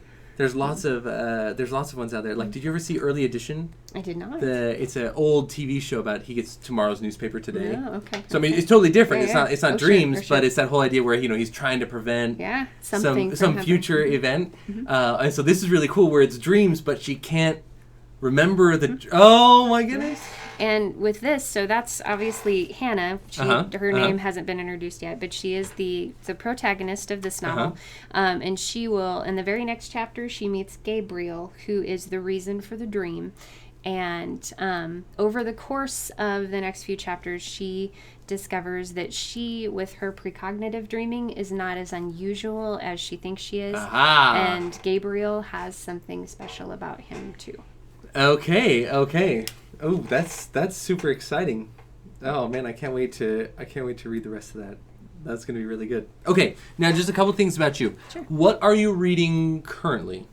I am currently reading The Way of Kings by Brandon Oh, Sanderson. yes. Yeah. Oh, yes. And where are you? I'm still very close to the beginning. Okay, I am in an assassination attempt. Yes. That is, That's the first Yes, chapter. yes. Second Yes. chapter because Yes. the first one's Correct. prologue. But Yes. yes. Okay. That is super good. It's really interesting because in his next book, you get that same night of the assassination through a different person's eyes, and every chapter of the next book is going to be that same night from a different person's perspective. Awesome. So I'm looking forward to that. That's oh my goodness, that book is so great. Even though, like, were you confused after the first chapter?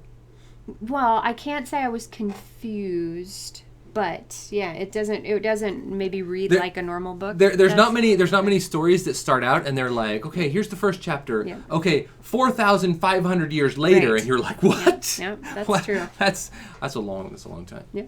So awesome. Okay, now favorite book. I have several favorites. But the one that I've probably read the most over the course of my life is a book called Watership Down by Richard Adams. Awesome. That is, I read it for the very first time when I was in 4th grade, and I've read it 5 times over the course of my life. Okay, now I've heard that name of that book so many times because I read Redwall. Oh yeah. I've read Redwall. Yeah. So you think it's worth picking up? It's like super good. I think so. Yeah. Okay. I think so. It is at its heart. It is a story of adventure and trying to make your way in the world. The main characters just happen to be rabbits. Yeah, that is super good. Okay, and then this is a question just for you. If you were to play the part of any character in, let's say, a movie or a play of any of these books that you have read, who would you want to portray on the stage? That is really difficult. Mr. Marten has alluded to, like, I am an actor. That's another thing that I do in my life outside of school. And so I've already gotten to play a couple really, really good roles from literature, Okay. which has been fantastic. But oh my gosh, and I'm too old to play that character. But probably one of my favorites, if I had been a much younger person, I would have loved to have played Scout and To Kill a Mockingbird. That would be good. Yeah. Maybe you could do like an adult version of To Kill a Mockingbird. Well, that's the next book. Yeah, I know. Ghost of the Watchmen. That's right. Yeah. Okay, good. And then what about one to direct?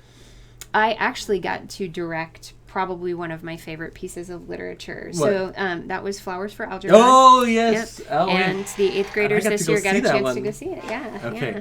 Yeah, that was a good one. So, yep, that is definitely one of my favorite. My next piece of literature that I am looking to try to direct, but I haven't found a good script adaptation of it yet, is Dr. Jekyll and Mr. Hyde. Okay.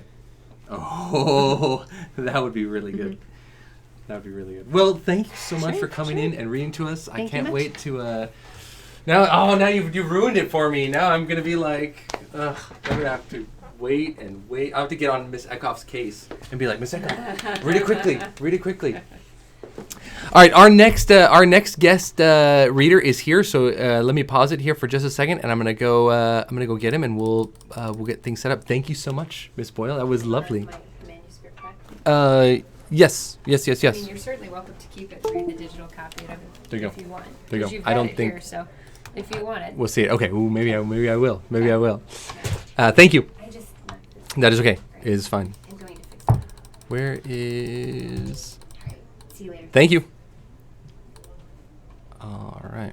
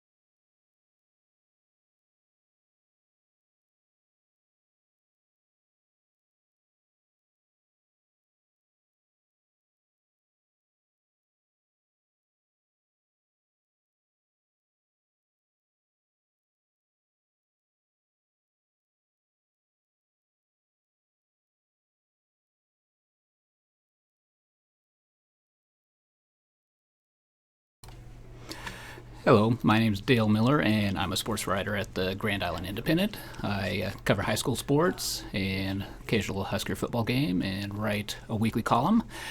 And I'm going to read from The Best of Mike Royko.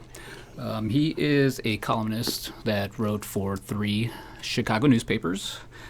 He wrote over 7,500 columns, and they were all incredible. He was one of my favorite journalists as I was growing up and getting interested into going into be a writer. And just the thing I really like about a lot of his columns is that they really are timeless. When you think of newspapers, you really think that there's a short shelf life for the writing. But a lot of these, they still hold up. They're still very interesting, and it's something that I really love to read. So I picked out a few of these to read today, and the first one is from March 17th, 1981. And the thing I liked about Mr. Royko is that he taught us some very good lessons. He taught us not to take ourselves too seriously and kind of embrace our flaws. And kind of a repeated theme in his writing, he always mentioned his feet. He absolutely hated his feet. And he wrote an entire column about this, and it's called "These Feet Are Made for Nothing." With some people, the problem is always the back. With me, it's feet. So I wasn't really surprised during the past weekend when I suddenly found myself howling and hopping on one foot around my kitchen. The thought went through my mind, it figures. The reason I was hopping on one foot was that I had been cooking some spaghetti. But instead of pouring the boiling water into the sink, I aimed badly and poured it on my bare foot. On the way to the hospital, I watched without sympathy as my foot changed colors. If it hadn't been for the pain, I might have pointed a finger at it and said, "Foot, you got exactly what you deserve." The fact is, I dislike my feet. At times the feelings border on hatred. As far back as I can remember, they've been nothing but trouble. You might wonder how a person can hate his own feet. I don't think that's unusual. Some people hate their own noses, or their teeth. At least they can go to a plastic surgeon and get a nose job, or get their teeth capped. But when you hate your own feet, there's not much you can do about it except try to ignore them or swear when you happen to see them. And that's one of the problems with feet. They're hard to ignore. The first thing I see every morning are my feet, sticking up at the other end of the bed. So I start each morning by saying, "Hello, you lousy, ugly, gnarled, painful bleeps. I hate both of you." That's not the best way to begin the day, I suppose, but it does get me into the proper frame of mind for my job. As I lie there looking at my feet, I'm always struck by how ugly they are. Most feet aren't very good looking. I can't remember anybody being renowned for his or her stunningly attractive feet. But for ugliness, mine have always been in a class by themselves. When I was born, the first thing my mother said to me was, "He takes after his father. Look at those feet." She was right. My father had size 12 feet.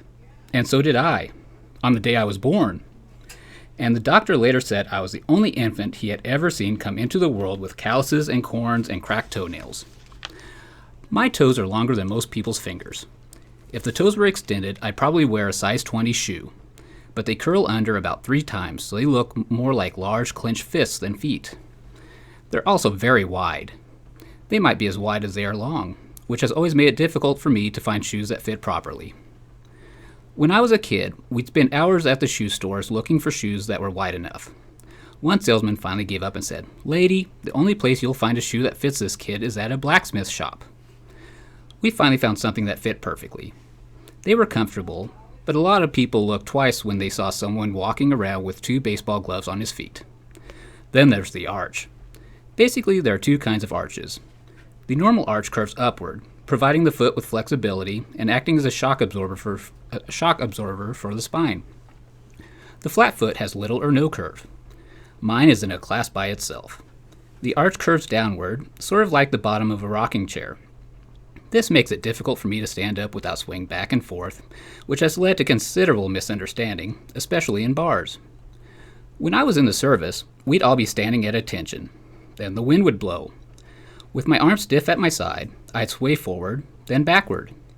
Pretty soon, I'd be going back and forth like a rocker, first my nose, then the back of my head grazing the ground. The commanding officer didn't know what to do with someone like that, so he finally assigned me to the bass orchestra, where I was a metronome. You can learn to live with feet like mine, but you have to take certain precautions. For example, I took a vacation at the seashore once. In the evening, I take a long, barefoot walks along the beach. One morning, I noticed a crowd of men studying my footprints in the sand. They were from the police, the conservation department, and the local zoo. One of them shook his head and said, "I don't know what kind of creature it is, but we'd better post some armed guards here at night." My feet have probably sensed how I felt about them, and they've retaliated by getting themselves stubbed and stepped on every chance they get. I don't even take it personally when someone steps on my foot anymore. I just say, "Don't apologize, he had it coming. Step on the other one too, he's just as bad." And I wouldn't have even gone to the hospital when I burned my foot, except that I have to live with it. When the doctor came into the emergency room, he asked me what happened. I just poured a pot of boiling water on it. He shook his head and said, "Boy, it really does look awful." "Doc," I said, "it's the other one." And then another column I always like the origin stories, whether it's a superhero movie or a comic book or a graphic novel. There's always a good origin story. And as a writer, I've always enjoyed hearing people's reasons that they became a writer, whether it's an author or a journalist. And Mr. Royko wrote a column about that from March 16th, 1990, called "Why Be a Writer? Think of Your Feet." The letter began with a question. Do you recall an event from your childhood that first inspired you to write? The question was posed by a worthy organization called Child's Play Touring Theater. It's a professional theater company promoting writing literacy among children. To raise funds, they're asking writers, will you please take a few minutes to help the cause of literacy by sharing your own memory with us? They plan to hold an auction and sell the writers' responses. I'd like to help their cause, but I have a conflict. On my wall, there is a quotation from Samuel Johnson that I try to live by. It says, "No man but a blockhead ever wrote except for money." So if I write something free for this worthy cause, I will be a blockhead. On the other hand, I'd like to help them out. The solution is to answer their question in my column. That way, they will have their answer, and I'll be paid by the Tribune. To answer their question, yes, I recall several events in my childhood and my young manhood that inspired me to become a writer. When I was a child, my father was a milkman. Those were the days when most people had fresh milk, cream, butter, cheese, and other dairy products delivered to their doors each morning. Most of his customers lived in 3 flats, so he would grab a couple of metal trays, load them with bottles, and run up the back steps. During the summer, when school was out, I went along as his helper. Because I was only 7, he had me handle light first-floor deliveries. Watching my father dashing up those steps at 5 a.m., sweat pouring down his face, I learned 2 things. 1, being a milkman was hard work. 2, I didn't want to be a milkman. A few years later, when I was about 12, I became my grandfather's helper. He was an independent house painter. So I spent another summer vacation going with my grandfather on jobs, helping him with the drop cloths, ladders, and scaffolds, and putting on masking tape and doing some painting myself. This was before the days of rollers and paint that could be washed off brushes with water. Painters prized their brushes like the fine tools they were. They had to be thoroughly cleaned with chemicals. Working with my grandfather, I learned several things. Painting walls wasn't bad, although it could get tedious. Doing woodwork and floors was murder on your knees. Ceilings got paint in your face and a crick in your neck. I also discovered that house painters drank a lot. My father and his cronies said that it was because fumes from the paint were hazardous, but shots and beers were an effective antidote. However, one day my grandfather had too much antidote and fell off a scaffold and broke his leg. So I decided that I didn't want to be a house painter. After that, I had other jobs setting bowling pins, working on a landscaping crew, in a greasy machine shop, and in a lamp factory and pushing carts around a department store. I learned one thing from these jobs. They made my flat feet hurt. So I decided that if I was going to find my life's work, it would have to be something that wouldn't make me run up and down steps, get paint in my face, or give me aching feet. Then, while still a young man, I read a magazine article about Ernest Hemingway, the great novelist. It described his typical workday. He would arise, have a bit of breakfast, and ride until about noon.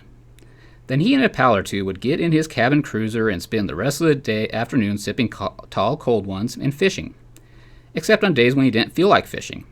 Then he would ride until noon and go sit at an outdoor cafe with his pals and sip tall cold ones. This impressed me as a sensible way to earn a living, and that was when I began thinking about becoming a writer. But I almost changed my mind. I later saw another article about Hemingway, and there was a picture of him in the act of writing. His typewriter was on the mantel, and he typed while standing. According to the article, he always stood while he wrote. While there wasn't as grueling as running up 3 flights with 6 quarts of milk and 2 pounds of butter, I knew that standing over a typewriter all morning wouldn't do my fallen arches any good. So I gave up thoughts of becoming a writer and set a new career goal. I would become a disc jockey. I knew that they sat while jockeying their discs. And one of my teachers told me I had a natural gift for that sort of work. Actually, she didn't say I should become a disc jockey, but she mentioned that I often babbled like an idiot, so it amounted to the same thing.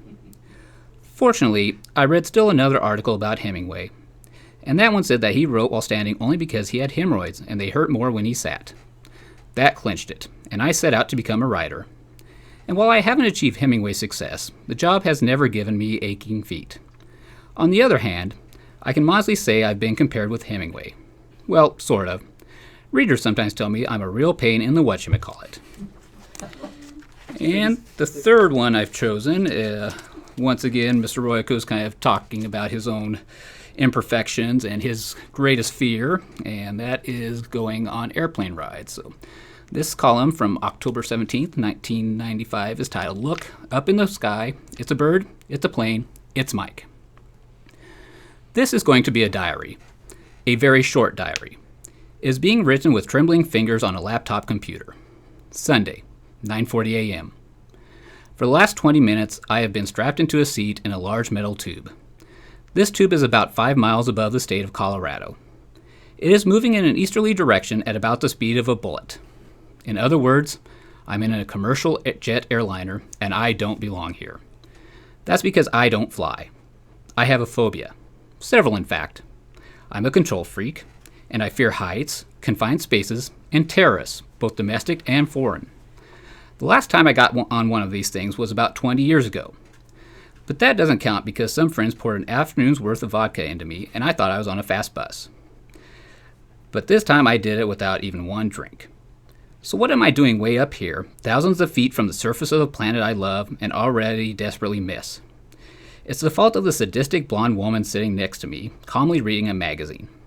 She loves flying, and she bullied, cajoled, and shamed me into getting on this thing with her. By the time I changed my mind and decided to leave and catch a night train out of Denver, it was too late. We were already along the ground and hurtling into the sky. My life didn't flash before my eyes because I had my hands over them. When I opened them, I nudged my wife and said, "Look at that poor guy. He either fainted or died of fright." "No," she said, "he started taking a nap as soon as he got on." "Then he must be that lunatic Chuck Yeager." Sunday, 10:05 a.m. It still hasn't crashed. But then, there's always a calm before the storm. The stewardess came by and asked if I wanted something to drink. My wife said, "He'll have coffee." When the stewardess brought the coffee, I told her I would like to speak to the pilot. She asked why. I said I wanted to see his driver's license. She chuckled. I don't know why she thought that was funny. The pilot is an absolute stranger. How do I know what his qualifications are? Sunday, 10:30 a.m. Neither of the wings has fallen off yet. I asked my wife to look out the window and keep her eyes peeled. For what, she asked. Birds. All it takes is one dumb goose or even a sparrow flying into an engine and we've all had it. I don't want to end it that way, screaming the Lord's Prayer as we plunge toward a Nebraska cornfield. I want to go out with dignity in my own bed, surrounded by my loved ones, and watching their faces when I tell them they've been cut out of my will. Sunday, 10:45 a.m. My wife said, "You don't have to keep your safety belt on for the whole flight." Of course I do. If the door accidentally pops open, I don't want to be sucked out. I still can't understand why we aren't issued parachutes. Sunday, 11 a.m. The door to the cabin is opened and a man comes out and talks to the stewardess. "That's the pilot," my wife said. "My God," I said, "who's flying the plane?" "The co-pilot." "What, some rookie kid? That's outrageous. If we make it alive, I'm going to write to the FAA.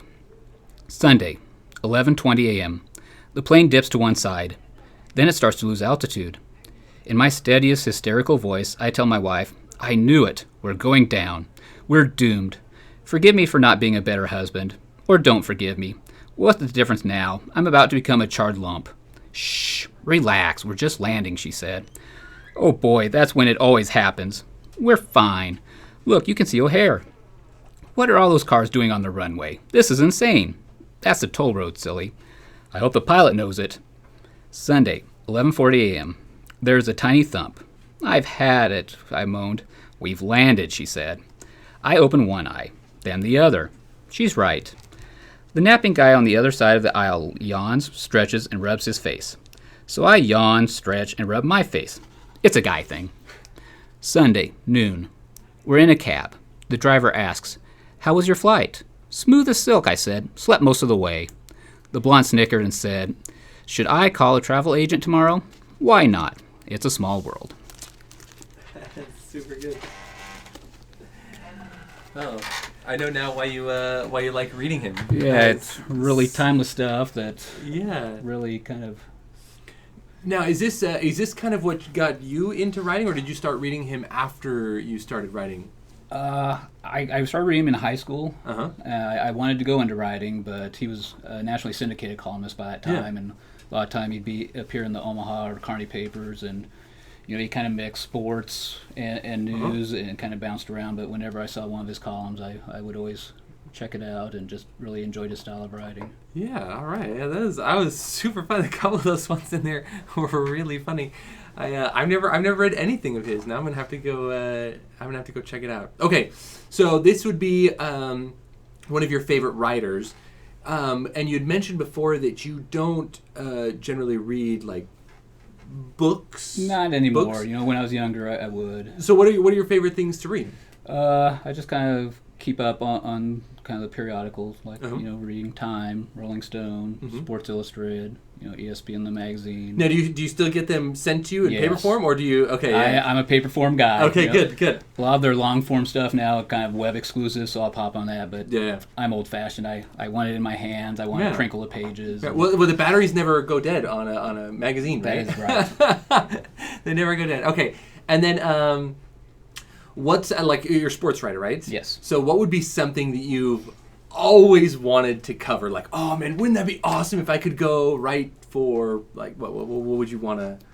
Probably one of those national experiences like the Super Bowl or something be neat. Yeah, just something just huge. Yeah, I mean, I was at the Rose Bowl when Nebraska played Miami the last time. The Huskers were good enough to play for national championship. And that was just a wild experience, but I can't imagine like a Super Bowl or something that just all the media, all the festivities and that'd be kind of crazy to see from a journalistic aspect. Now when they send you to an event, you get to go to a lot of these places, right? To report on them. Now, do they pay for you to get in, or like how does that work out? Yeah, for like Nebraska Games media, you have a media pass, you get in. Yeah. There. So that's not too bad, right? Getting paid to go, and you got to go pay to watch the game to write about it. That sounds like if you don't mind the 10, 11-hour work days of that's those true. games are. That's what people, that's true. Fans go home after the game. That's when the journalists are just really getting that's started. True. That's when you're timing like crazy. Oh, well, that's really awesome. Thank you so much for coming in. I really appreciate that. I appreciate you having me. That's really great. Yeah.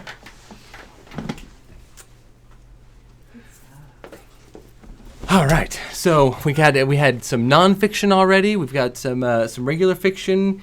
Now we've got some columnist stuff. Oh, this is shaping out to be an amazing day. Okay, we're going to take just 1 minute break while we retool for reading a different sort of book. But we have the amazing, nay, the marvelous Dr. Mancini in here to read one of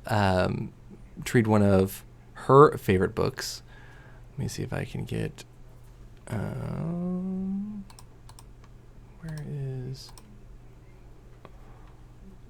Oh, there it is. Okay. Okay, there we go. Got it. So give us just a second to line up the book, and we'll be right back.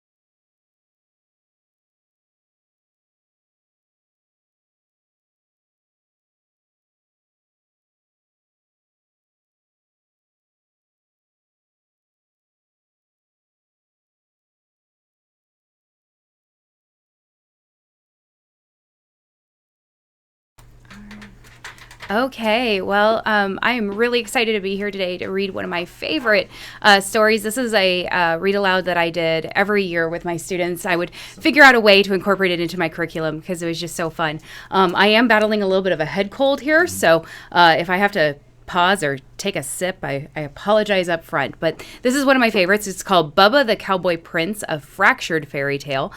So it is a rewrite of Cinderella, and I often use it in my Cinderella unit. It's by Helen Kettleman, and it's illustrated by James Warhola.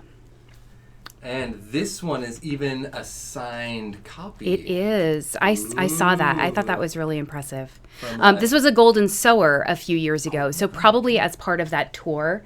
Yeah. I bet that the illustrator was here in Grand Island, which is super exciting. Alrighty, so here we go. Once, a strapping young feller named Bubba lived on a ranch with his wicked stepdaddy and his hateful and lazy stepbrothers Dwayne and Milton. Bubba's stepdaddy spoiled Dwayne and Milton to no end, but Bubba worked from sun up to sun down, doing chores of 3 ranch hands. Bubba never complained, though. He loved ranching. Dwayne and Milton spent their days sitting on horseback and bossing Bubba around. "Get them doggies along there, Bubba," ordered Dwayne. "Yeah, watch out for them cow patties, Milton. You know how Daddy hates for you to track up the house." Now, Miss Lorraine, who lived down the road a piece, well, she was the purtiest and the richest gal in the county. She owned the biggest spread west of the Brazos, and she loved ranching too. But it was lonesome work, and after a while, she decided it was time for some companionship. "I am to find myself a fella," she said, "one who loves ranching as much as I do. And it wouldn't hurt none if he was cute as cow's ear either." Miss Lorraine decided to throw a ball. She sent invitations to all the ranchers in Texas.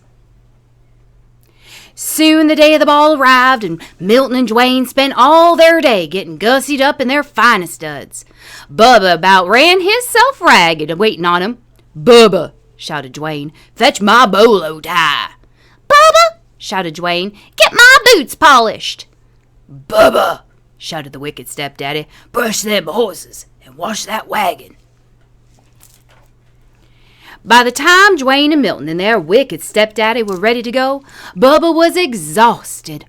Still, as they climbed into the wagon, Bubba asked, "Well, couldn't you wait for me to get ready? I want to go to the dance with Miss Lorraine, too."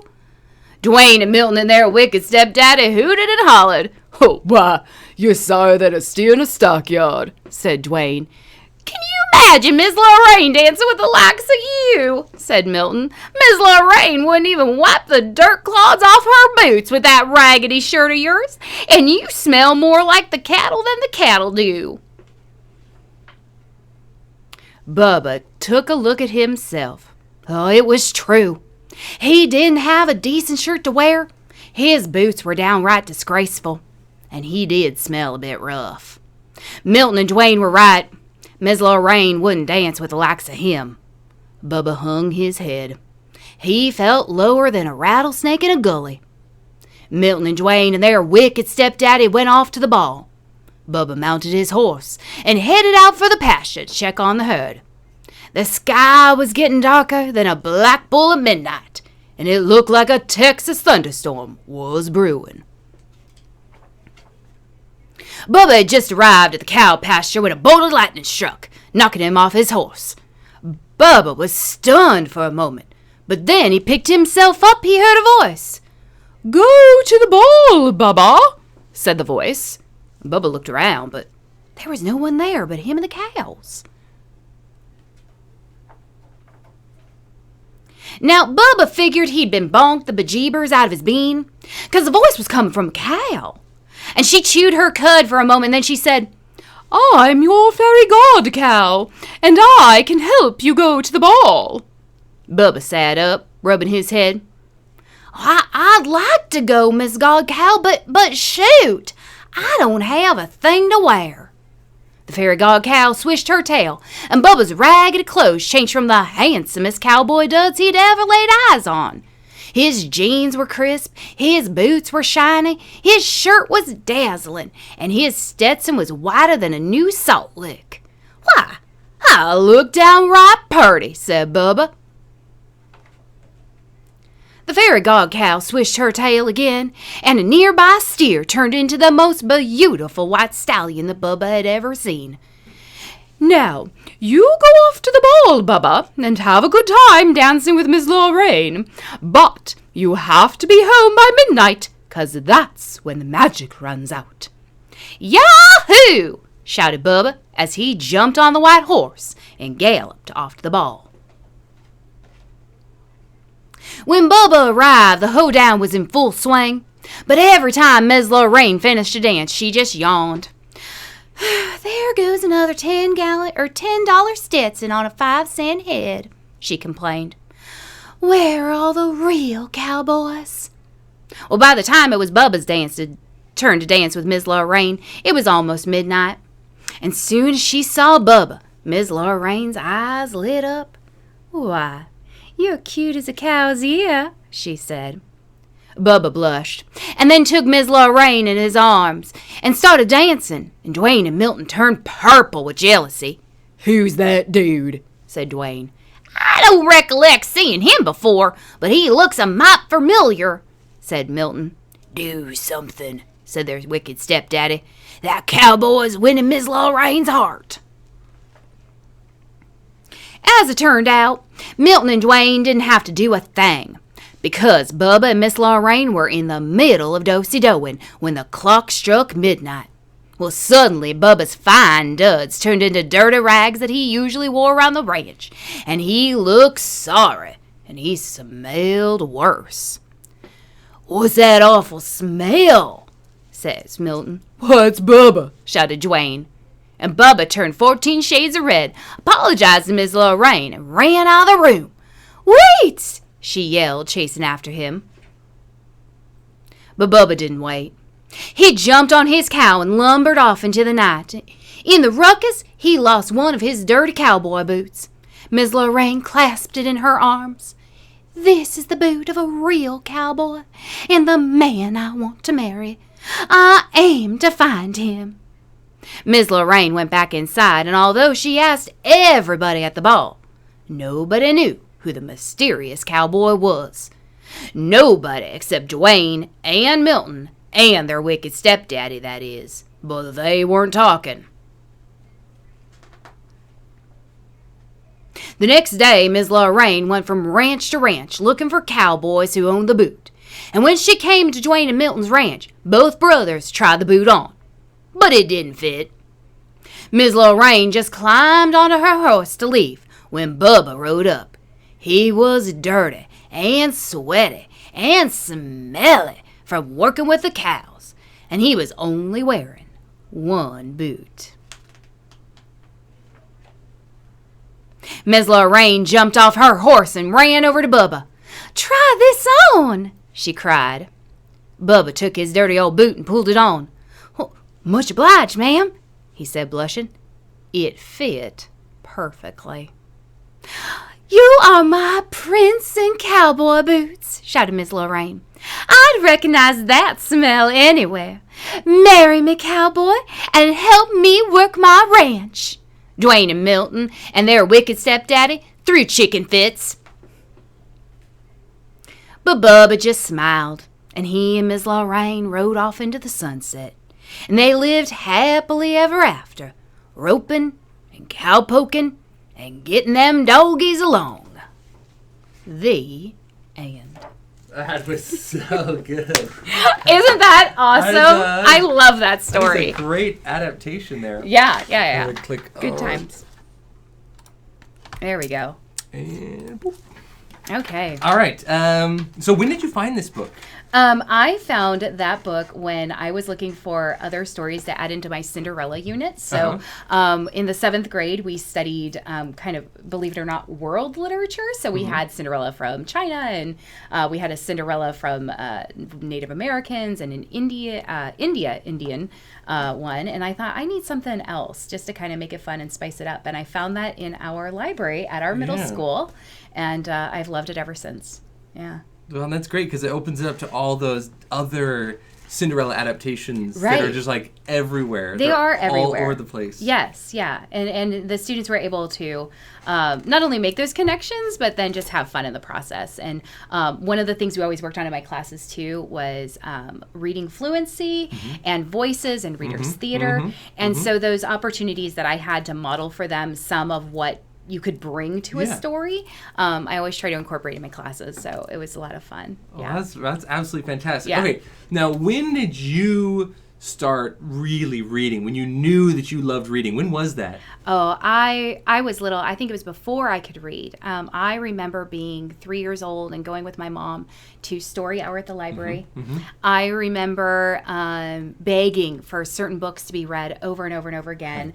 The Little Engine That Could, The Pokey Little Puppy.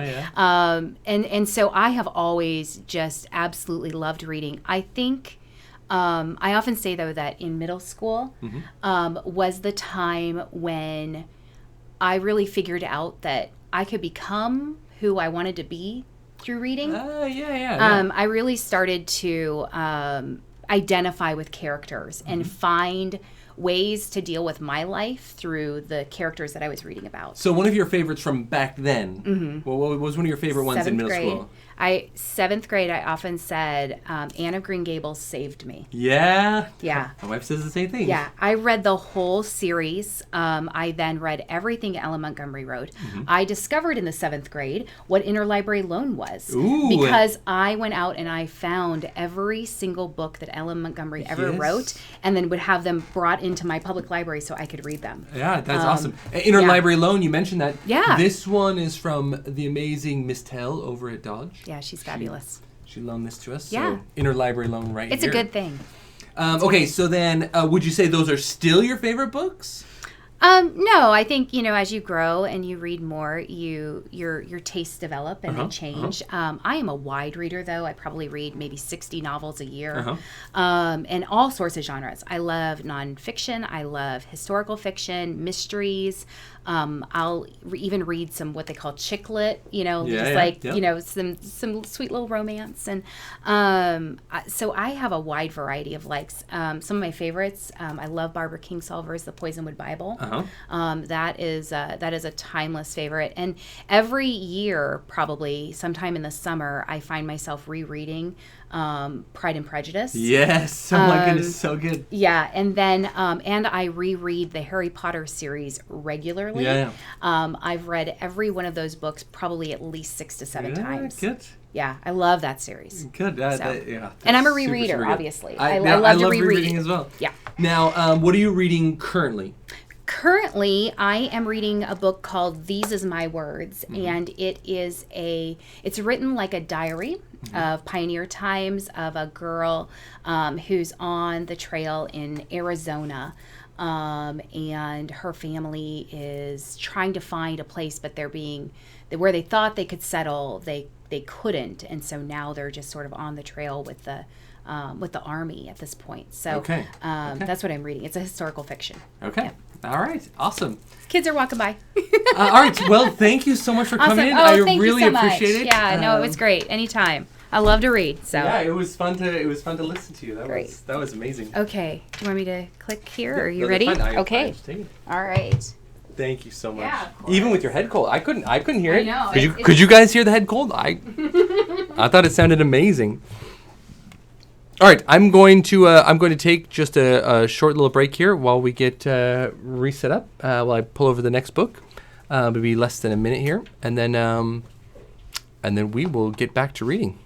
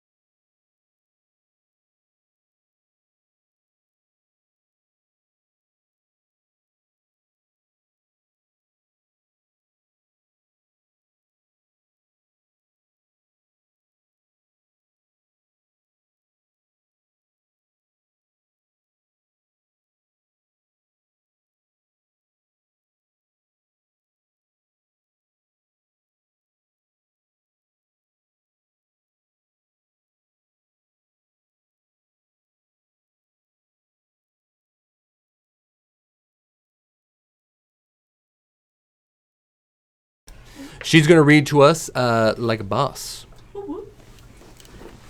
You can use these or not. It doesn't matter. I'll be right back. All right, sounds great. There you go. Yep. You're ready. Hello, everyone. I'm Miss Moyers. I teach 7th grade social studies on the Patriots team. Last year, I read my favorite graphic novel. It is Roller Girl. Super great book because I play roller derby, which is a really awesome, fun sport, and that's why Mr. Marten was talking about Maestro Mall earlier. That's my name. In Spanish, it means bad teacher. Shh, it's funny. Okay, today I'm going to read my all-time ever favorite book. It's called Stargirl. Doesn't actually say it, but you get the point. It's by an amazing author named Jerry Spinelli. He is, like, I have a reader crush on the guy. He's super old, but he's just such a good author. This is a wonderful book. It's written, although it says it's Stargirl, it's written from a point of view from a boy, and his name is Leo, but it's his watching and encountering a new student, and her name is Stargirl. And I love this book because this, as you'll hear from the part that I'm going to read, Stargirl is just a very unique and kind of weird girl, but in a total awesome way. Like, she is just so amazing. And I think it's really cool because it kind of gives you liberty to discuss and find who you are as a person and be okay with kind of being unique and not always fitting into the perfect bubble that is normalcy, is what our peers think. So I'm going to start from the very beginning. I'm going to read about a few pages from the very beginning of Stargirl. Did you see her? That was the first thing Kevin said to me on the first day of school, 11th grade. We were waiting for the bell to ring. See who? I said. Ha! He craned his neck, scanning the mob. He had witnessed something remarkable. It showed on his face. He grinned, still scanning. You'll know. There were hundreds of us milling about, calling names, pointing to summer-tanned faces we hadn't seen since June. Our interest in each other was never keener than those 15 minutes before the first bell of the first day. I punched his arm. Who? The bell rang. We poured inside. I heard it again in homeroom, whispered behind me as we said the Pledge of Allegiance. Did you see her? I heard it in the hallways. I heard it in English and in geometry. Did you see her? Did you see her? Who could it be? A new student? A particular blonde from California or back east, where many of us came from? Or was it one of those summer makeovers, someone who leaves in June looking like a little girl and returns in September like a full-bodied woman? A 10-week miracle? Then, in earth science, a name came to me. Stargirl. I turned to the senior slouching behind me. Stargirl? I said. What kind of name is that? That's it. Stargirl Caraway. She said it in homeroom. Stargirl. Yeah. Then I saw her. At lunch. She wore an off-white dress so long it covered her shoes. It had ruffles around the neck and cuffs. It looked like it could have been her great-grandmother's wedding dress. Her hair was the color of sand. It fell to her shoulders. Something was strapped across her back, but it wasn't a backpack. At first I thought it was a miniature guitar. I found out later it was a ukulele. She did not carry a lunch tray. She did carry a large canvas bag with a life-size sunflower painted right on it. The lunchroom was dead silent as she walked by. She stopped at an empty table, laid down her bag, and slung the instrument strap across her chair and sat down. She pulled a sandwich from the bag and started to eat. Half of the lunchroom kept staring, half started buzzing, and Kevin was grinning. What did I tell ya? I nodded. She's in 10th grade, he said. She's been homeschooled till now. Maybe that explains it, I said. Her back was to us. I couldn't see her face. No one sat with her, but at the tables next to her, kids were cramming two to a seat. She didn't seem to notice. She seemed maroon in a sea of staring, buzzing faces. Kevin was grinning again. Kevin was grinning again. You thinking what I'm thinking? He said. I grinned back and nodded. The hot seat. The Hot Seat was our in-school television show. We started it the year before. I was the producer and director. Kevin was the on-camera host.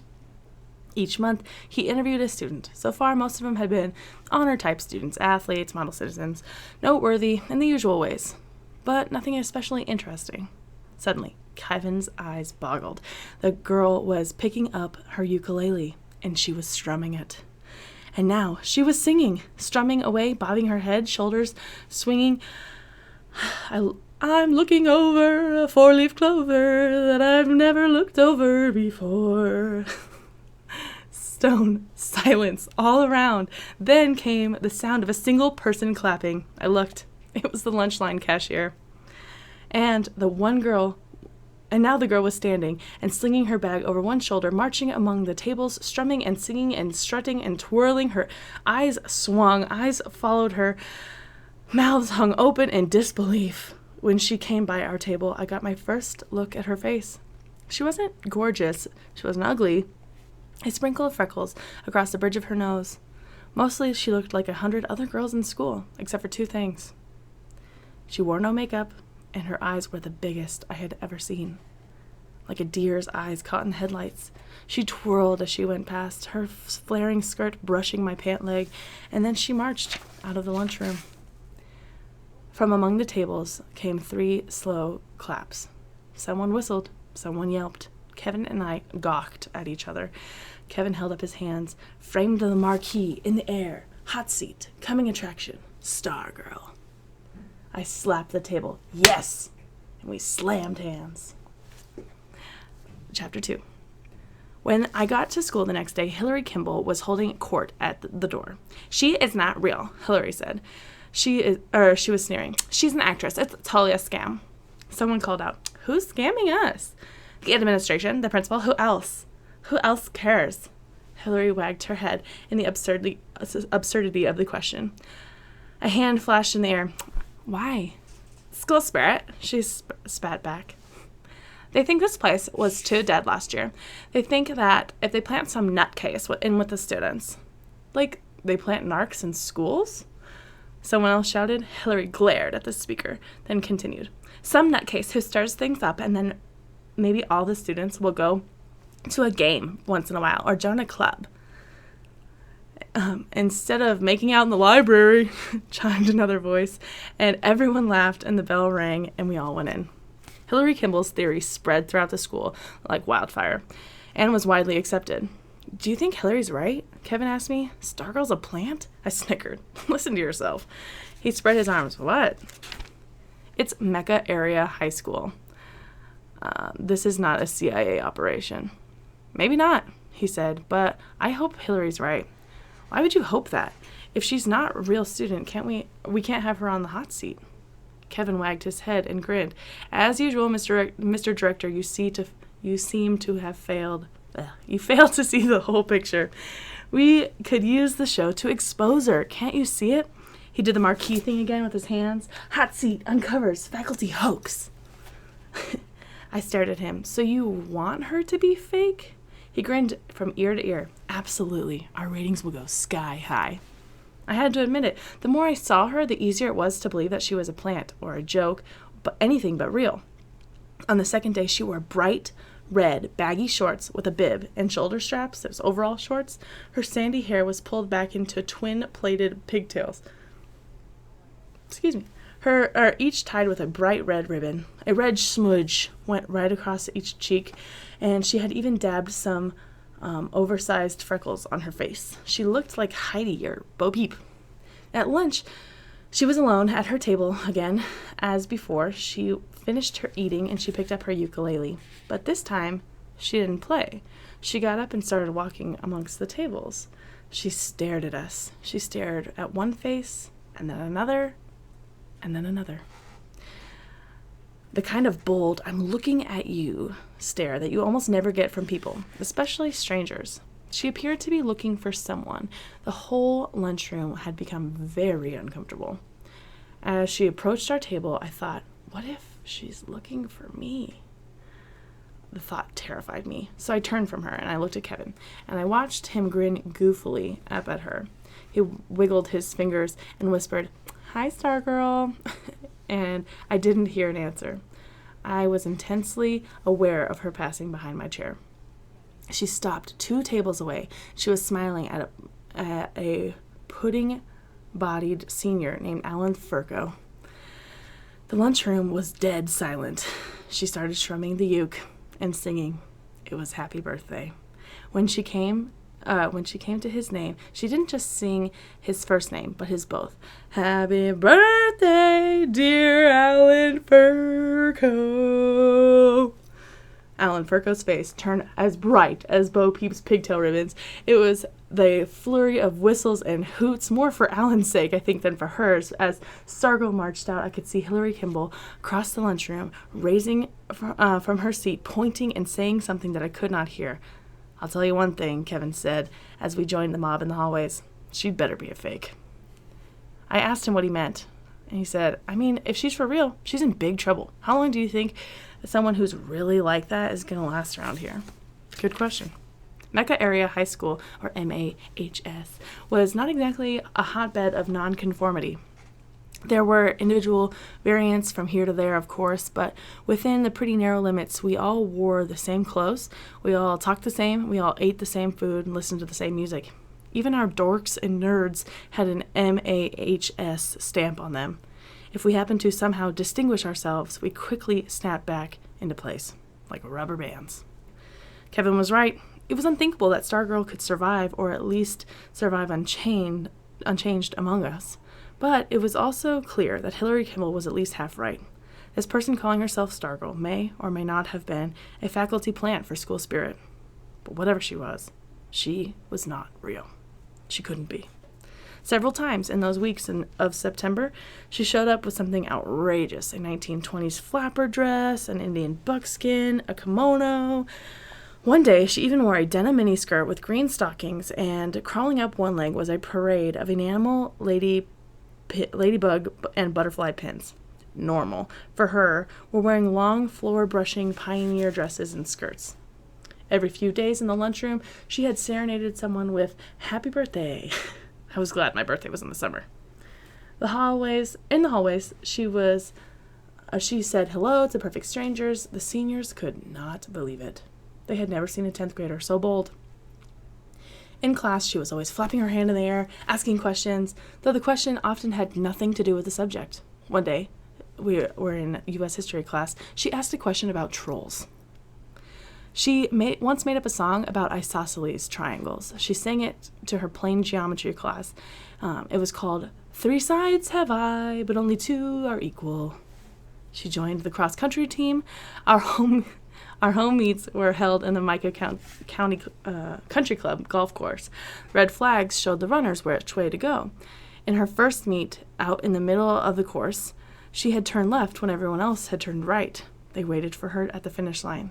She never showed up. She was quickly dismissed from the team. One day, a girl screamed in the hallway. She had seen a tiny brown face pop out of Stargirl's sunflower canvas bag. It was her pet rat. It rode into school in her bag every day. One morning, we had a rare rainfall. That's a tongue twister. Rare rainfall. It came during her gym class. The teacher told everyone to come inside. On the way to the next class, they looked out the window, and Stargirl was still outside in the rain, dancing. We wanted to define her, to wrap her up as we did each other, but we could not seem to get past weird and strange and goofy. Her ways knocked us off balance. A single word seemed to hover in a cloudless sky over the school. Huh? Everything she did seemed to echo Hillary Kimball. She's not real. She is not real. And each night in bed, I thought of her as the moon came through my window. I could have lowered my shade to make it darker and easier to sleep, but I never did. In that moonlit hour, I acquired a sense of the otherness of things. I liked the feeling that the moonlight gave me, as if it wasn't the opposite of day, but its underside. Its private side. Then the fabulous purred on my snow-white sheet like some dark cat came in from the desert. It was during one of those moonlight times when it came to me that Hillary Kimball was wrong. Stargirl was real. Thanks for listening. Oh my goodness, that's so good. I keep forgetting how when I read the beginning of that book, how much I want to get to know Stargirl. I know, it's like your first Like, reaction. You want to go just, like hang out with her and be like, hey, Can I buy you a cup of coffee? Let's go do something. Yes, I need to know everything about you. Let's go hang out and play the ukulele and let's sing songs. Let's just start singing to random people. Yeah, right? That would be, oh man, that'd be so much fun. I love this book. So It's much so fun. good. And it gets better from here. It's awesome to watch her journey at Micah High School and figuring it out. And also, there is a sequel to the book, and it's kind of reflecting back on her time at Micah High School, and it's actually written by Stargirl. So Ooh. the sequel is just her as awesome. perspective. It's called Love Stargirl. So it's like one big letter to the school. Okay. Yeah. Now, really quick, because I know you've got to go soon. Favorite book?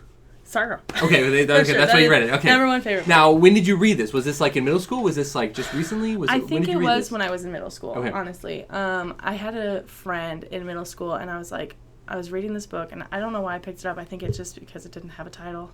Just Yeah. the picture, two pictures Yeah. were the title.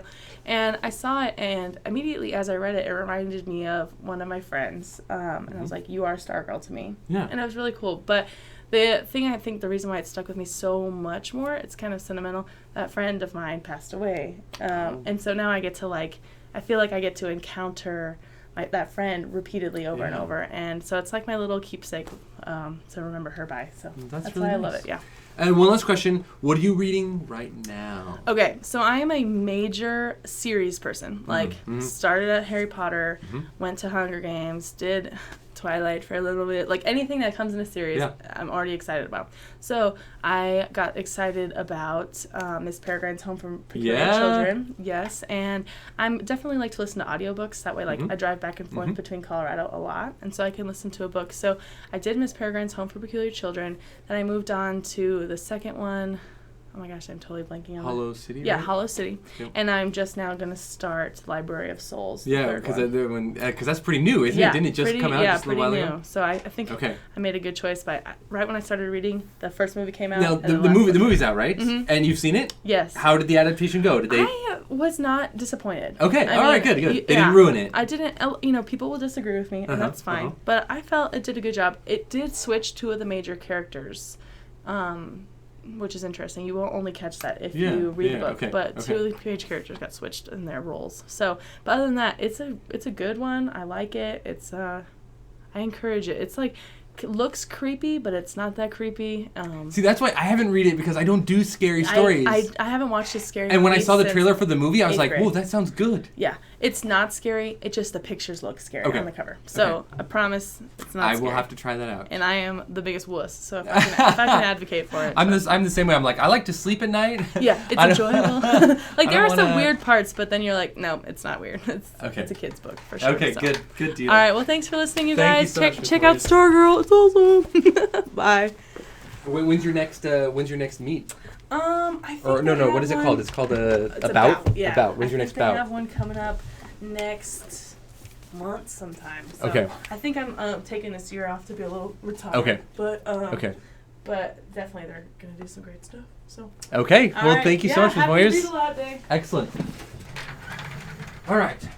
I just looked up at the clock, and I realized where we were. So down here on the bottom of the cart are the ones that we've already done, and the ones up here are the ones that I want to get to. So you can see that.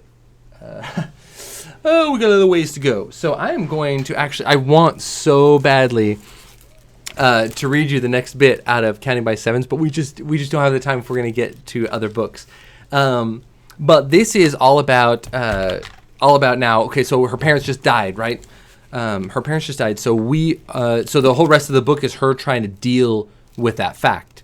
And what's even more interesting is that May, right, her friend that she doesn't even really know that well, her Vietnamese friend, she tells them that they're really, really good friends of the family, which they are not.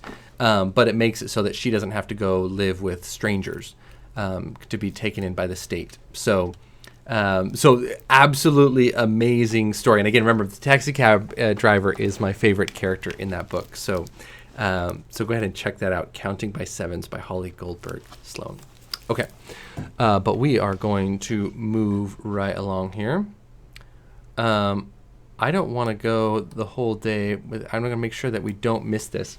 All right, so we had just a little while ago, we entered a contest with the author Ginger Rue, and let me see if I can find it. Oh yeah, you want to come do that now? Okay, well actually, I'll get this set up to do it, and we're gonna have Miss Winkler come in and read her story that we'll do. Okay, so here we go. She'll be in here in just a second. She's going to read something that you guys might know about. Oops. Yeah, come on in. All right. It's okay. Yep. That was perfect. We were just in the middle of changing over. Okay, so Miss Winkler is going to talk to you about the story that she chose, and then we'll go from there. So we'll let you take the floor here, Miss Winkler. You don't have to use those if you don't want to. Okay. All right. The story that I chose, I would rather have the whole book, but I only have this. It's Bailey's story, but the deal about this is the first part, or the first story of A Dog's Purpose novel, and they made a movie about this. You'll be able to go see this. It's kind of a tearjerker in the fact that he comes to a family as a puppy, loves his boy, and he grows old and dies, and then he comes into being a puppy and goes into another family, and they have many books. He's a puppy to different families, but the stories are so heartwarming, and you have to realize that this story is written from a dog's perspective, and what I get such a kick about is being a dog's perspective. All the situations that he gets himself into, it's always the dog's perspective. And I just absolutely get to chuckling at this book. So I'll just get to start reading this for you. And I hope you enjoy it as much as I did, because I just really thought it was great. One day, it occurred to me that the warm, squeaky, smelly things squirming around next to me were my brothers and sisters. I was very disappointed. For a little while now, I had been pushing and shoving those wiggling objects aside so that I could get at my mother's furry warmth and her rich, delicious milk. So those things that had been getting in the way of my food were other puppies like me. I blinked at my mother, silently asking her to please get rid of the rest. I wanted her all to myself. But she didn't. It seemed that my brothers and sisters were here to stay. In that case, I decided I was going to be the one in charge. But my litter mates didn't seem to understand. I'll try to grab one of the back of their neck, and 2 or the 3 others would jump on top of me, and by the time I'd shake them off, the pup I'd been trying to teach a lesson would be wrestling with someone else, and if I tried a menacing growl, all my brothers and sisters just growled joyously back. So irritating. When I wasn't trying to make my litter mates understand how the world worked, I'd explore a little.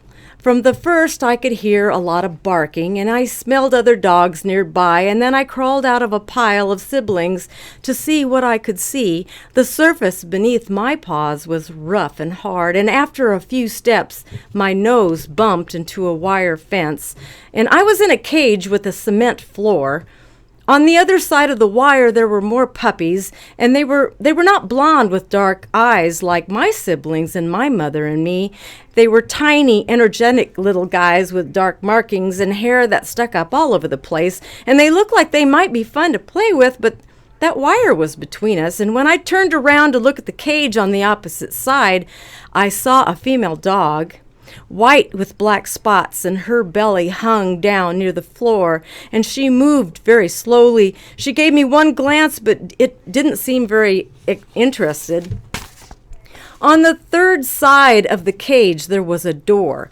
I noticed that door before, and every day a man would come by with a bowl of food for my mother, but he'd open the door and put the food in, and she would get to her feet, shake off a puppy or two, and gulp her meal down, coming back to us as quickly as she could. This was the first time I had taken a close look at what was beyond that door. Grass. A long strip of lawn that teased my nose with the smells of moist earth and growing things. Around the lawn was a wooden fence. It was all a lot to take in. I stumbled back to my mother and settled down for a nap on top of two sisters. The next day when the man came by, I was paying attention. He had a bowl of food in one hand and a piece of paper in the other, and he was frowning at it. Yorkshire Terriers, week or so, he said, looking in the cage next door, the one with the puppies. And then he stopped in front of our cage and peered inside. Golden retrievers, probably 3 weeks yet, and got a Dalmatian ready to pop any day. I can tell that he was not saying those words to any of the dogs. He never spoke to us. Quickly he opened the door of our cage, and I trotted over, eager to see what the green grass might feel like under my feet. But the man pushed me aside with a grunt. Not very roughly, but not gently either, and he put the bowl down in front of my mother. And then he swung the door shut. I tried to get a taste of what was in that bowl, but my mother nudged me away with her nose. It didn't smell as nice as milk anyway. The man moved on, coming back with more bowls in his hand. He put the bowl of food down in the grass and went to the cage on our right. He opened the door, and then he did something that really surprised me. He left it open.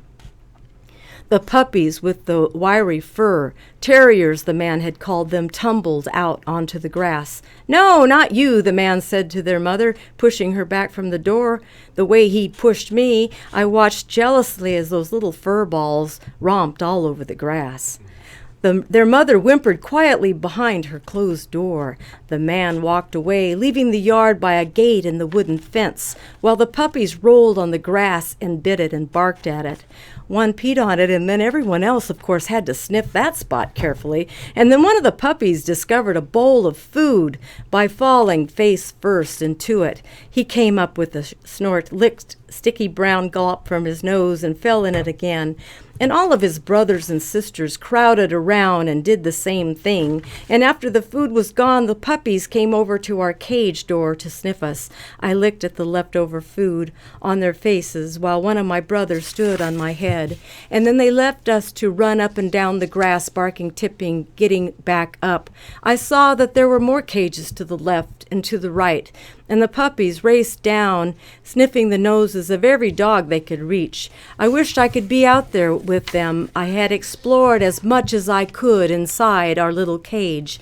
With its smells of mother and puppies, food and milk, I was ready for more. And when the man came back into the yard, he left the gate open behind him.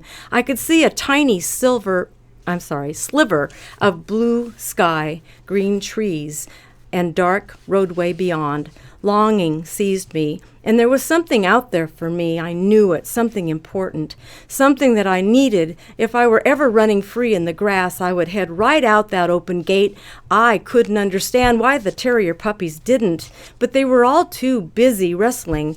The man scooped up 2 puppies, one in each hand, and carried them out through the gate. He made 2 more trips for the rest, and then they were gone, and the yard was suddenly awfully quiet with all their tiny, high-pitched barks.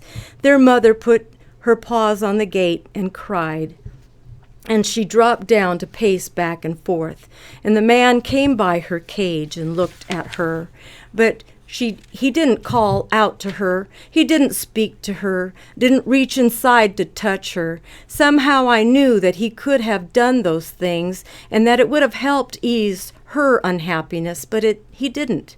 He just turned and walked away, and the sadness of that mother in the cage next door made me sad as well.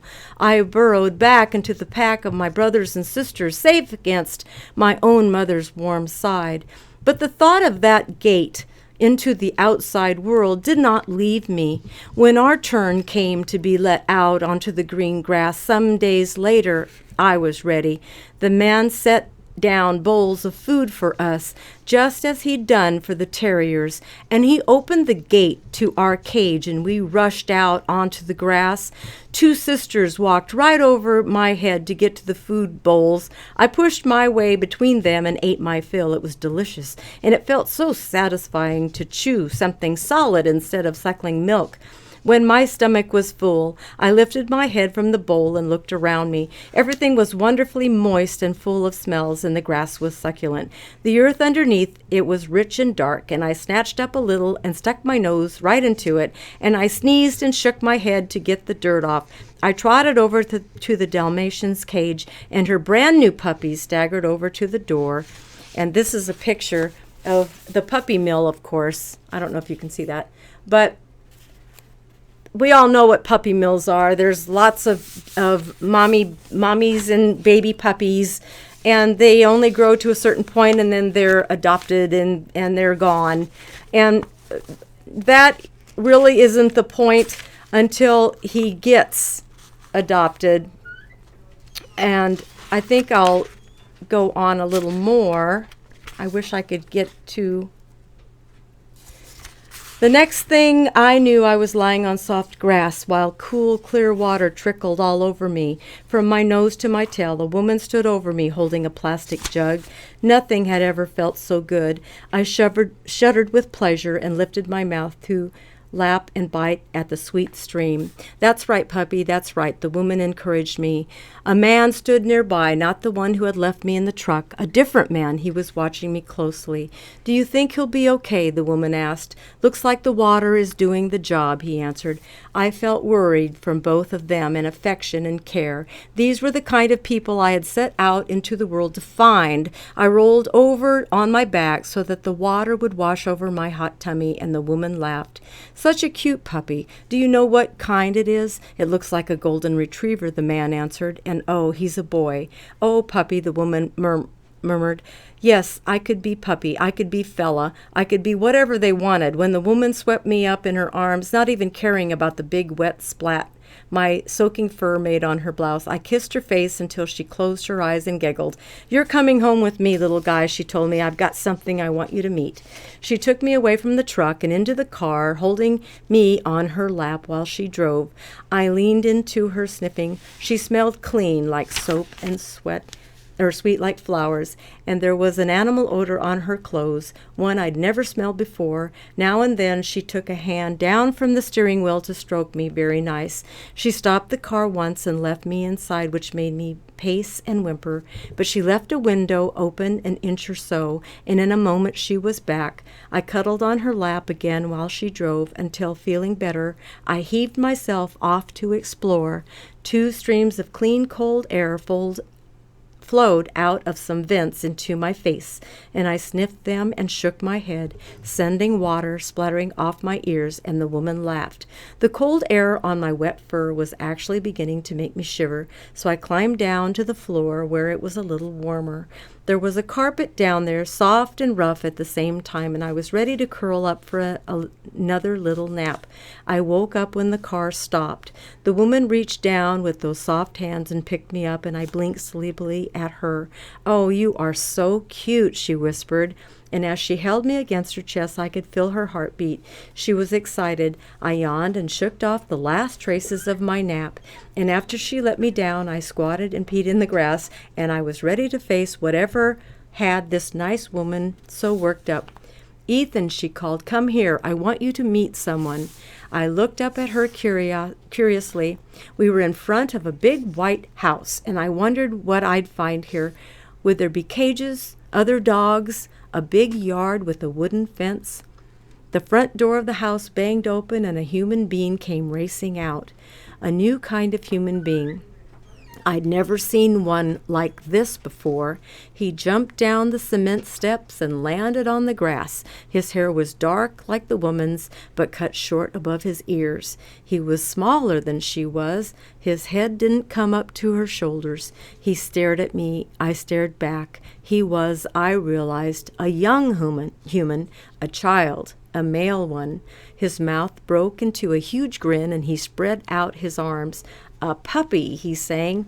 We ran to each other. He flopped down to pick me up, and I could not stop licking him. He could not stop giggling, and we rolled together in the grass. I hadn't known that there was such a thing as a boy in the world, but now that I had found one, I was sure that there could not be anything better. He smelled fantastic of sweat and soap and mud and something meaty, and that he had been eating, and also of the same animal I'd smelled on the woman's clothes. I burrowed my nose into his hair and under the collar of his shirt and sniffed and sniffed. A boy. I think this is what I had been looking for when I stepped out of that yard. A boy like this. And here's a picture of him and his boy. And I think that's probably as much as I'm going to read. I read to where the two met each other, and it just gets better from there.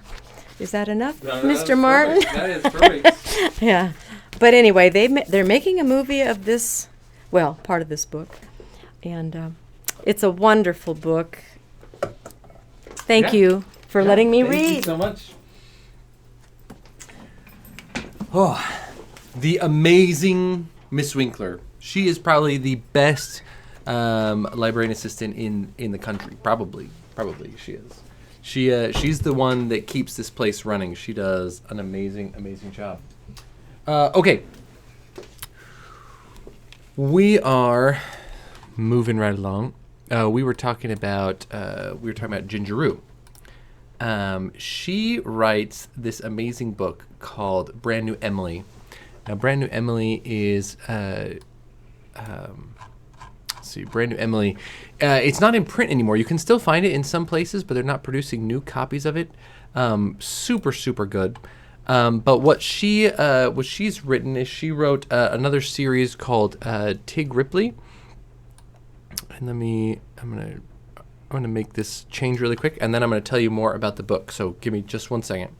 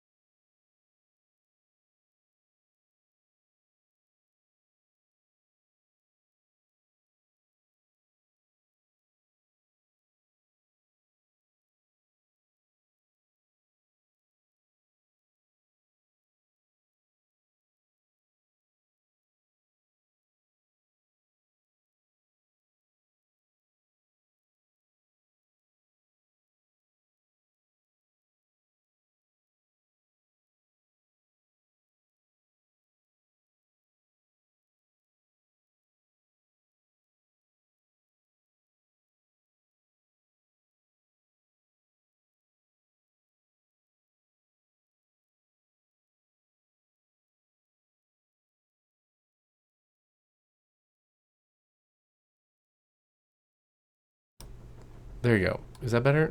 Have I been talking this whole time and you can't hear me? Ha! That is so like me. All right, so we were talking about Gingeroo, the author. She's written some amazing stories. The one that her series that she did most recently is Tig Ripley, and it's about these girls who get together to form a band because the because her friend says that can't work, right? That there's no way girls can make a band that are successful. And so she doesn't even know how to play any instruments, but she goes ahead and she starts a band. And then they get this opportunity at the end of the story that I'm going to be reading, or that Miss Rue's going to be reading part of. So we'll go right to that. So this is the author, Miss Ginger Rue, and she's going to be reading from book 2 of Tig Ripley, and this book is called Hard Rock. It comes out in March, and the first book was absolutely amazing. I haven't quite finished the second book, but all you have to do is think girl band, and you're like, oh my goodness, there's so many things that could happen with that. Okay, so here we go. Without further ado, we're gonna go to Miss Rue. She recorded a video for us, so here we go. Hi, I'm Ginger Rue, and I'm the author of the Tig Ripley series from Sleeping Bear Press. And Benjamin Marten asked me to read the first chapter of the new book in the series, Hard Rock, for World Read Aloud Day. So here's chapter 1 of Tig Ripley, Hard Rock. I can't believe your mom made you wear a dress, Robbie said to Tig. I know, Tig replied, but she kept saying, it's not every day my daughter is on TV. You should dress for the occasion. But the occasion is that we're rock stars, Robbie said. That's why we're on TV. We're on TV because my uncle's advertising students won nationals with our fake commercial, Tig said. I wouldn't exactly call us rock stars yet. Speak for yourself, said Robbie. She grinned and Tig couldn't help but laugh. I'm pretty sure you were born a rock star, Tig said. Robbie nodded and smiled. Got that right. She high-fived Tig. Be quiet, y'all, Kira said. Did you not just hear the guy say quiet on the set? Mom, is that you? Robbie said. You look so different these days. Kira scowled and sat up straight. When the man counted down 3, 2, 1 and pointed, the show's host said, Good morning, Tuscaloosa. I'm Carolyn Kirk, your host, coming to you live from the College of Communication at the University of Alabama.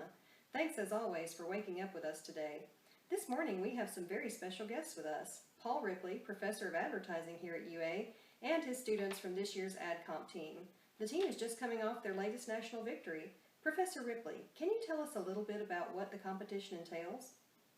As Tig's Uncle Paul and his students explained how they'd first won regionals at the end of the last school year, followed by taking nationals barely a week ago, Tig, Robbie, Kira, Olivia, and Claire stood to the side, off camera, waiting to be called over.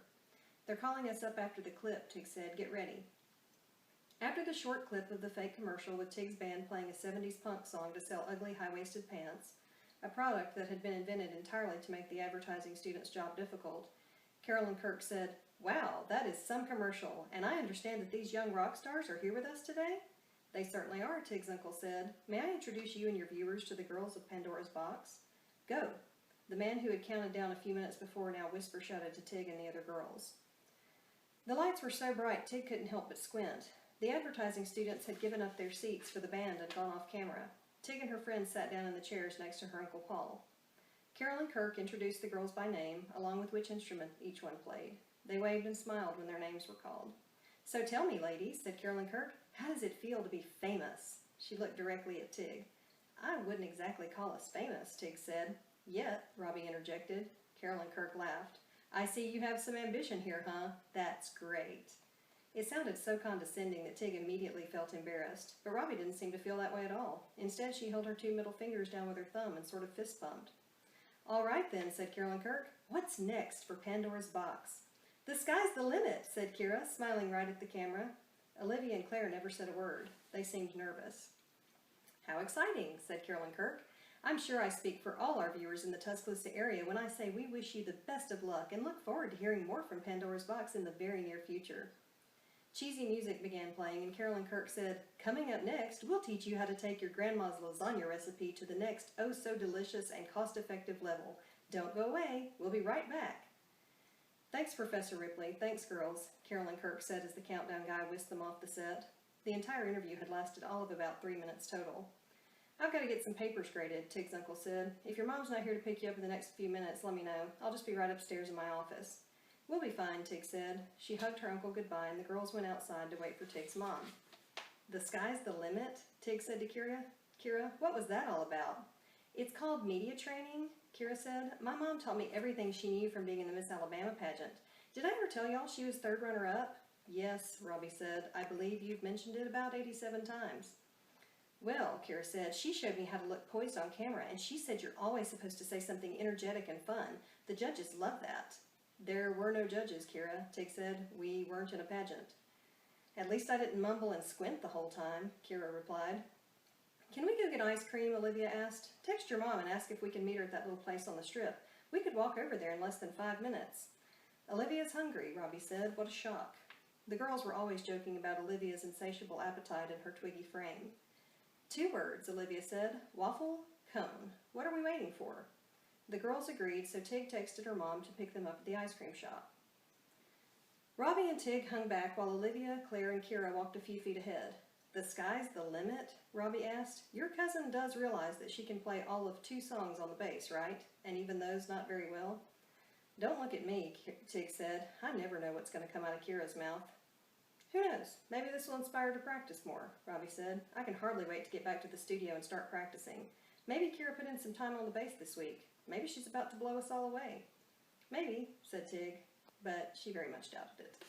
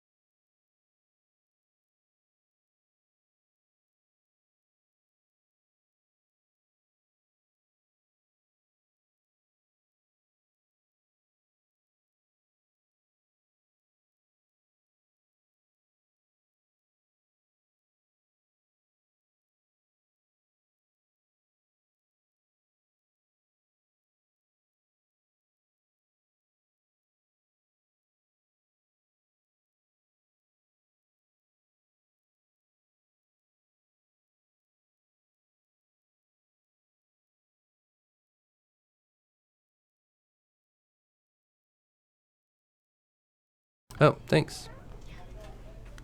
Ha! Oh. Silly me.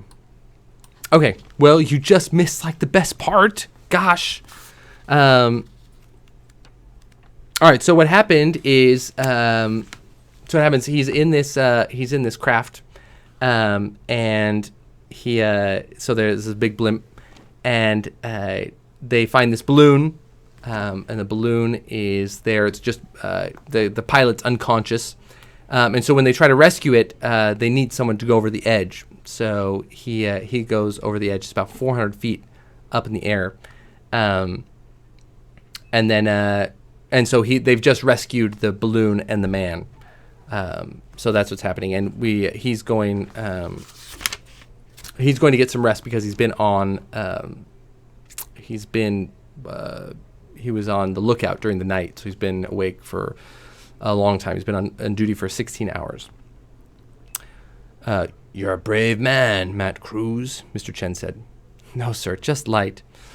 Lighter than air, that's our Mr. Cruz, said one of the sail makers. Cloud hopping next it'll be. Hands tousling my hair, clapping me on the back, voices saying, well done, and me trying not to smile, but smiling and laughing anyway, because it felt so good to know I'd brought the gondola in, saved the pilot, and impressed everyone. All these men who had known my father, they would have called him Mr. Cruz too. Doc Holliday and another crewman were lifting the pilot out of the gondola and into a waiting stretcher. Is he going to be all right? I asked the doctor.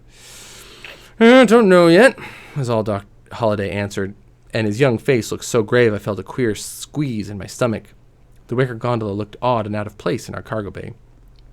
Get some sleep, Mr. Cruz, the captain said to me. I nodded, but didn't want to go. I watched them take the pilot away on a stretcher. I wondered who he was. I wanted to go through the gondola and find out what had gone wrong. Sleep first, Mr. Cruz, said the captain. Your father would have been very proud of you. I blinked away the hot tingle behind my eyes. Thank you, sir. My legs wobbled as I left the cargo bay and trudged aft along the keel catwalk to the crew quarters. Lighter than air, but I felt heavy as lead. I opened the door to my cabin, caught a glimpse of the clock, 5:39. I shrugged off my shirt and trousers and climbed into my bunk. And as so often happened when I slept aloft, I dreamt free of my body and glided alongside the Aurora, and my father came and joined me, and we flew. In the afternoon, I was off duty, so I went to the infirmary to see how the balloon pilot was making out. Not good, Matt, Doc Holliday told me. He's got pneumonia, and I believe he had a seizure of the heart several days ago. He's terribly dehydrated. He'll live, though? Doctor lifted his eyebrows and his lips compressed into a sad little smile. I think not, Matt. Even if we were back on shore, his heart and lungs are so damaged there's not much to be done. Who is he? Benjamin Malloy. According to the ship's papers, he was trying to make a solo circumnavigation. It's going all the way around. You heard such things from time to time, some fellow trying to float around the world in a hot air balloon. No one had managed it yet. They always got grounded or were never heard from again. I didn't know if this Mr. Malloy was brave or just plain foolhardy, but I couldn't help but admire his daring. May I see him, please? Doc Holliday hesitated, then nodded. He's asleep, mind. Don't wake him. The infirmary was off the main dispensary and examination room, just 2 beds divided by a curtain. The other bed was empty. I pulled up the chair and sat down beside Mr. Malloy. He was propped up with pillows and his breathing was raspy. It was strange the way I felt about him. Connected was the only word I could conjure up. I'd spotted his balloon out there in the night sky, and I'd swung onto his gondola and found him lying crumpled on the deck, looking so broken and helpless. Maybe it was also because he looked a little like an older version of my father, but that might just have been imagining on my part. I put my hand on top of his. It was scalding with fever, rigid with sinew and bone, and my own hand felt icy against it. He shifted, and I took my hand away, afraid I disturbed him. His eyes opened. They were milky, and he stared through me like he was focused on something else, like he was already leaving. He coughed a bit, and I held a glass of water to his mouth, but he didn't seem to want it, or maybe he couldn't swallow. A little spilled down on his chin and onto his bedsheets. Sorry, sir, I said, mopping him with cloth. When I finished, I looked back at him, and his eyes were intent now. Did you see them? He asked, his voice scratchy. Who? Sailing. All around, he said. It took him a long time to get this out, swallowing and probably giving little coughs between his words. probably always been there, only no one's ever seen them. He tried to get up, pushing with his elbows like he had somewhere important to go, but he didn't have the strength, and he sank back down. He turned to me again, swallowed. But you must have seen them. It seemed to matter to him, so I lied. Yes, I said, I saw them too. Good, he said, and that seemed to calm him down some. Beautiful creatures, he said, smiling. They were beautiful. Yes, I said. He coughed again, and I wondered if I should call for Doc Holliday. I'll get the doctor for you, sir. His hot hand was on my arm. Kate would have loved them, he said. Don't you think? I think so, I said. He was looking at me very kindly, and I felt ashamed of my lying, but then it was as if he saw through me, and it was terrible to see the way his face changed, disgust pouring into his eyes. You never saw them. His words were all gaspy now, and it started him coughing again, his whole body jerking. I looked around in worry.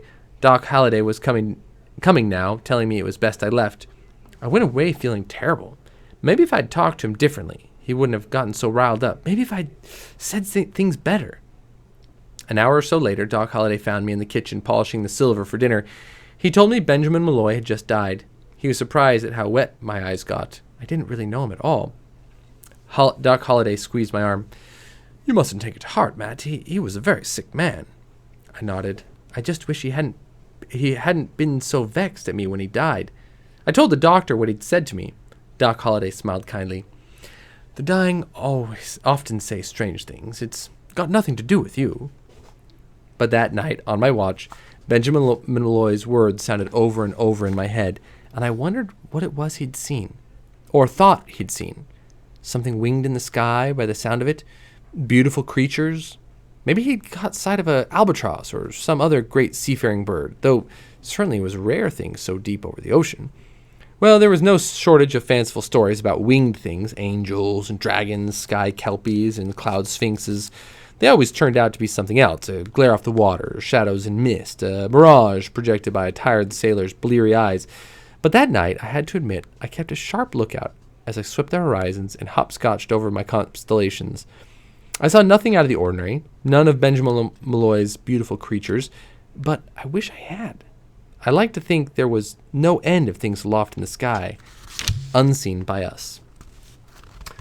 The next part of the book starts 1 year later. They're leaving port on another trip, and this is very similar to like a cruise ship, right? People go on for vacation and other things.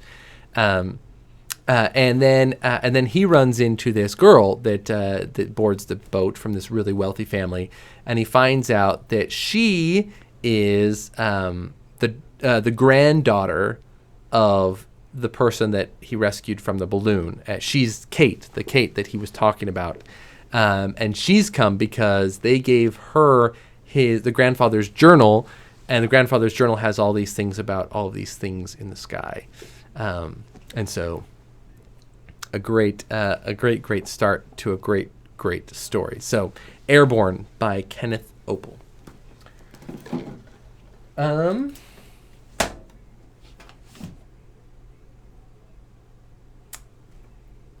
Let's read something.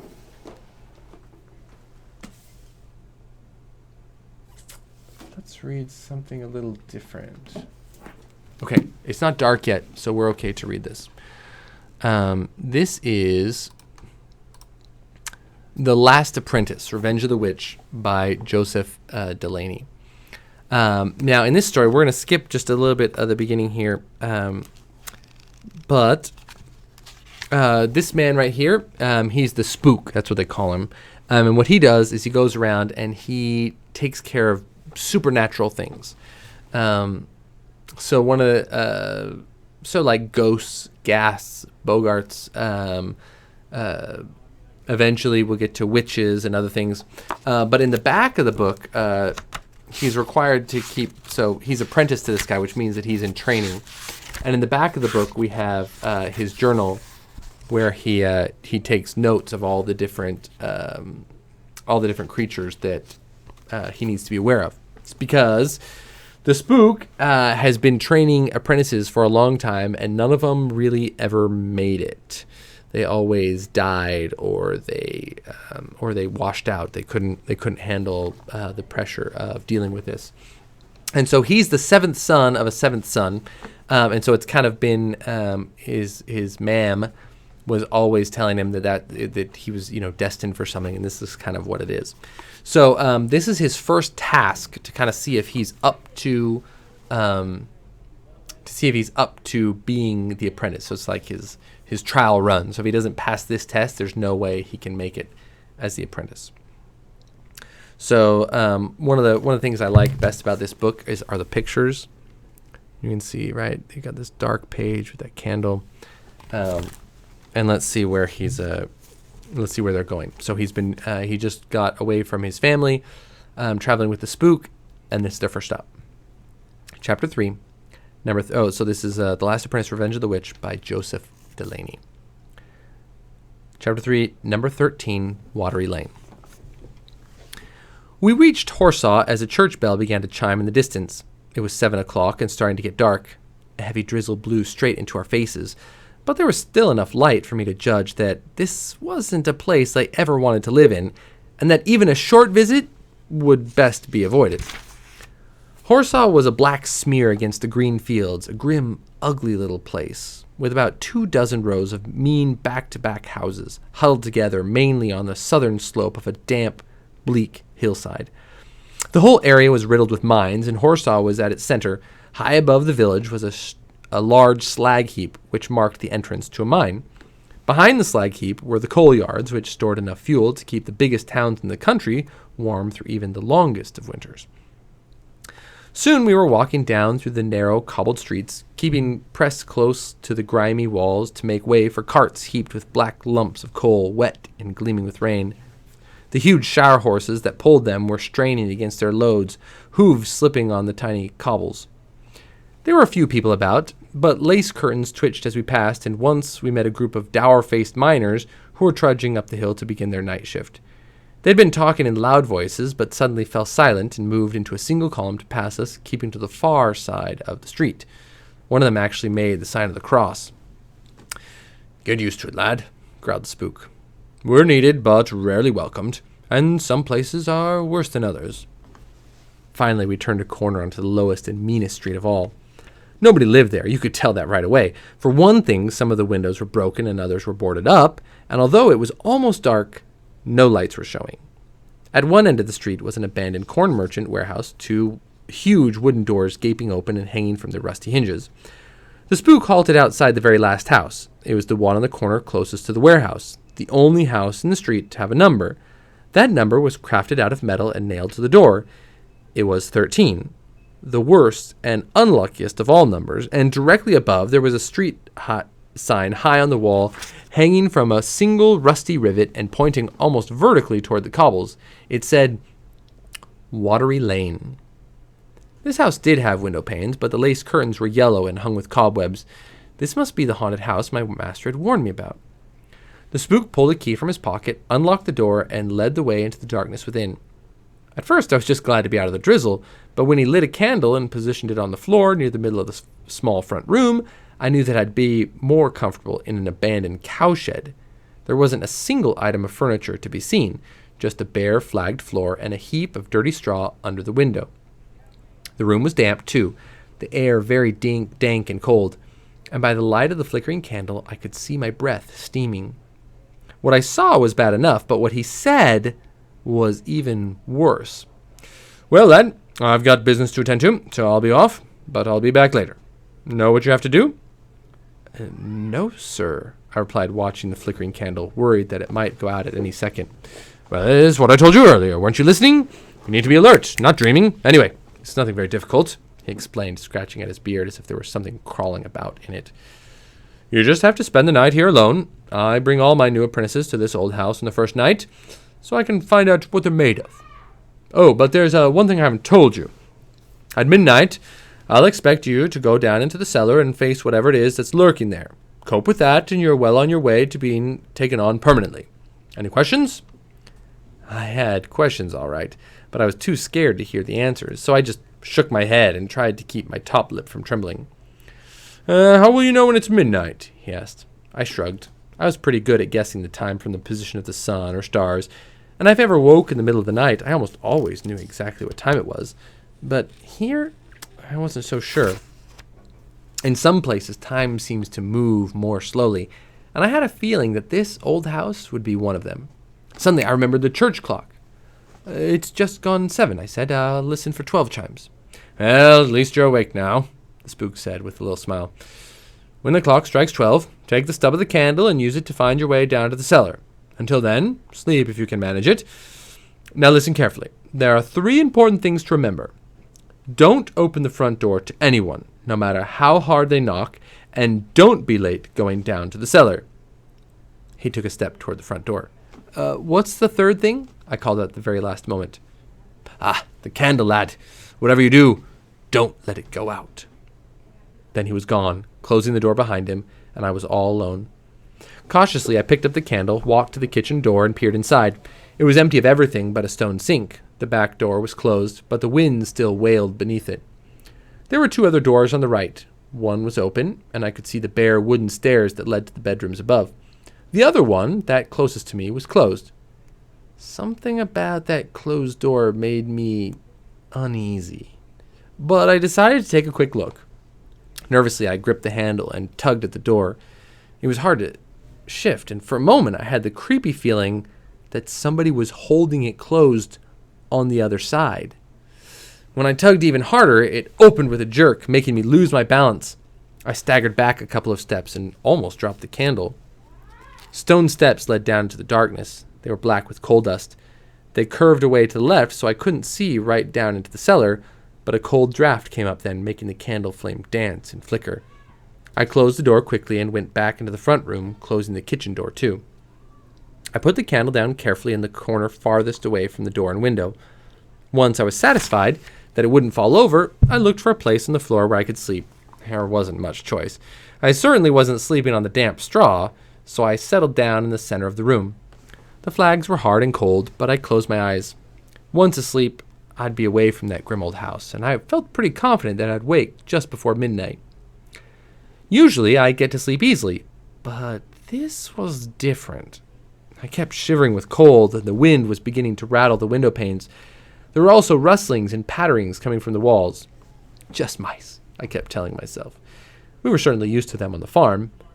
But then suddenly there came a disturbing new sound from down below in the depths of the dark cellar. At first it was faint, making me strain my ears, but gradually it grew until I was in no doubt about what I could hear.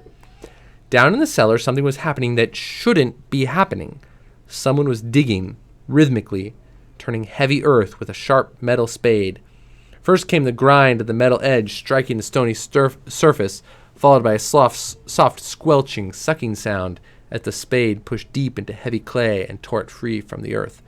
This went on for several minutes until the noise stopped as suddenly as it had begun. All was quiet. Even the mice stopped their pattering. It was as if the house and everything in it were holding their breath. I know I was. The silence ended with a resounding thump, then a whole series of thumps, definite in rhythm, thumps that were getting louder and louder and louder. Someone was climbing the stairs from the cellar. I snatched up the candle and shrank into the farthest corner. Thump, thump. Nearer and nearer came the sound of heavy boots. Who could have been digging down there in the darkness? Who could be climbing the stairs now? But maybe it wasn't a question of who was climbing the stairs. Maybe it was a question of what? I heard the cellar door open and the thump of boots in the kitchen. I pressed myself back into the corner, trying to make myself small, waiting for the kitchen door to open. And open it did, very slowly, with a loud... Something stepped into the room. I felt coldness then, real coldness. The kind of coldness that told me something was close that didn't belong on this earth. It was like the coldness of Hangman's Hill, only far, far worse. I lifted the candle, its flame flickering eerie shadows that danced up the walls and onto the ceiling. "Who's there?" I asked. Who's there?" My voice trembled even more than the hand holding the candle. There was no answer. Even the wind outside had fallen silent. "Who's there?" I called out again. Again, no reply. But invisible boots grated on the flags as they stepped toward me. Near and nearer they came. And now I could hear heavy breathing. Something big was breathing heavily. It sounded like a huge cart horse that had just pulled a heavy load up a steep hill.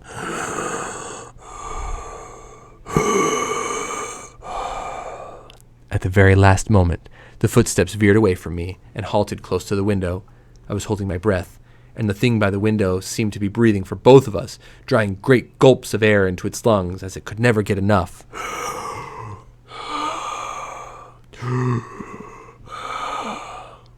Just when I could stand it no longer, it gave a huge sigh that sounded weary and sad at the same time, and the invisible boots grated on the flags once more, heavy steps that moved away from the window, back toward the door.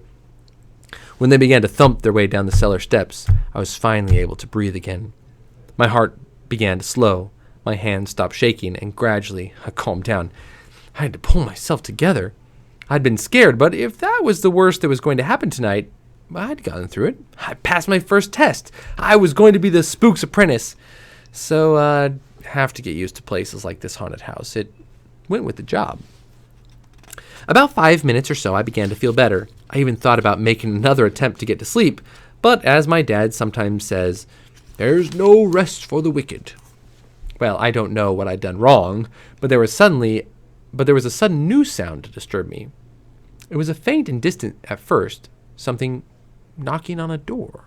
There was a pause, and then it happened again. 3 distinct raps. But a little nearer this time. Another pause, and 3 more raps. It didn't take me long to work it out. Something was rapping hard on each door in the street, moving nearer and nearer to number 13. When it finally came to the haunted house, the 3 raps on the door were loud enough to wake the dead. Would the thing in the cellar climb the steps to answer that summons? I felt trapped between the two, something outside wanting to get in, something below that wanted to be free. And then, suddenly, it was all right. A voice called to me from the other side of the front door, a voice I recognized.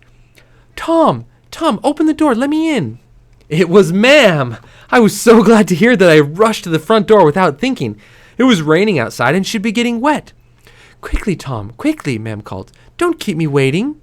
I was actually lifting the latch to open it when I remembered the spook's warning. Don't open the front door to anyone, no matter how hard they knock. But how could I leave Ma'am out there in the dark? "Come on, Tom, let me in," the voice called again. Remembering what the spook had said, I took a deep breath and tried to think. Common sense told me it couldn't be her. Why would she have followed me all this way? How could she have known where we were going? Ma'am wouldn't have traveled alone either. My dad or Jack would have come with her. No, it was something else waiting outside. Something without hands that could still rap on the door. Something without feet that could still stand on the pavement. The knocking started to get louder. "Please let me in, Tom," pleaded the voice. "How can you be so hard and cruel? I'm cold, wet, and tired." Eventually it began to cry, and then I knew for certain that it couldn't possibly be Ma'am. Ma'am was strong. Ma'am never cried no matter how bad things got. After a few moments, the sound faded and stopped altogether. I laid down on the floor and tried to sleep again. I kept turning over, first one way, then the other. But try as I might, I couldn't get to sleep. The wind began to rattle the window panes even louder, and on every hour and half hour the church clock chimed, moving me closer to midnight. The nearer the time came for me to go down to the cellar steps, the more nervous I became. I did want to pass the spook's test, but oh, how I longed to be back home in my nice, safe, warm bed. And then just after the clock had given a single chime, 11:30, the digging began again. Once more I heard the slow of heavy boots coming up the steps from the cellar. Once more the door opened and the invisible boots stepped into the front room. By now the only bit of me that was moving was my heart, which pounded so hard it seemed about to break my ribs. But this time the boots didn't veer away in the direction of the window. They kept coming straight toward me. I felt myself being lifted roughly by the hair and skin and the nape of my neck, just like a mother cat carries her kittens. Then an invisible arm wrapped itself around my body, pinning my arms to my sides. I tried to suck in a breath, but it was impossible. My chest was being crushed. I was being carried toward the cellar door. I couldn't see what was carrying me, but I could hear its wheezing breath, and I struggled in a panic because somehow I knew exactly what was going to happen. Somehow I knew why there'd been the sound of digging from below. I was going to be carried down the cellar steps into the darkness, and I knew that a grave was waiting for me down there. I was going to be buried alive. I was terrified and tried to cry out, but it was worse than just being held in a tight grip. I was paralyzed and couldn't move a muscle. Suddenly, I was falling. I found myself on all fours, staring at the open door to the cellar just inches from the top step. In a panic, my heart thumping too fast to count the beats, I lurched to my feet and slammed the cellar door shut. Still trembling, I went back to the front room to find that one of the spook's 3 rules had been broken. The candle had gone out. As I walked toward the window, a sudden flash of light illuminated the room, followed by a loud crash of thunder almost directly overhead. Rain squalled against the house, rattling the windows and making the front door creak and groan as if something were trying to get in. I stared out miserably for a few minutes, watching the flashes of lightning. It was a bad night. But even though lightning scared me, I would have given anything to be out there walking the streets, anything to have avoided going down into that cellar. In the distance, the church clock began to chime. I counted the chimes, and there were exactly 12. Now I had to face what was in the cellar. It was then, as lightning lit the room again, that I noticed the large footprints on the floor. At first, I thought they'd been made by the spook, but they were black, as if the huge boots that made them had been covered with coal dust. They came from the direction of the kitchen door, went almost to the window, then turned and went back the way they'd come, back to the cellar, down into the dark, where I had to go. Forcing myself forward, I searched the floor with my hand for the stub of the candle. Then I scrabbled around for my small bundle of cloths. Wrapped in the center of it was the tinder box that Dad had given me. Fumbling in the dark, I shook the pile of tinder out onto the floor and used a stone and metal to strike up sparks. I kindled that little pile of wood until it burst into flame just long enough to light the candle. Little had Dad known that his gift would prove useful so soon. As I opened the cellar door, there was another flash of lightning and a sudden crash of thunder that shook the whole house and rumbled down the steps ahead of me. I descended into the cellar, my hand trembling and the candle stub dancing till strange shadows flickered against the wall. I didn't want to go down there, but if I failed the spook's test, I'd probably be on my way back home as soon as it came light. I imagined my shame at having to tell Mam what had happened. 8 steps, and I was turning the corner so that the cellar was in view. It wasn't a big cellar, but it had dark shadows in the corners that the candlelight couldn't quite reach. There were spider webs hanging from the ceiling and frail, murky curtains. Small pieces of coal and large wooden crates were scattered across the earthen floor, and there was an old wooden table next to a big beer barrel. I stepped around the beer barrel and noticed something in the far corner, something just behind some crates that scared me so much I almost dropped the candle. It was a dark shape, almost like a bundle of rags, and it was making a noise.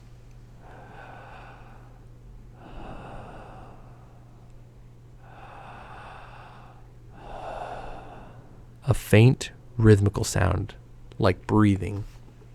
I took a step toward the rags, then another, using all my willpower to make my legs move.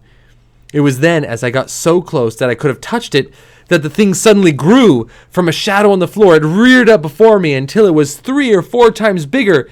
I almost ran. It was dark, hooded, and terrifying, with green, glittering eyes. And I'm gonna stop reading right there. So the Last Apprentice by Joseph Delaney. Absolutely fabulous book. There's 13 books in the series. Go figure, right? The 13th, especially after we got to 13 Watery Lane. An amazing story. The books are also, most of the books are riddled with some drawings. If you like kind of scary stuff. I don't like super scary stuff, but this reads more of like an adventure than it does some horror, something horrible. But again, there's lots of supernatural kind of things that they have to deal with. That's their job. People will hire them to come out and deal with their problems. So, The Last Apprentice: Revenge of the Witch by Joseph Delaney. Super, super good. Okay. Let's read. Oh man, we're not going to get to all of them, but that's okay. We'll do the best that we can. Right now, we're going to read from The Testing by Joël Charbonneau. This is a Golden Sower for this year, or was it last year? I think it was last year. Last year, Golden Sower for last year. And here we go.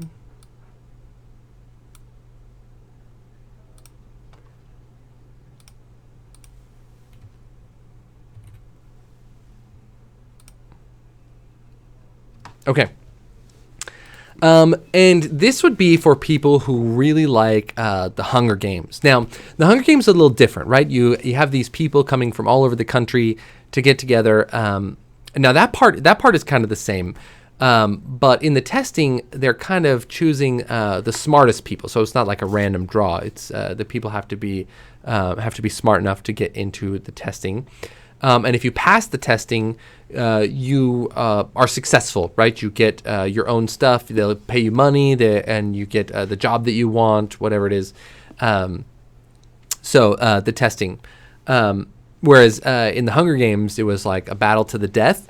The testing is all about finding out who is the best. Now, the crazy part is, in Hunger Games, you come into the arena and you know that you're going to be killing other people, right? It was a fight to the death, right? That's what the whole thing was about. You'd watched it every year. People just knew about it. In this one, though, when you're done with the test, right, the testing, they delete your memory, right? So you don't remember what happened during the test. And so her dad was a winner. Well, not a winner, because there's lots of people who make it.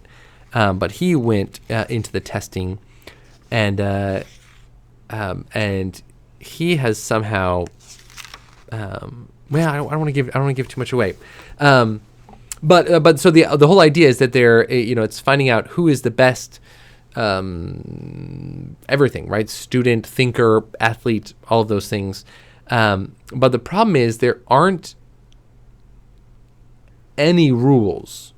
So if you notice somebody getting to be a little bit better than you, you find a lot of people taking them out, which I think is almost more disturbing, because in Hunger Games, you knew what you were getting into. In here, nobody really warns them about what's happening, and it's all about the people choosing to do it on their own, which I think is even scarier. Okay. So this is yep,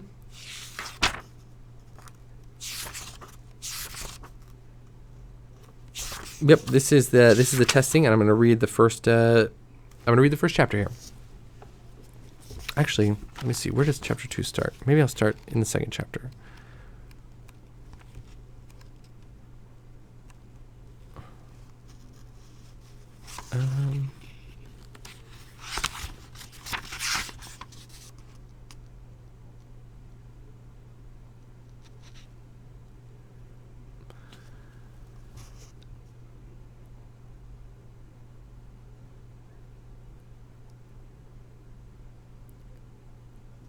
No, we'll start with oh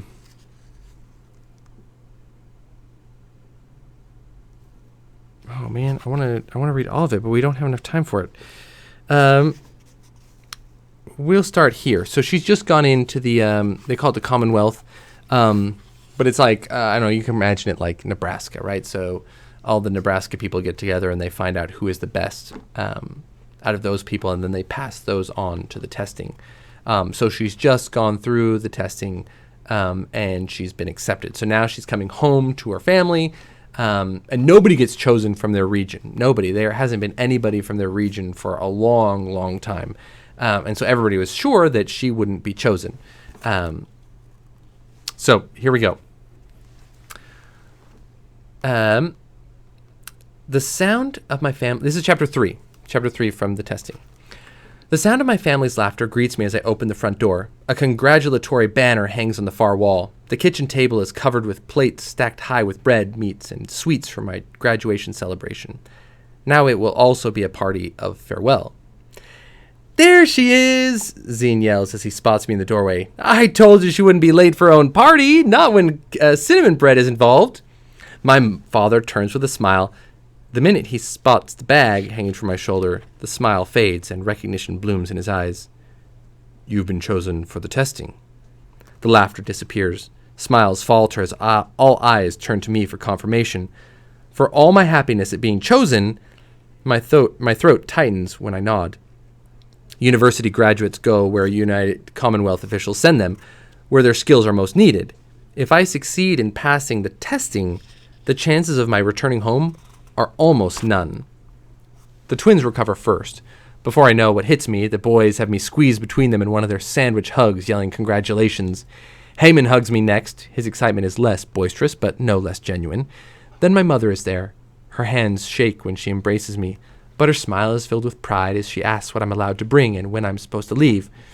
I barely have time to answer or notice Zine slipping out the door before there's a knocking at the door, signaling the arrival of my friends. I'm so happy to see them, especially Daleen. So happy I get the chance to say goodbye in person. There are more shouts of happiness and far more tears as I explain about the testing and the others who were selected. Daleen's happiness and sorrow are greatest of all. She tries to hide the sadness behind wide smiles, but as the party continues, I notice she slips more and more into the background, away from me, away from the others who she has always considered more my friends than hers, and I'm scared. While my family will feel the loss of my presence, they still have one another. Daleen will have no one. Which is why, when my mother tells everyone the party is to end early, the first person I search out for farewell is Lane Maddows. She isn't bouncing with excitement or yelling to get my attention. Instead, she stands quietly near the door, waiting for my brothers to escort her home.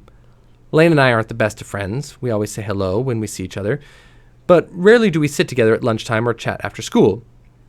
But Lane and I have a connection, which is why I invited her today. One I know she hasn't forgotten. I hope that memory means I can count on her help. As the girls still squeal and chatter behind me, I wrap my arms around Lane and give her a hug. Her shoulders tense with surprise, but she doesn't pull back.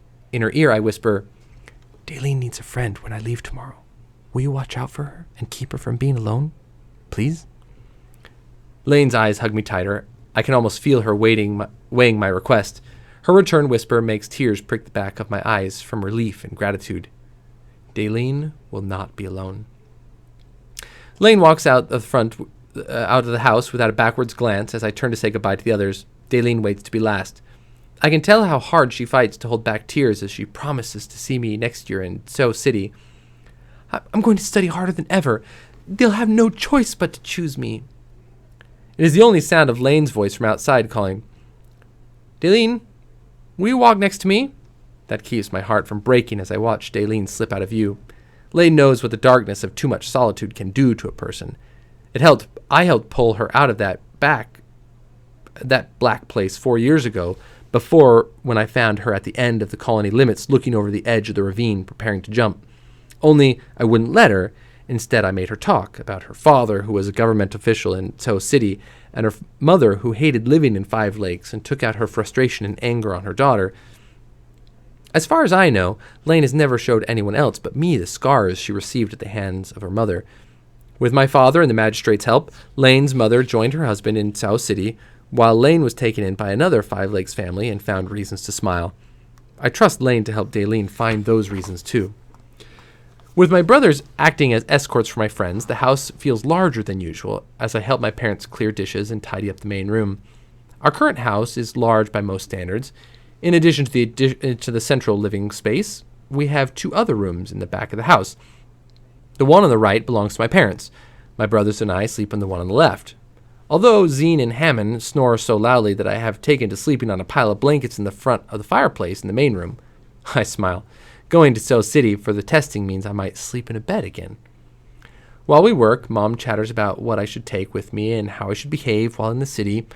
More than once, she stops what she's doing and tears up at the idea of me being the first of her children to leave home. My father says nothing during these moments, although I can tell he wants to. When all the dishes have been washed and stored away, my father says, "Why don't we take a walk?" When my mother opens her mouth to protest, he says, "I know Sia needs her pack, but before the boys get back and things get crazy, I'd like to spend a bit of quiet time with my little girl." My mom stiffens and my heart squeezes as I head into the darkening night with my father. My father takes my hand and together we stroll around the house to the back gardens. A hazy moon and stars are starting to shine above us. They say at one time the sky was clear, and on a cloudless night, the stars looked like diamonds. Perhaps that was true. It's hard to imagine.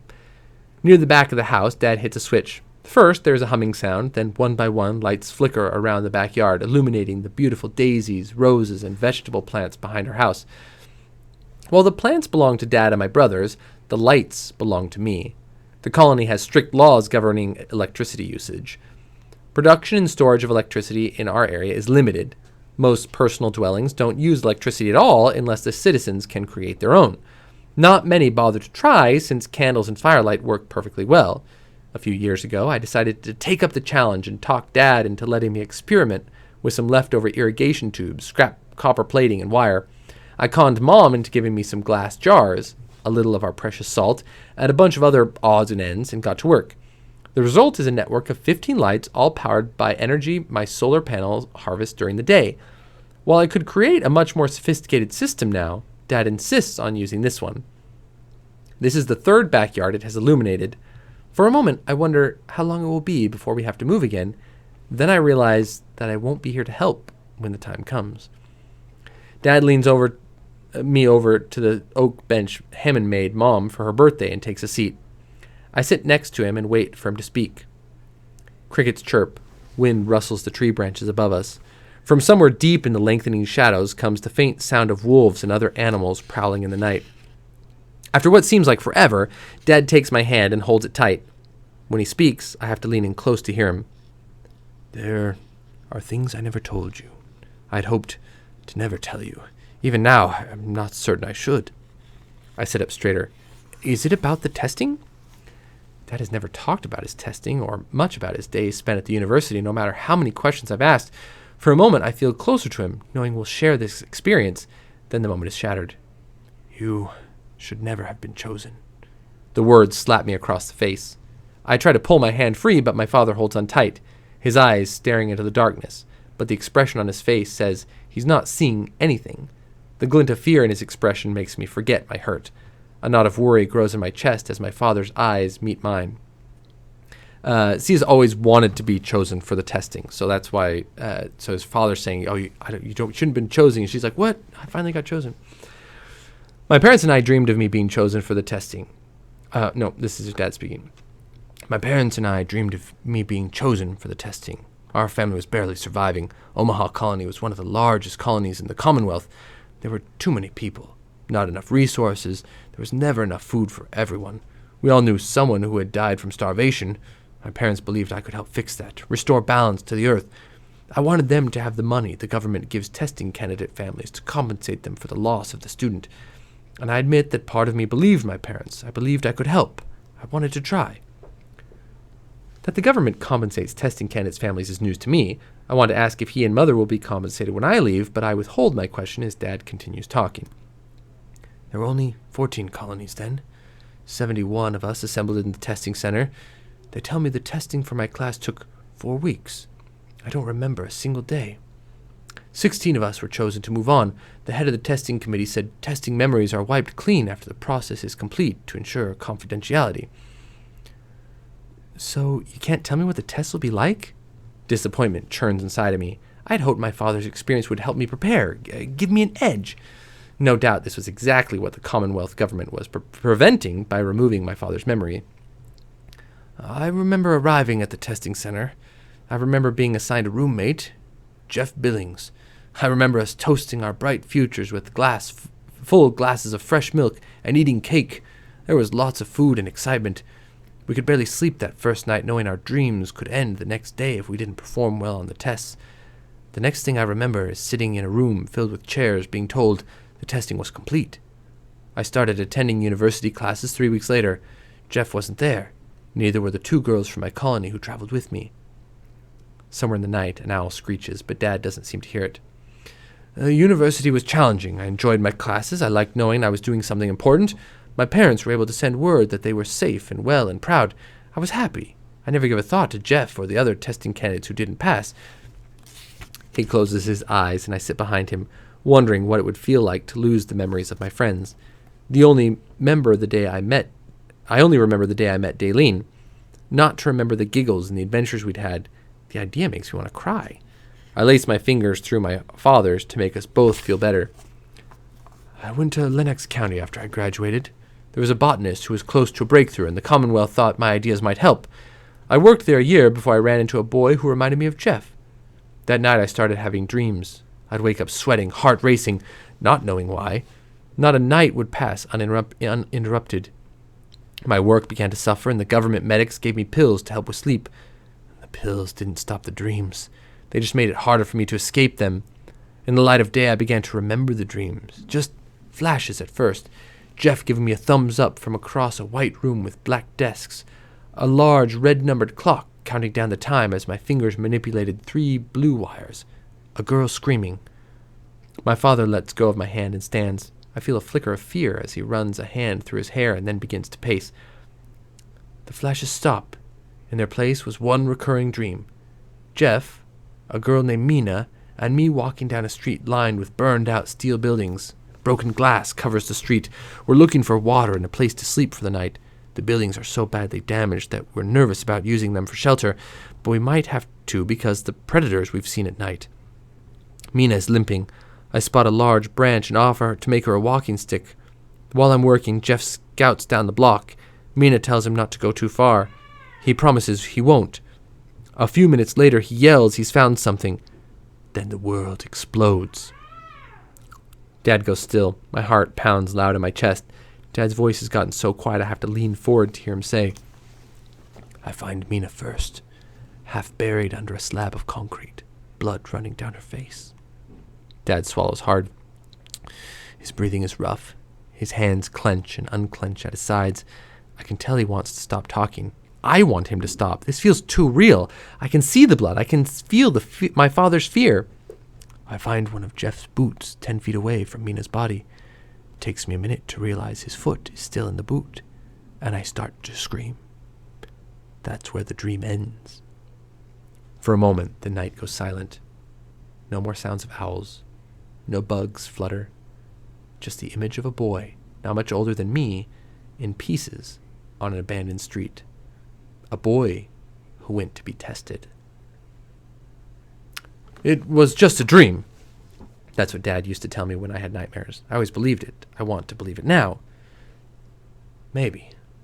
My father raises his eyes. The haunted despair in their depths make me catch my breath. For years, I told myself it was just a dream. I consoled myself with the knowledge that I didn't have a single waking memory of a girl named Mina.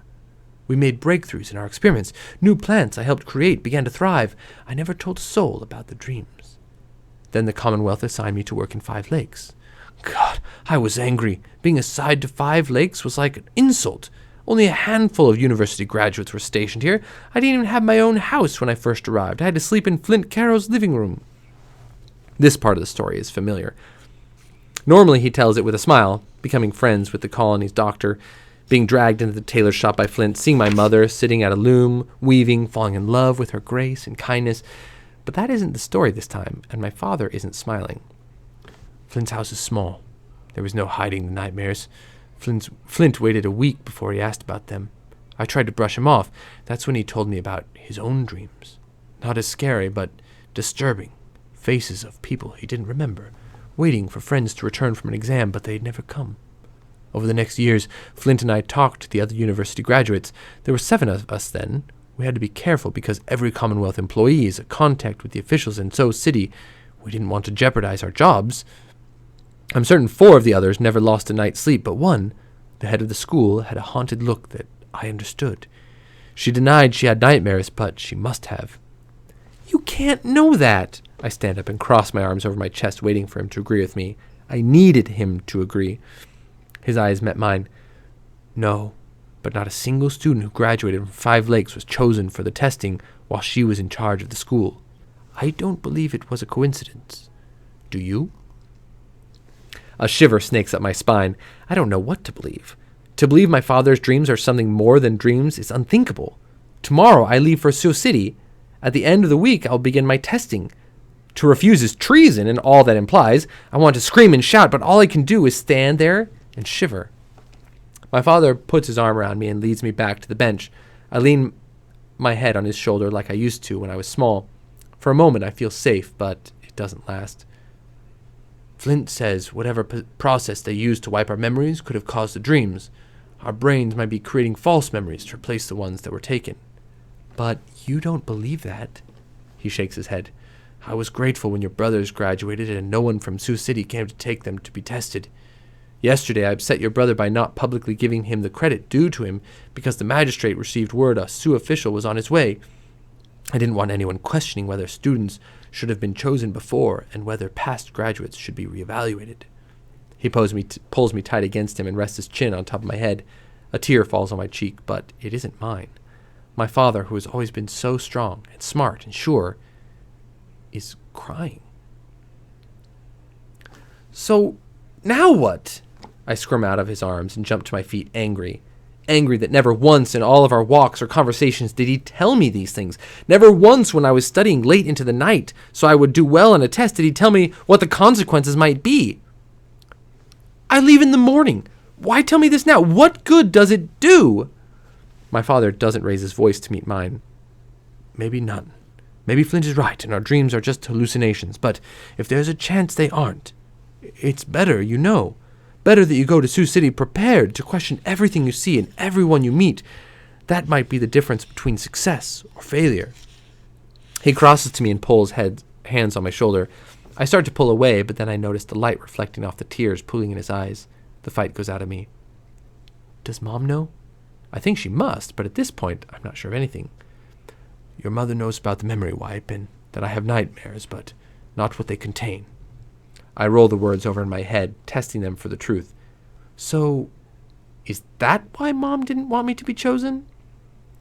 My father lays a hand on my face and rubs his thumb against my cheek. Zia, I haven't seen my parents since the day I left to be tested. To have a child chosen is an honor, but it also means loss. Your mother didn't want to lose you. I don't know how long we sit in silence. Long enough to hear my brother's voices announcing their return and my mother's shouts chasing them from sneaking sweets. It all sounds so normal. When my face is dry of tears, my father takes my hand and walks me back outside. We don't mention Dad's dreams or my new fears as Heyman teases the twins about my friends flirting with them. Mom puts out a platter of small cakes and sweetened mint tea as the boys pull out a deck of cards so we can all play one last game as a family. Even as I enjoy the laughter and warmth around the table, it feels incomplete without Zine, who has yet to return. More than once I find myself watching the front door. I love all my brothers, but Zine's the one I go to when I have a problem I need to talk about. Zine's always patient and insightful. He asks questions, and without fail, I feel better after any discussion. Tonight I have a problem, but Zine isn't here. When the game is over, my mother gently reminds me of the hour and of the tasks still in front of me. Excusing myself, I take the Commonwealth bag and slip into the bedroom I share with my brothers. Knowing I may never see the room again makes me look at it with fresh eyes. A fire glows in the hearth nestled into the back wall. A square, worn brown rug sits in the middle of the room. 2 sets of bunk beds are arranged on either side of the rug. Only mine, the bottom bed closest to the fireplace, has the sheets tucked in and the quilt smothered. As soon as the boys graduated from school, Mom declared them old enough to tidy up their own beds, and they decided they were old enough not to care whether they slept in tightly tucked sheets. We each have a wooden chest for our everyday clothes and shoes. The special clothes are hung in the large wooden armoire in the corner. Mother always talks about first impressions. I gnaw on my bottom lip and weigh the merits of all my clothes. Feeling confident is always easier when dressed in something special, but I hear my father's voice replay in my head. I imagine the abandoned city streets he walked in his dream. The 2 dresses I own won't help me there. And even if the dreams aren't real, I know in my heart pretty clothes won't help once the testing begins. Ignoring the special attire, I walk to the wooden chest I've used since I was a little girl. I select 2 pairs of strong, comfortable pants and 2 sturdy shirts and my most comfortable boots. They're all hand-me-downs from my brothers. Knowing I have a piece of them coming with me helps ease the loneliness I already feel. I grab sleepwear and undergarments and carefully stow the selections in my bag. There's still plenty of room for the 2 personal items I'm allowed to bring with me. Sitting on the edge of my bed, I look around the room. Had my father not shared his dream, I might have taken my flute or the silver necklace my mother gave me on my 16th birthday. Instead, I consider what might help me if the testing is more than paper and pencil examinations. After several minutes, I slide off the bed and pull a small pocket hunting knife out of my chest. Each of my brothers has a similar knife, a gift from Dad. The knife also has a screwdriver and a few other gadgets attached. That's 1. Now for number 2. There is only one other thing I can think of that might help, but it doesn't belong to me. And Zine isn't here to ask permission. Last year, Dad began letting Zine experiment at work with his own projects. Some of those projects take him outside the colony boundaries. The boundaries were designed not so much to keep people or animals out, but to remind 5 colonies' citizens that the land beyond is potentially unsafe. Poisonous plants and meat-seeking animals are only part of the danger.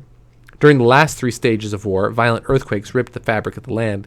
A lone traveler who falls into one of the earthquake-made fissures can easily find death waiting at the bottom from a broken neck, exposure, or hunger. To prevent the latter 2, Dad gave Zine a small handheld device called a transit communicator sent to him by the Commonwealth government. The device has a compass, a calculator, and a communication system that allows Zine to contact a matching device in Dad's office if there ever is a problem. I don't know how it works, but I'm betting if necessary I can figure it out. When Zine isn't working beyond the border, he keeps the device on a shelf next to his bed. Sure enough, my heart aches as my fingers close over the device. I wish Zine were here to give me permission, to tell me he forgives me for being chosen when he was not. I want to tell Zine that our father was trying to protect him when the announcement about the potato was made yesterday. That it wasn't motivated by ego, but by love. I wrap the transit communicator in a pair of socks to keep it safe and slide it into my bag, hoping Zine returns in time for me to tell him I've taken a piece of him with me to Zo City. Even though I know he will not, Zine is the smartest of my brothers, but he is also the most emotional. While Win, Hart, and Heyman are loving and kind, they possess a carefree attitude about life that frustrates our mother. Zine, however, is fiercely passionate. His temper is quick to flare, but his love is all-encompassing, which makes the loss of one he loves almost unbearable. He barely spoke for a month when our grandfather died. Sitting on Zine's bed, I write a note that will serve as a request for his device and a reminder of my love. Not the farewell I hope for, but the only one I am certain I will have. Now that my selections are made, panic sets in. Tomorrow I'll be walking away from everything I know into something strange and potentially dangerous. What I want most in this world is to climb into bed, pull the covers over my head. Instead, I snap the bag shut, sling it onto my shoulder, and walk back out to my family, hoping to enjoy the last hours I have left with them. Chapter 4. So then, of course, she goes to the testing, and like I said, the testing is absolutely crazy. Testing every part of yourself with no rules about getting ahead. So, if you like the Hunger Games and you like kind of dystopian fantasies, because the world is broken, that's why they're doing this, is because they need the best and the brightest to help them fix the world. So that is the testing. What else am I going to read? Let's read a little bit of...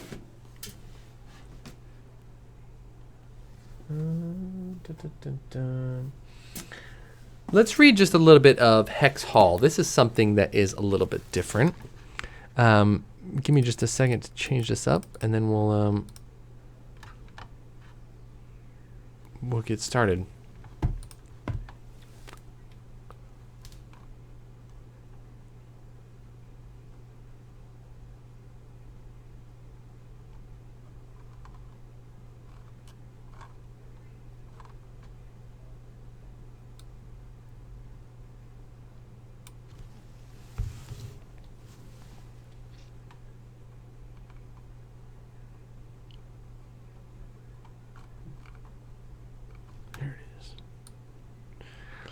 All right.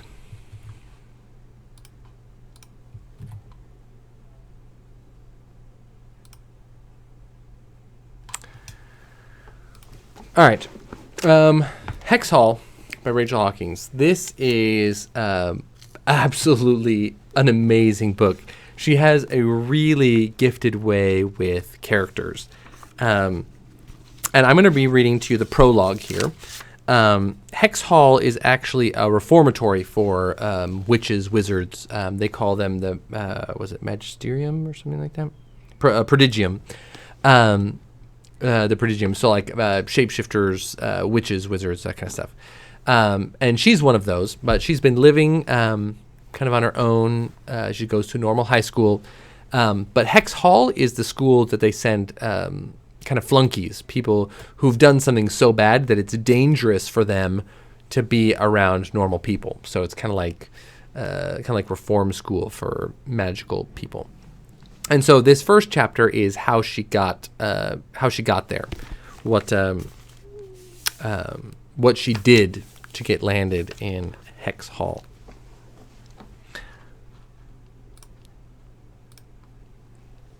Okay. So this is Hex Hall by Rachel Hawkins, prologue. Felicia Miller was crying in the bathroom again.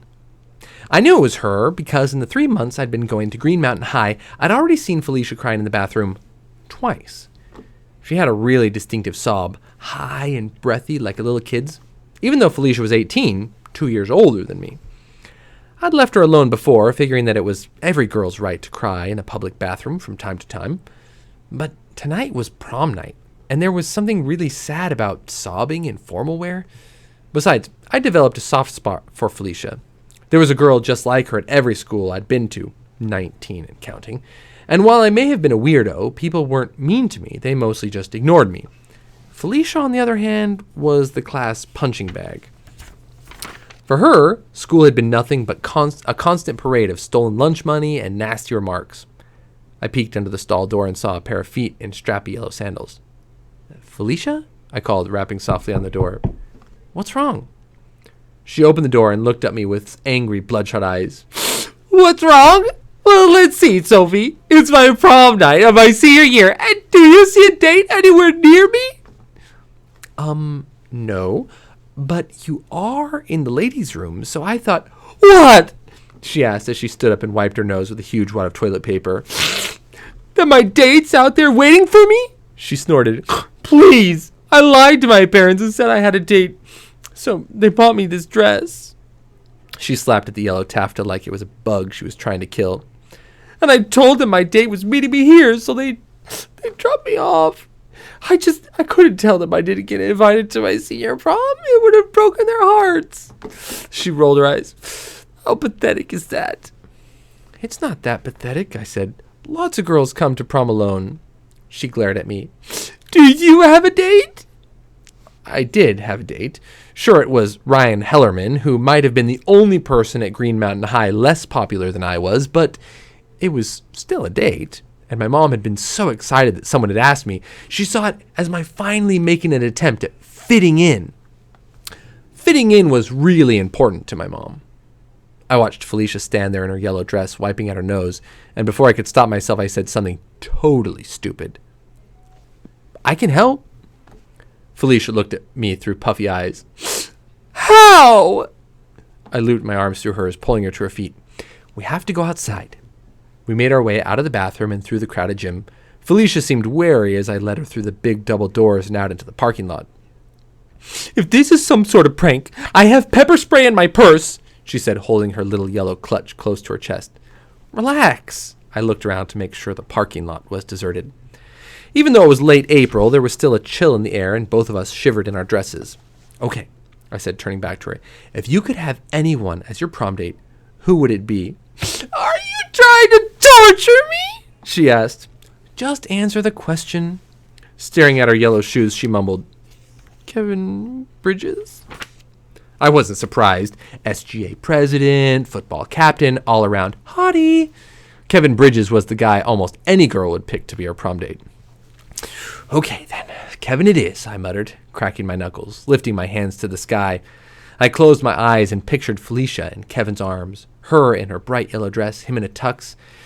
After just a few seconds of focusing on that image, I started to feel a slight tremor under my feet and a feeling like water rushing all the way up to my outspread hands. My hair started to float from my shoulders, and then I heard Felicia gasp. When I opened my eyes, I saw exactly what I'd hoped. Overhead, a large dark cloud was swirling, sparks of purplish light flashing inside of it. I kept concentrating, and as I did, the cloud swirled faster until it was a perfect circle with a hole in the center. The magic donut, as I dubbed it the first time I'd created one on my 12th birthday. Felicia cowered between two cars, her arms raised over her head, but it was too late to stop. The hole in the center of the cloud filled with bright green light.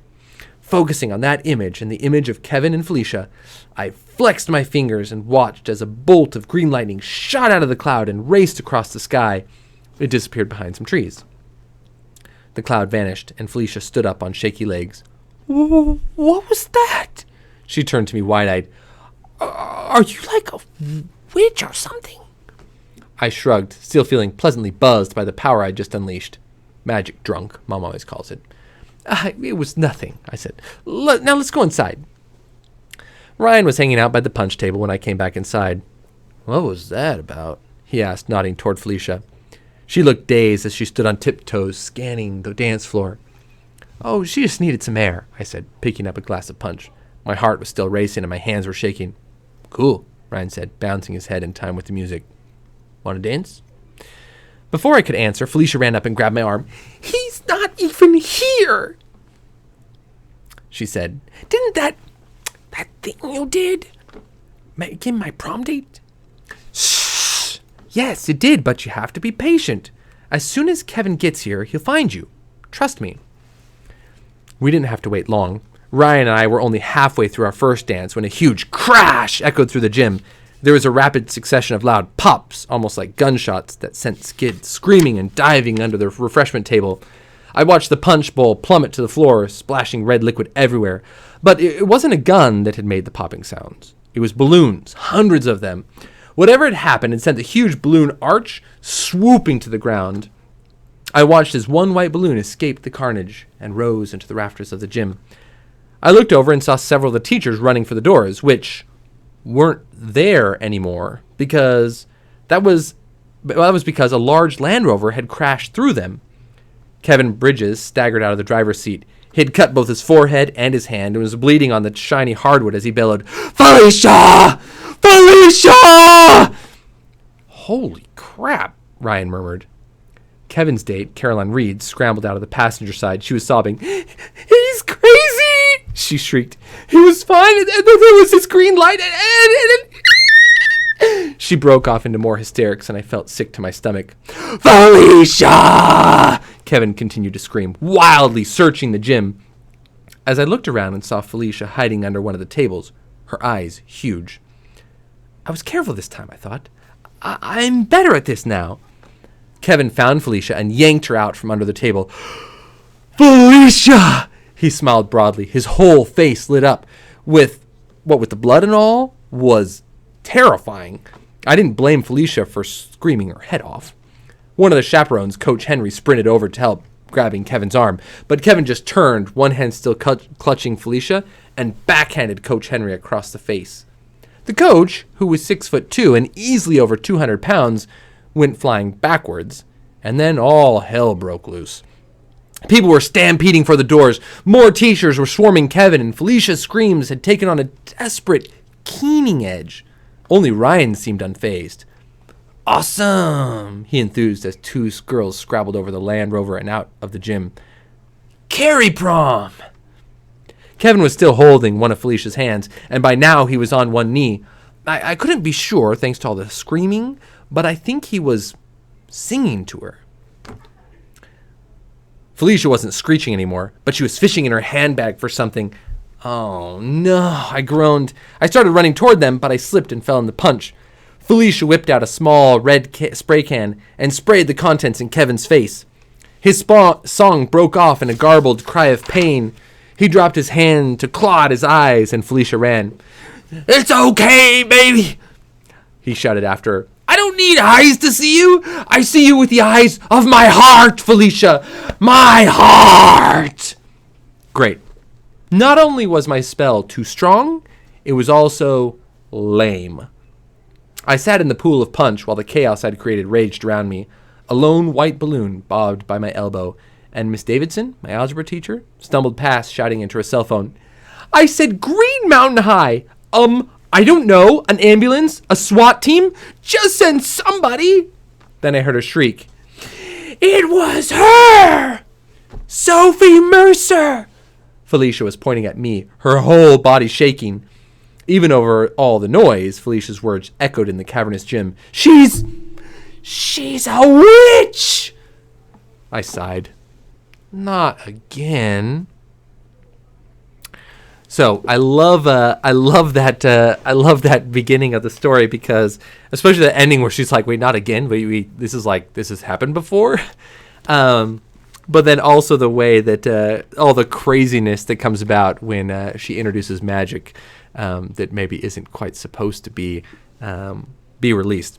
But she finds, once she gets to this hex hall, she makes friends really quickly with the only person that every single person in the whole school hates, and she makes enemies of the most popular kids, and then she finds out that maybe the friend that she has is the one responsible for all of the students disappearing. So excellent book. I can't say enough good things about Hex Hall. It's a trilogy, and all three of them are super good. So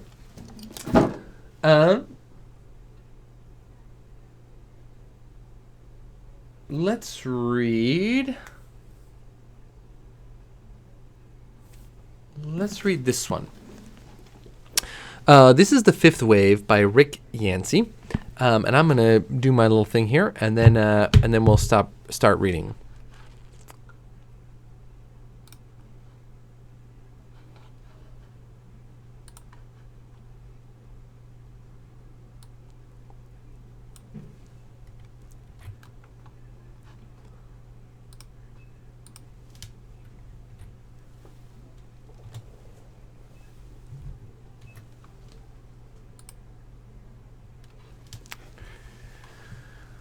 Okay, now this one I thought was really interesting, because when I started this one, so this is about an alien invasion, and this is the first book, right? I know it's called The Fifth Wave, but this is the first book.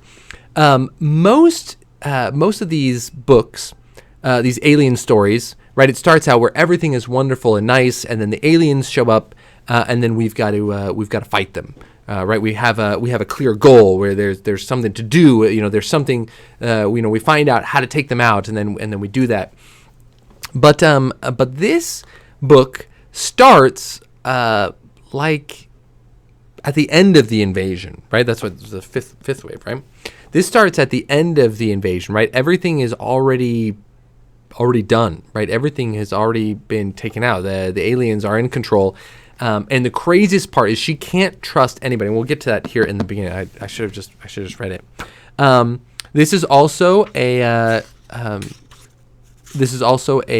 movie. I have not seen the movie, but reading the beginning parts of this story really make me want to, because reading here in the beginning,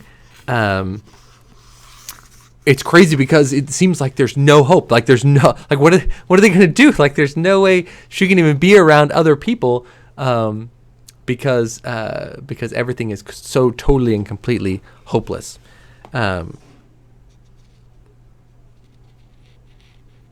So this is Intrusion. So this is The Fifth Wave by Rick Yancey. This looks like it's the prologue, but they call it Intrusion 1995. There will be no awakening. The sleeping woman will feel nothing the next morning, only a vague sense of unease and the unshakable feeling that someone is watching her.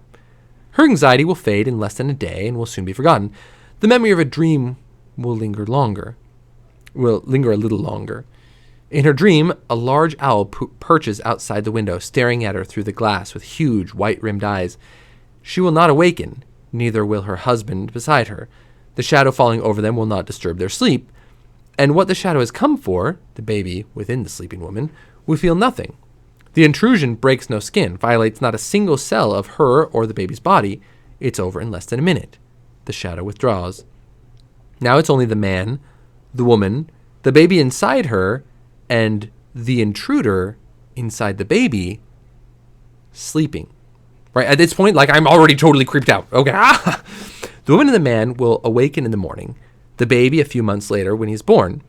The intruder inside him will sleep on and not wake for several years, when the unease of the child's mother and the memory of the dream have long since faded. 5 years later, at a visit to the zoo with her child, the woman will see an owl identical to the one in the dream. Seeing the owl is unsettling for reasons she cannot understand. She is not the first to dream of owls in the dark. She will not be the last. Section 1. The Last Historian. Chapter 1. Aliens are stupid. Oh, I'm not talking about real aliens. The others aren't stupid. The others are so far ahead of us, it's like comparing the dumbest human to the smartest dog. No contest. No, I'm talking about the aliens inside our own heads. The ones we've made up. The ones we've been making up since we realized those glittering lights in the sky were suns like ours and probably had planets like ours spinning around them. You know, the aliens we imagine. The kind of aliens we'd like to attack us. Human aliens. You've seen them a million times. They swoop down from the sky in their flying saucers to level New York and Tokyo and London, or they march across the countryside in huge machines that look like mechanical spiders, ray guns blasting away, and always, always, humanity sets aside its differences and bands together to defeat the alien horde. David slays Goliath, and everybody except Goliath goes home happy. What crap. It's like a cockroach working up a plan to defeat the shoe on the way down to crush it. There's no way to know for sure, but I bet the others knew about the human aliens we'd imagined, and I bet they thought it was funny. They must have laughed. They have a sense of humor. They must have laughed the way we laugh when a dog does something totally cute and dorky. Oh, those cute, dorky humans. They think we think like they do. Isn't that adorable? Forget about flying saucers and little green men and giant mechanical spiders spitting out death rays. Forget about epic battles with tanks and fighter jets and the final victory of us scrapping unbroken, intrepid humans over the bug-eyed swarm. That's about as far from the truth as their dying planet was from our one. The truth is, once they found us, we were toast. Okay, I'm just gonna read this next little section because, like, oh my goodness, it's so crazy. Sometimes I think I might be the last human on Earth, which means I'm the last human in the universe. I know that's dumb. They can't have killed everyone yet. I see how it could happen, though, eventually. And then I think that's exactly what the others want me to see. Remember the dinosaurs? Well, so I'm probably not the last human on Earth, but I'm one of the last. Totally alone, and likely to stay that way until the fourth wave rolls over me and carries me down. That's one of my night thoughts. You know, the 3 a.m, oh my goodness, I'm screwed thoughts. When I curl into a little ball, so scared I can't close my eyes, drowning in fear so intense I have to remind myself to breathe. Will my heart to keep beating? When my brain checks out and begins to skip like a scratch, CDD, alone, alone, alone. Cassie, you're alone. That's my name, Cassie. Not Cassie for Cassandra or Cassie for Cassidy. Cassie for Cassiopeia, the constellation. The queen tied to her chair in the northern sky, who is beautiful but vain, placed in the heavens by the sea god Poseidon as a punishment for her boasting. In Greek, her name means she whose words excel. My parents didn't know the first thing about that myth. They just thought the name was pretty. Even when there were people around to call me anything, no one ever called me Cassiopeia. Just my father, and only when he was teasing me, and always in a very bad Italian accent. Cassiopeia! It drove me crazy. I didn't think he was funny or cute, and it made me hate my own name. I'm Cassie, I'd holler at him. Just Cassie! Now I'd give anything to hear him say it just one more time. When I was turning 12, 4 years before the arrival, my father gave me a telescope for my birthday. On a crisp, clear fall evening, he sat up in the backyard and showed me the constellations. See how it looks like a W? He asked. Why did they name it Cassiopeia if it's shaped like a W? I replied. W for what? Well, I don't know that that's for anything, he answered with a smile. Mom always told him it was his best feature, so he trotted it out a lot, especially after he started going bald. You know, to drag the other person's eyes downward. So it's for anything you like. How about wonderful, or winsome, or wise? He dropped his hand on my shoulder as I squinted through the lens at the 5 burning stars over 50 light years from the spot on which we stood. I could feel my father's breath against my cheek, warm and cool and moist in the dry autumn air. His breath so close, the stars of Cassiopeia so far away. The stars seem a lot closer now, closer than 300 trillion miles that separate us, close enough to touch, for me to touch them, for them to touch me. They're as close to me as his breath had been. That sounds crazy. Am I crazy? Have I lost my mind? You can only call someone crazy if there's someone else who's normal, like good and evil.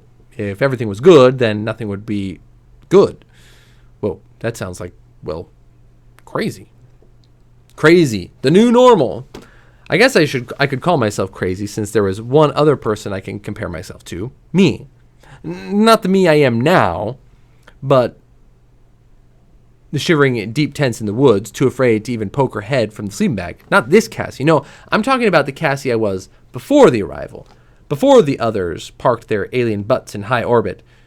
The 12-year-old me, whose biggest problems were the spray of tiny freckles on her nose and the curly hair she couldn't do anything with, and the cute boy who saw her every day and had no clue she existed. The Cassie who was coming to terms with the painful fact that she was just okay. Okay in looks, okay in school, okay at sports like karate and soccer. Basically, the only unique things about her were the weird name, Cassie for Cassiopeia, which nobody knew about anyway, and her ability to touch her nose with the tip of her tongue, a skill that quickly lost its impressiveness by the time she hit middle school. I'm probably crazy by that Cassie's standards, and she sure is crazy by mine. I scream at her sometimes, that 12-year-old Cassie, mopping over her hair or a weird name or it just being okay. What are you doing? I yell. Don't you know what's coming? But that isn't fair. The fact that she didn't know had no way of... The fact is, she didn't know, had no way of knowing, and that was her blessing, and why I miss her so much, more than anyone. If I'm being honest, when I cry, when I let myself cry, that's who I cry for. I don't cry for myself. I cry for the Cassie that's gone. And I wonder what Cassie would think of me. The Cassie who kills. So, she's out there all alone, all by herself. She can't trust anyone because the others look just like humans, and they can talk just like humans. They're smarter than humans, so they can say the right thing. And so it's so hard to know where she's gonna go. Like what's going to happen? Who is she going to meet? How can she fight against something that's so overwhelmingly powerful? And I guess you'll just have to find out. Man,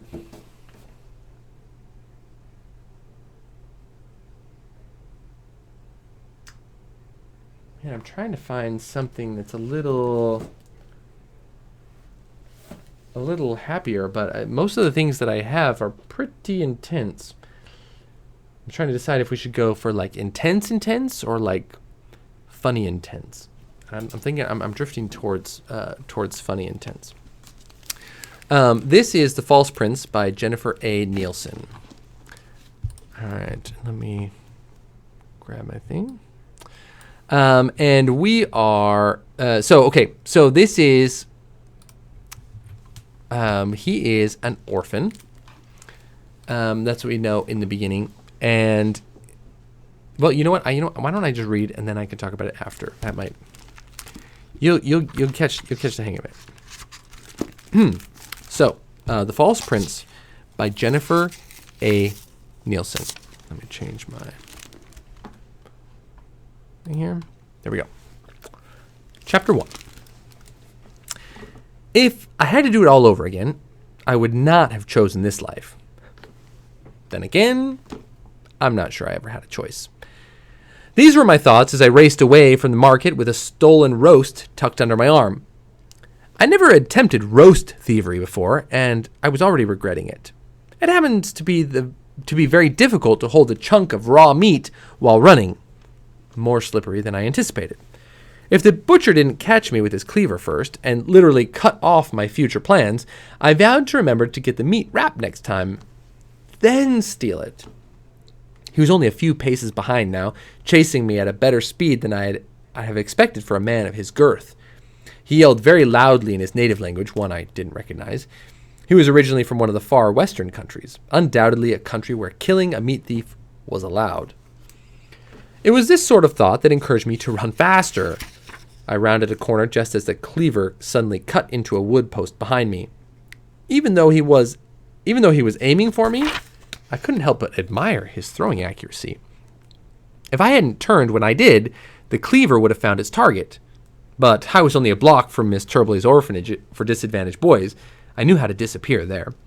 And I might have made it if not for the bald man sitting outside the tavern who stretched out his foot in time to trip me. Luckily, I managed to keep hold of the roast, although it did no favors to my right shoulder as I fell onto the hard dirt road. The butcher leaned over me and laughed. "About time you get what's coming to you, filthy beggar." At a point of fact, I hadn't begged for anything. It was beneath me. His laughter was quickly followed up with a kick to my back that chased my breath away. I curled into a ball, prepared for a beating I wasn't sure I'd live to regret. The butcher landed a second kick and had reared back for a third when another man shouted, "Stop!" The butcher turned. "You stay out of this. He stole the roast." "An entire roast? Really? And what is the cost?" 30 garlands. My well-trained ears heard the sound of coins in a bag. Then the man said, "I'll pay you 50 garlands if you turn that boy over to me now." 50? One moment. The butcher gave me a final kick in the side, then leaned low toward me. "If you ever come into my shop again," behind a neatly trimmed brown beard. He looked to be somewhere in his 40s and dressed in the fine clothes of the upper class, but based on the way he'd lifted me, he was much stronger than I expected of a nobleman. "I'll have a word with you, boy," he said. Servant for his lands. Although I was eager to leave behind the tough streets of Karchar, servitude wasn't in my future plans, which meant I could walk as crookedly as I wanted. Besides, my right leg really hurt. Miss Turbley's orphanage for disadvantaged boys was the only place for orphaned boys in the northern end of Carthia. 19 of us lived there, ranging in age from 3 to 15. I was almost 15, and any day now Miss Turbley would send me away, but I didn't want to leave yet, and certainly not at this stranger's servant boy. Miss Turbley was waiting in her office when I walked in, with the man close behind me. She was too fat to credibly claim she'd starved along with the rest of us, but strong enough to beat anyone who complained about that fact. In recent months, she and I had settled into a routine of barely tolerating each other. Mrs. Turbley must have seen what happened outside, because she shook her head and said, "A roast? What were you thinking?" "That we had a lot of hungry boys," I said. "You can't feed us bean bread every day and not have a revolt." "You'll give me that roast then?" she said, holding out her plump hands. Business first. I clutched the roast more tightly to myself and nodded at the man. "Who's he?" The man stepped forward. "My name is Bevan Connor. Tell me yours." I stared at him without answering, which earned me a whack on the back of the head from Miss Turbley's broom. "His name is Sage," she told Connor, "and as I told you before, you'd be better off with a rabid badger than this one." Connor raised an eyebrow and stared at me as if that amused him, which was annoying because I had no interest in providing him with any entertainment, so I tossed my hair out of my eyes and said, "She's right. Can I go now?" Connor frowned and shook his head. The moment of amusement had passed. "What can you do, boy?" "If you bothered to ask my name, you might use it," he continued as if he hadn't heard me. Also annoying. "What's your training?" "He don't have any," Miss Turbley said. "None a gentleman like yourself would need, anyhow." "What did your father do?" Connor asked me. "He was best as a musician, but still a terrible one," I said. "If he made a single coin from playing, my family never saw it." "He was probably a drunk."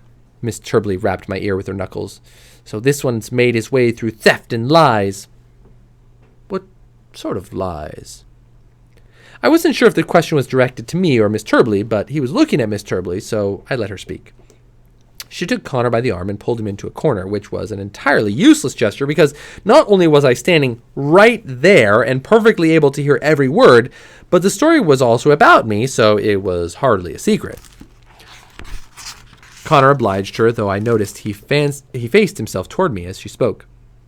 First time the boy came in here, he had a shiny silver coin in his hand. Said he was a runaway, the son of a duke, dead from somewhere in Albania. Only he didn't want to be a duke, so if I took him in and gave him preferential care and a place to hide, he'd pay me a coin a week.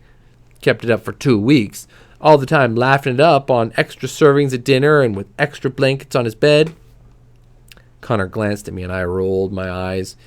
He'd be less than impressed when she finished the story. Then one night, he took with a fever, got all delirious late in the night, hitting at everyone and yelling and such. I was there when he confessed it all. He's no son of anyone important. The coins belonged to a duke, all right, but he'd stolen them to trick me into caring for him. I dumped his body into the cellar to get better or not. I didn't care. Next time I checked on him, he'd gotten over the fever on its own and was a good deal more humble. Connor looked at me again. He doesn't look so humble now. I got over that too, I said. So why'd you let him stay? Connor asked Miss Turbley.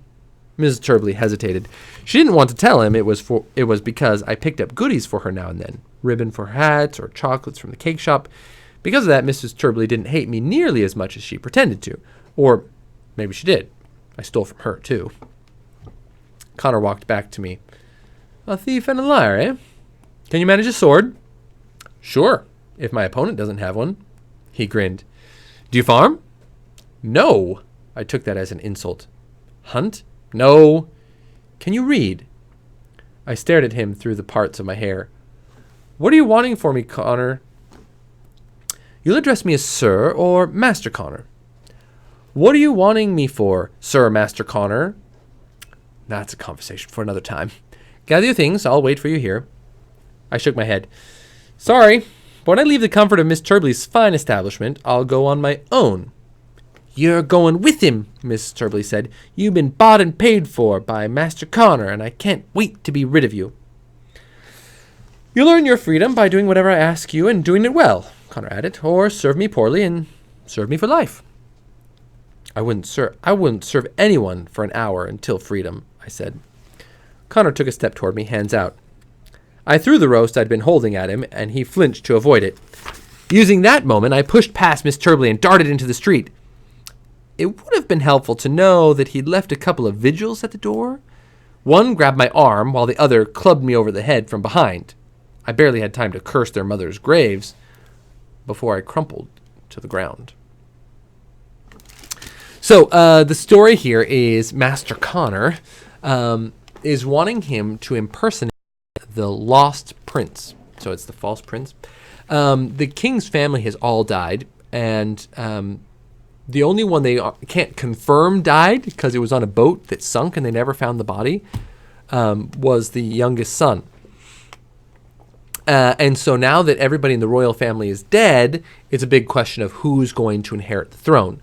So Master Connor is picking up a couple boys who look like the lost prince might have looked, and he's going to train them to act like the prince so that he can take them to the coronation ceremony and make them the new king. But really, they wouldn't be the king. They would just be doing whatever Master Connor said. But there's a couple problems with this. One is if he decides that he doesn't want to help Master Connor, Connor's going to kill him.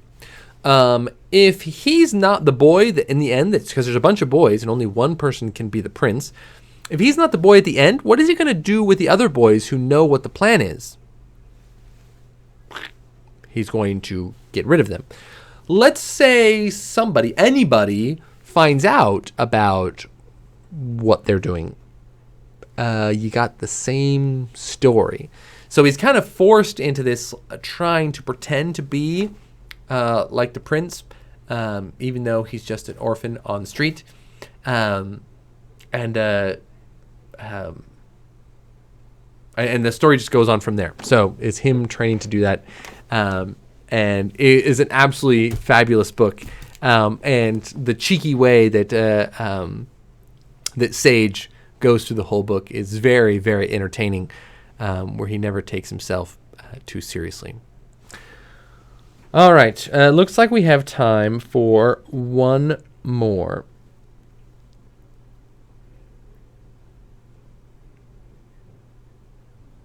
One more. Which one am I going to read?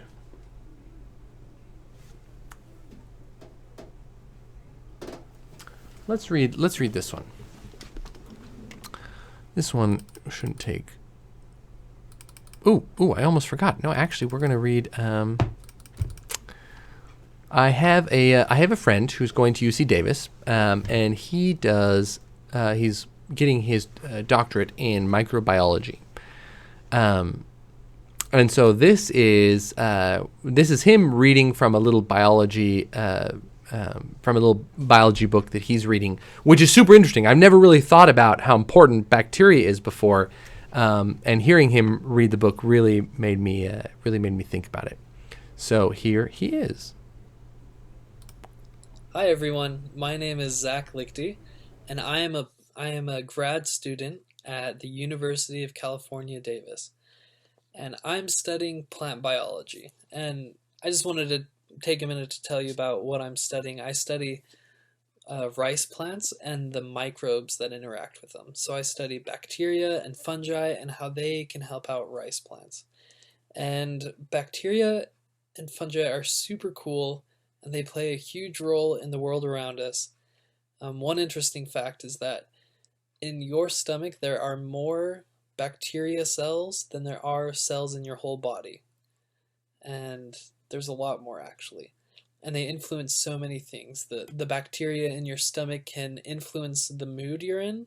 They can influence your mental health, whether you're more susceptible to depression. And they influence so many things in the world around us, and they're super important.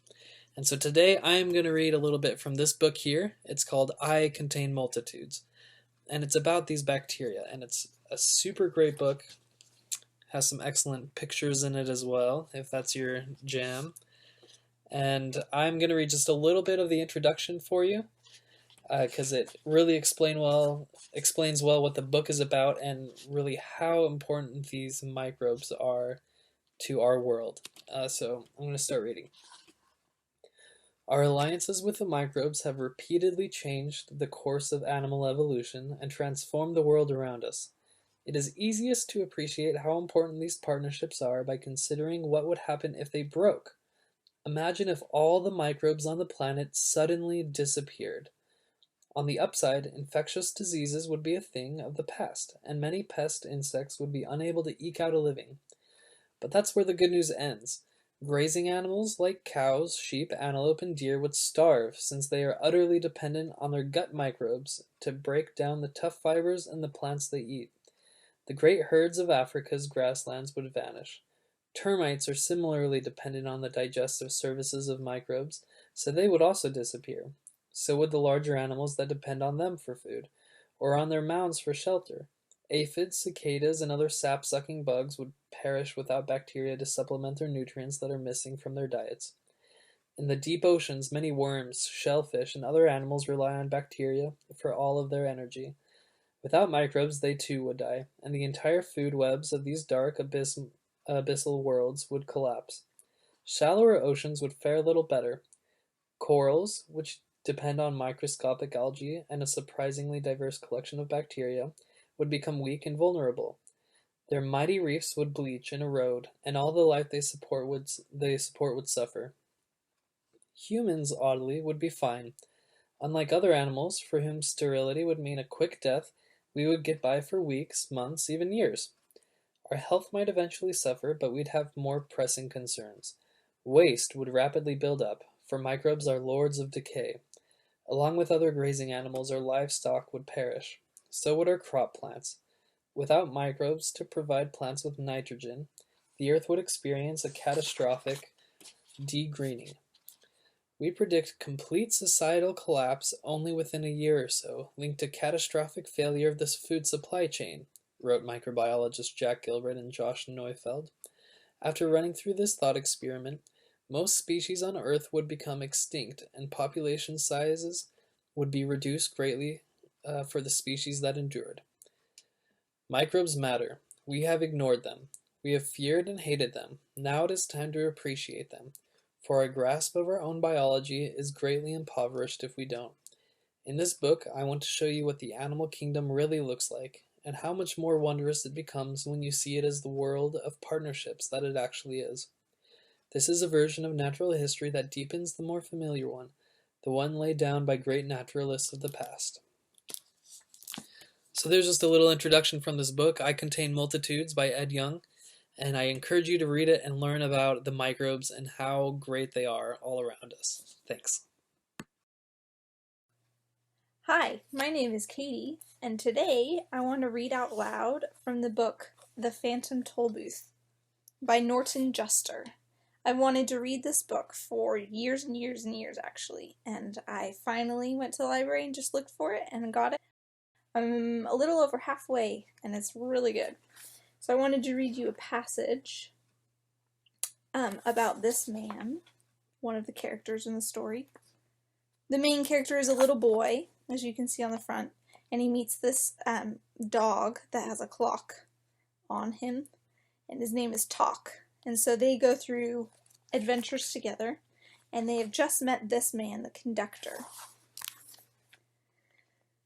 On a high podium in front stood the conductor, a tall, gaunt man with dark, deep-set eyes and a thin mouth, placed carelessly between his long, pointed nose and his long, pointed chin. He used no baton, but conducted with large, sweeping movements, which seemed to start at his toes and work slowly up through his body, and along his slender arms, and end finally at the tips of his graceful fingers. "I don't hear any music," said Milo. "That's right," said Alec. "You don't listen to this concert. You watch it. Now pay attention." As the conductor waved his arms, he molded the air like handfuls of soft clay, and the musicians carefully followed his every direction. "What are they playing?" asked Talk, looking up inquisitively at Alec. "The sunset, of course. They play it every evening about this time." "They do?" said Milo quizzically. "Naturally," answered Alec, "and they also play morning, noon, and night, when, of course, it's morning, noon, or night.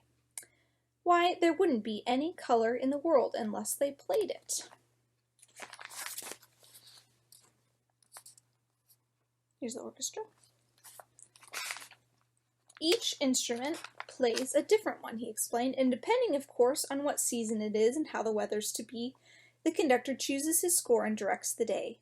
But watch, the sun has almost set, and in a moment you can ask Chroma himself."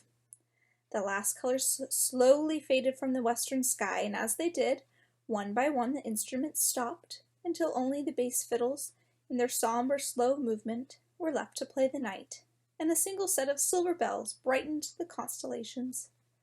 The conductor let his arms fall limply at his sides and stood quite still as darkness claimed the forest. "That was a very beautiful sunset," said Milo, walking to the podium. "It should be," was the reply. "We've been practicing since the world began." And reaching down, the speaker picked Milo off the ground and set him on the music stand.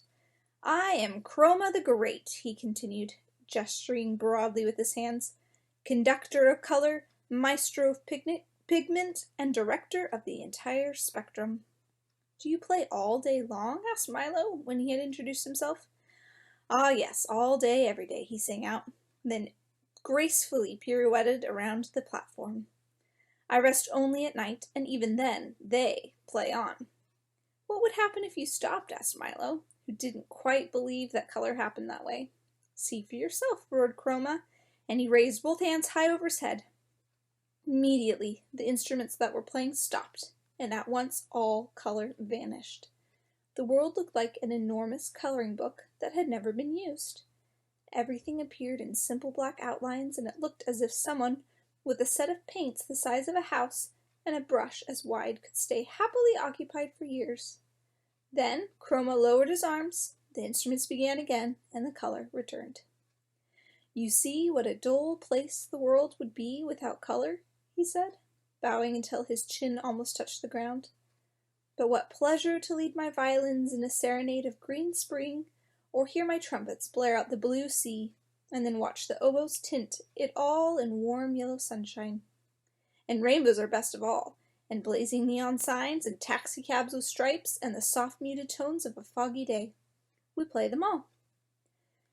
As Chroma spoke, Mila sat with his eyes wide open, and Alec, Talk, and the humbug looked on in wonder. Now, I really must get some sleep, Chroma yawned. We've had lightning, fireworks, and parades for the last few nights, and have had to be up to conduct them. But tonight is sure to be quiet. Then, putting his large hand on Milo's shoulder, he said, Be a good fellow and watch my orchestra till morning, will you? And be sure to wake me at 5:23 for the sunrise. Good night, good night, good night. With that, he leapt lightly from the podium, and in 3 long steps vanished into the forest. So read the Phantom Toll Booth, and I'll let you know how it is when I finish it.